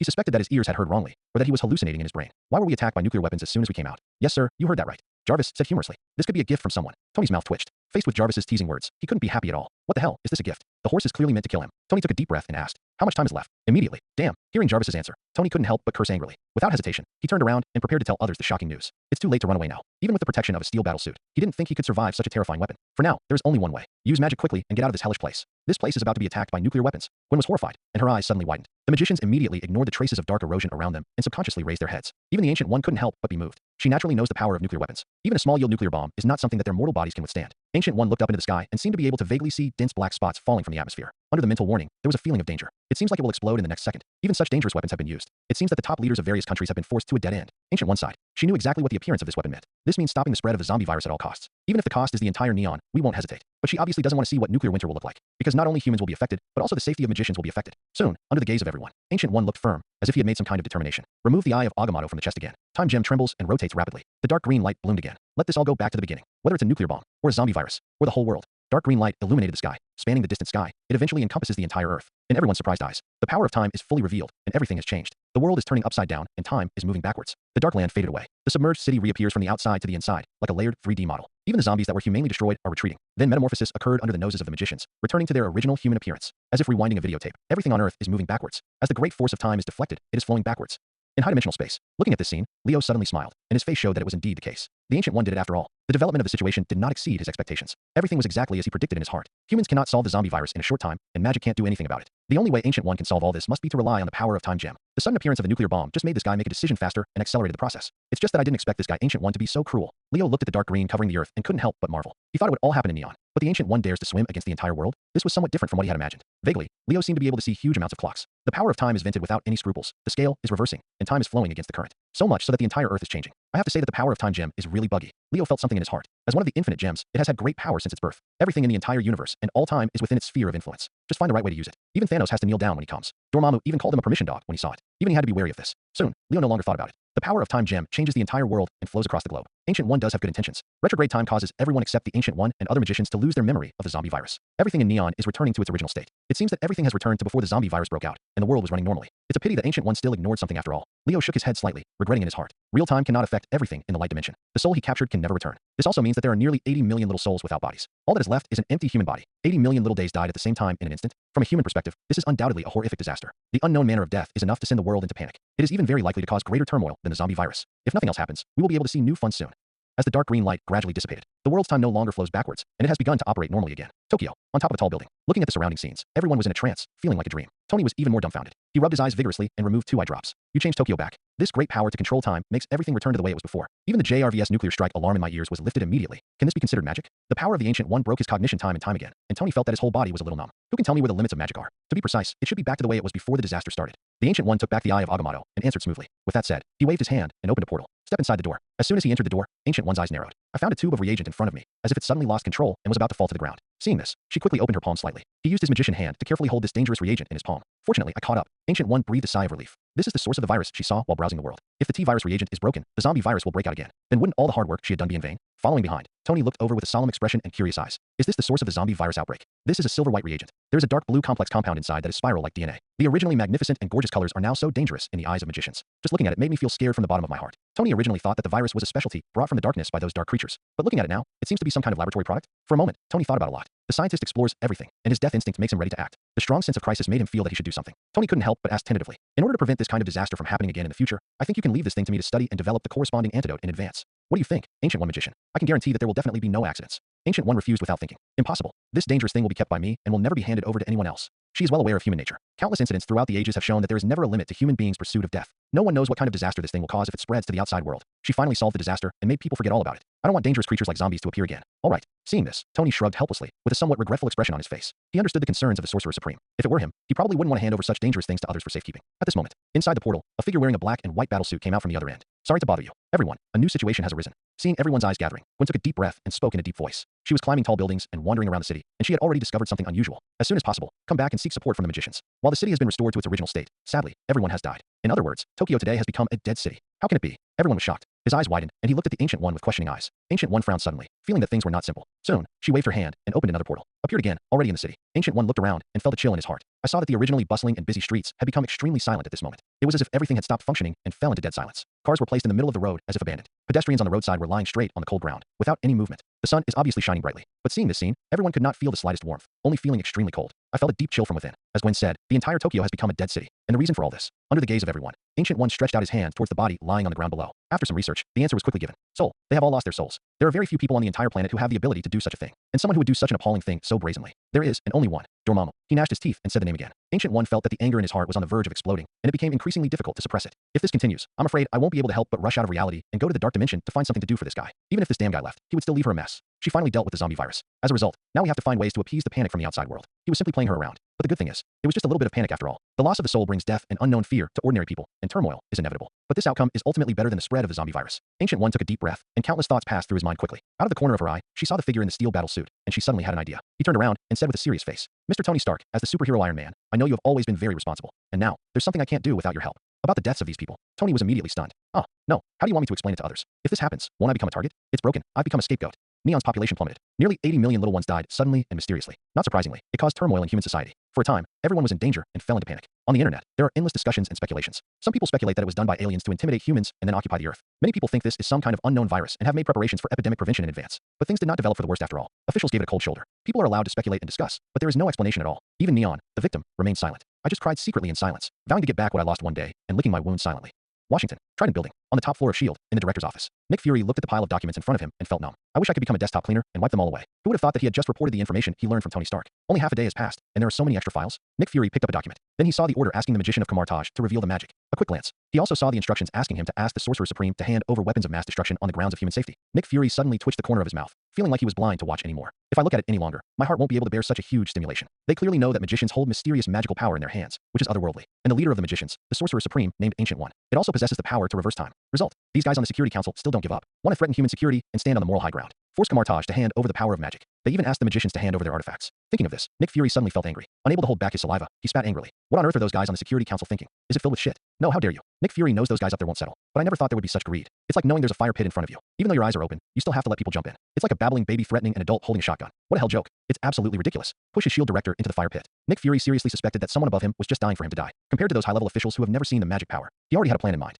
For a strong man like Ancient One who transcends human imagination, he simply does not dare to act rashly. He came to ask for an audience, and it was too late to take the opportunity to visit. How dare you threaten the Security Council? At this time, there was a sudden knock on the door. Then, an old figure walked in quickly. Seeing that familiar figure, Nick Fury suddenly frowned. Why are you here, Free Pierce? The person coming was none other than his old boss, former S.H.I.E.L.D. director Alexander Pierce. No way. Pierce spread his hands, his old face full of helplessness. You also know the current situation. The superiors feel that the power of magic is too terrifying, and they hope to control this dangerous power in their own hands. So they sent me to help you. Despite his advanced age, he is not yet retired. Instead, he holds an important position and is responsible for the handover between the Security Council and S.H.I.E.L.D. Help me. Nick Fury couldn't help but rolled his eyes. He didn't believe this in his heart. If he said it was just to urge him, that's pretty much it. Thinking of this, Nick Fury felt an even greater headache. He felt that he had made a mistake in reporting the information. It would be better to let Tony Stark argue with the top brass of the Security Council. At least this way S.H.I.E.L.D. will have less trouble. Considering that S.H.I.E.L.D. has become increasingly short of funds in recent times, Nick Fury suddenly took a deep breath and made up his mind. Looks like I have to go talk to those magicians. Reassure those guys, and I will convey their request to the magician at Kamartaj. However, I need more financial support. What does it cost to visit a group of isolated magicians? Pierce couldn't help but complain in his heart, but in the end he didn't say it out loud. Anyway, he is only responsible for reporting work. This is not an issue that he should worry about. He just nodded and agreed. No problem. However, there is a condition raised above. I hope to meet the Sorcerer Supreme in person.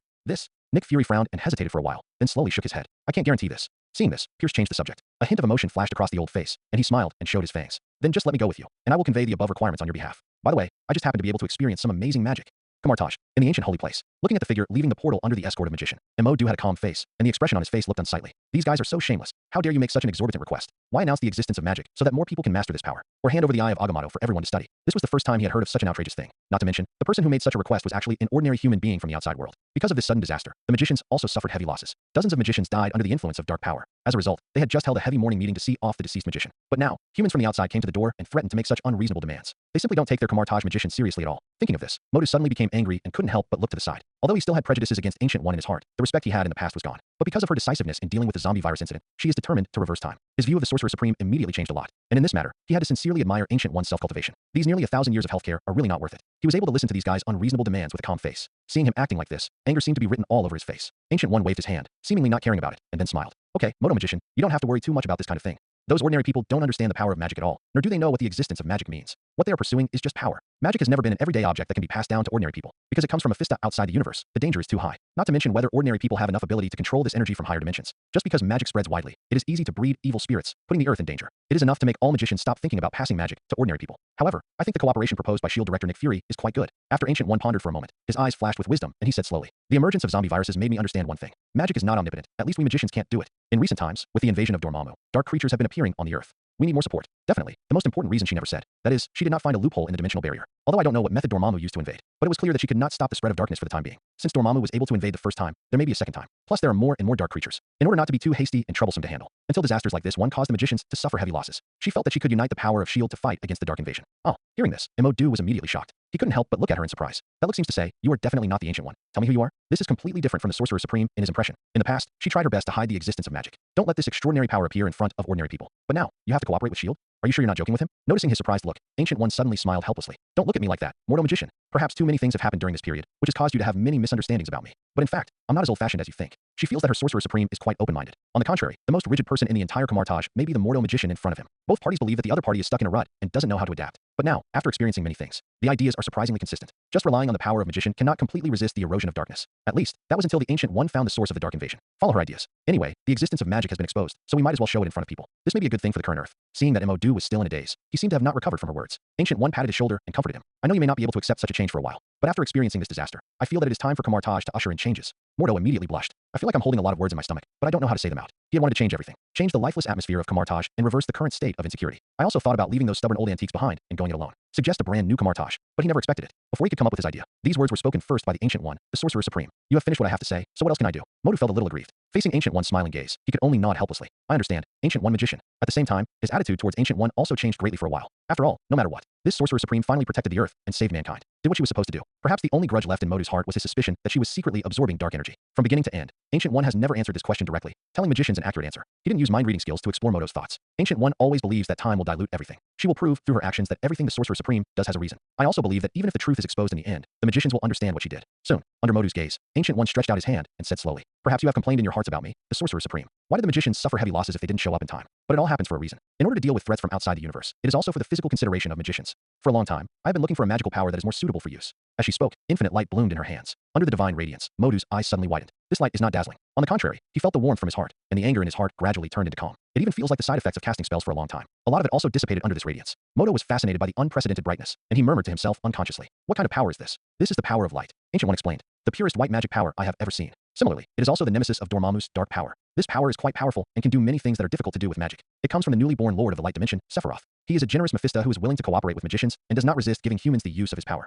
For this reason, after signing a contract with him, I concentrated on retreat and specially developed a series of magic. The purpose is to make this power available to the magicians. Having said this, Ancient One couldn't help but shook his head, looking a little sad. It's a pity that I never expected that so many things would happen during this period. The holy place magicians suffered heavy losses, and the Ancient One felt that he, the Sorcerer Supreme, was not to blame. Because of his own mistakes, he failed to fulfill his responsibilities as the Sorcerer Supreme. And Mo-Du felt extremely guilty in his heart. He was the one who made the decision in the first place, and he made arrogant remarks many times. When such a major loss occurs, one must bear corresponding responsibility for it. But Ancient One didn't blame him, but instead made him feel even more uncomfortable. But soon, under the splash of light, Mo-Du's heart gradually became peaceful. Looking at the power of light in front of him, he felt a little bit dumbfounded, and at the same time, he suddenly felt a little familiar. It seems that I have seen it somewhere before. An idea flashed in his mind, and Mo-Du recalled the battle in the mirror space. His expression suddenly changed, and he said solemnly, Ancient One magician, this power I have seen in Spider-Woman before. As soon as these words came out, Ancient One immediately recalled the scene at that time, and couldn't help but frown. Spider-Woman. If Mo-Du hadn't reminded her, she might have forgotten that this fish slipped through the net. Just like those dark creatures, they are also beings given power by Mephista. Although this is a gift from the light dimension, it represents pure and flawless white magic power. However, this has always been the power of Mephista. She didn't think Mephista was so kind and gave gifts to humans for no reason. This is obviously not in line with the code of conduct of Mephistus. There must be a deeper meaning. Think again of the attack he encountered in the dimensional rift. A sudden kick from behind pushed her into the mirror space. Ancient One's gaze gradually became deeper. She doesn't actually hold a grudge, but I don't know when there was such an unknown strong man on the earth. She felt the need to understand its purpose. Using the power of the time gem, she can easily explore the past. Originally, she was unwilling to shake time so easily and easily deflect the future. But in order to deal with the disaster, she still had to interfere with the running of the world. Now that I've used it all, there's no harm in using it one more time. By the way, you can also try to find out the reason why dark forces appear on the earth. Before that though, about the power of light in Spider-Woman. Ancient One pondered for a moment, and then looked to the side. Magician, you have a closer relationship with S.H.I.E.L.D. They should know the true identity of that superhero. It's up to you to go and invite her to Kamartaj. Modo nodded seriously. Okay. Ancient One sighed unconsciously. I hope this is just an accident. Otherwise, finally sent away the dark dimension Mephista Dormammu. Now another light dimension Mephista Sephiroth appears. Even she, the Sorcerer Supreme, can't withstand such great pressure. You mean, Kamartaj Magician is looking for you? Listening to the voice coming from the other end of the phone, Leo had a thoughtful expression on his face. He didn't remember Gwen's other connections to those holy place magicians. Apart from being forced to help in the last fight against the darkness, there has been no other contact. And Kamartaj Magician suddenly looks for Gwen, the Spider-Woman? All I can say is that it is obviously a hidden secret. Soon, Gwen's slightly distressed voice came from the other end of the phone. According to S.H.I.E.L.D., the Mortal Magician wanted to invite me to Kamartaj to express his gratitude. When she first heard the news, she was inevitably a little excited. But when I thought about it carefully, I felt something was not quite right. Although she and the magicians fought together, they could be considered to have established a friendship. However, this is obviously not enough to break the rules of the magicians, the rules that have been followed for thousands of years. Inviting outsiders into Kamartaj is obviously unconventional. Gwen felt that there must be other reasons. That's why I called him immediately, hoping to ask for GAO's help. If nothing else, it should be related to the light power displayed in you. Leo casually expressed his suspicion. Maybe there is indeed a feeling of gratitude in it. But I'm afraid it's more about exploring the origin of the light power of Spider-Woman. After all, in the eyes of magicians, Gwen is not a magician, but she has access to the power of Mephista from outside the universe. There must be a more important reason. However, for Leo, this is a good opportunity. He has been on Earth for a long time, but he has never met the Supreme Master in person. There is no serious way to walk into Kamartaj and visit this legendary holy place of white magic. I have to say, it's really a pity. Now that I have an opportunity to enter openly, I naturally don't want to miss it. I think you can agree to his invitation, Leo said with a smile. If I personally accompany you, the magicians may not dare to do anything to us. Gwen nodded, the scowl on her face lessening slightly, but he still seemed a little distressed. That being said, I'm still in school.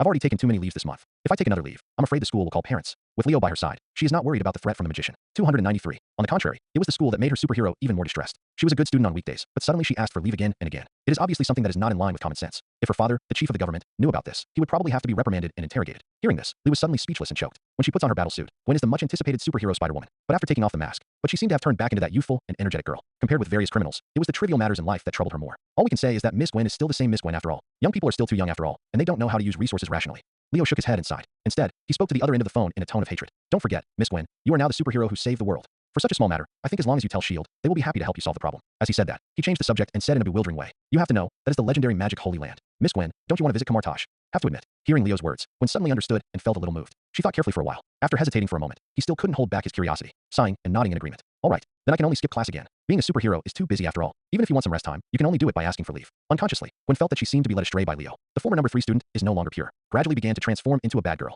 Thinking of this, Gwen sighed unconsciously. This guy Leo is really harmful to people. Washington, Trident Building, S.H.I.E.L.D. headquarters. In the reception room, Nick Fury and Phil Coulson are sitting on the sofa, looking at the figure pacing in front of him with his hands behind his back. The expression on his face showed helplessness. The sudden visit from the mortal magician was indeed something they didn't expect. Nick Fury knew very well how excessive his demands were when he met with the Ancient One yesterday. If Pierce, the Security Council representative, hadn't been watching him, he would never have said those words. The friendship I thought I had finally established with the magicians started to break down, but he never expected it. Just the next day, the Moto Magician came to the door again. The only thing that makes Nick Fury feel lucky is that, perhaps because he was asking for help, the Moto Magician did not accuse him. Although, this guy's dissatisfaction with him was already written on his face. But after all, there is still room for relaxation. Emodu walked around for a long time, waiting left and right, but no one appeared. In the end, I could only look at Nick Fury with a frown. Why hasn't that Spider-Woman come yet? If it weren't for the order given by the Ancient One. According to his idea, he was preparing to cold treat these guys from S.H.I.E.L.D. Let it sit for a few days and let them reflect on what they said. Only by finding another opportunity to come as a savior can the importance of their magician be reflected. At that time, even if we cooperate, we will be able to take the initiative. But at the moment, the order of the Sorcerer Supreme is obviously more important. It concerns Mephista. It is related to the life and death of all mankind on Earth. There is no room for his negligence, and he cannot implement his own ideas. Hearing this, Phil Coulson immediately noticed the glances coming from the side, and the questioning meaning was obvious. Helpless, he could only take out his mobile phone and make contact.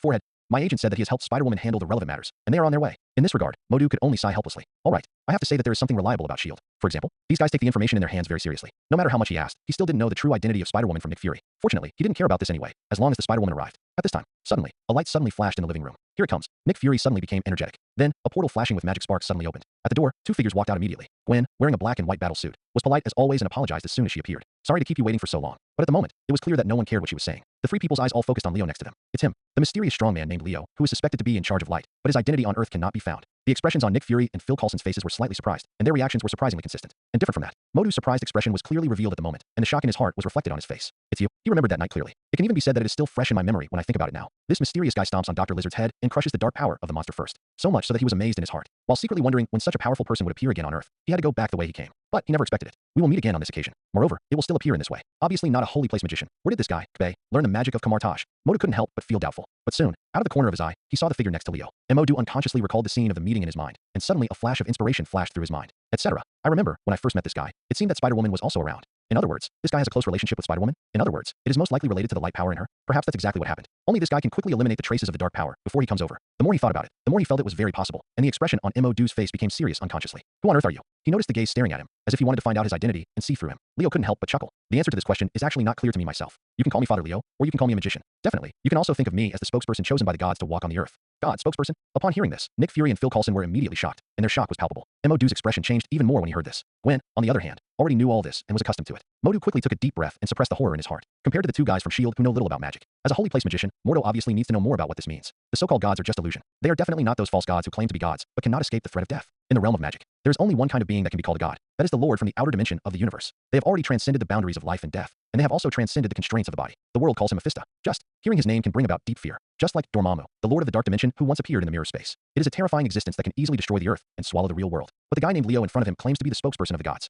Doesn't that mean that this guy has a very close relationship with Mephista? It can even be said that it can exercise Mephista's authority to a considerable extent. Otherwise, I might not dare to be so calm in front of this magician. Thinking of this, Modo couldn't help but feel his mouth go dry and swallowed subconsciously. He forced a smile on his face and said with a bitter smile, "If what you say is true, then I think the Ancient One magician would be happy to talk to you. Originally, they were just fishing. I want to take this opportunity to follow the clues and find out the source of the light power in Spider-Woman appearing on the earth. But unexpectedly, I actually caught a shark. And looking at this guy's calm look, it seems like he can't fake it. 9 times out of 10, what this guy said is the truth." Modu was very worried. He had understood it since the last time they met. With his own strength, there is no way he can do anything to Leo in front of him. Even the magicians have the responsibility to resist invasion and prevent forces from outside the universe from spreading to the earth. He is also powerless and unable to exercise it. The matter can only be left to the Sorcerer Supreme. Leo smiled and nodded. Definitely. I have been a close friend of your Sorcerer Supreme for a long time. It just so happens that I also have some things that I want to talk to her about. Modu felt that these words were profound, but I frowned and thought hard, but I couldn't guess what kind of meaning was hidden in it. In the end, he could only nod his head with a serious face and a heavy heart. In that case, let's go. After saying that, he waved his hand and outlined the magic runes in the void. Immediately, a portal with sparks of magic appeared in front of everyone. Inside the door, you can vaguely see the antique holy place community on the other side. It is Kamartaj, the holy place of white magic. Then, under the leadership of Modu, several people stepped in one after another. In situ, only Nick Fury and Phil Coulson were left looking at each other. It took a long time for Nick Fury to come back to his senses, savor the words of the conversation between the two, and try to decipher the information contained in them. He suddenly thought deeply and said, "Phil Coulson, agent, do you remember the information about Spider-Woman? About what Tony Stark said about her power growing again and the strange light power?" Phil Coulson turned his head and looked over in confusion. Nick Fury seems to be immersed in his own world. His eyes gradually became clear and bright, and then his eyes shone brightly, as if he had discovered some great secret. An excited smile gradually appeared on his face. If my guess is correct, all this is related to Lily just now. He claims to be the spokesman of the gods, and the power of light in Spider-Woman's hands is exactly the power from God. Nick Fury felt like he was gradually understanding everything. Feelings of pride and ambition suddenly arose in my heart. Since Spider-Woman can obtain the gift of the gods, it is not impossible for us S.H.I.E.L.D. to master this calendar zone. The long-lost desire for control arises again. He wanted to seize this opportunity firmly, and then take everything on Earth into your own hands. Seeing this scene, Phil Coulson couldn't help but feel pity. I don't know if the director is under too much pressure recently, or is it just like that as we get older? Or is it the side effect of unlimited serum? Anyway, recently, the S.H.I.E.L.D. director has often been immersed in his own world and entered fantasy time. It made Phil Coulson a little embarrassed to disturb him and expose the beautiful fantasy in his heart. I can only complain secretly in my heart. You don't even think about it. What is the relationship between Spider-Woman and Leo? How many words did S.H.I.E.L.D. have with Leo? Do you still want to be like Spider-Woman and gain power from the gods? Are you worthy?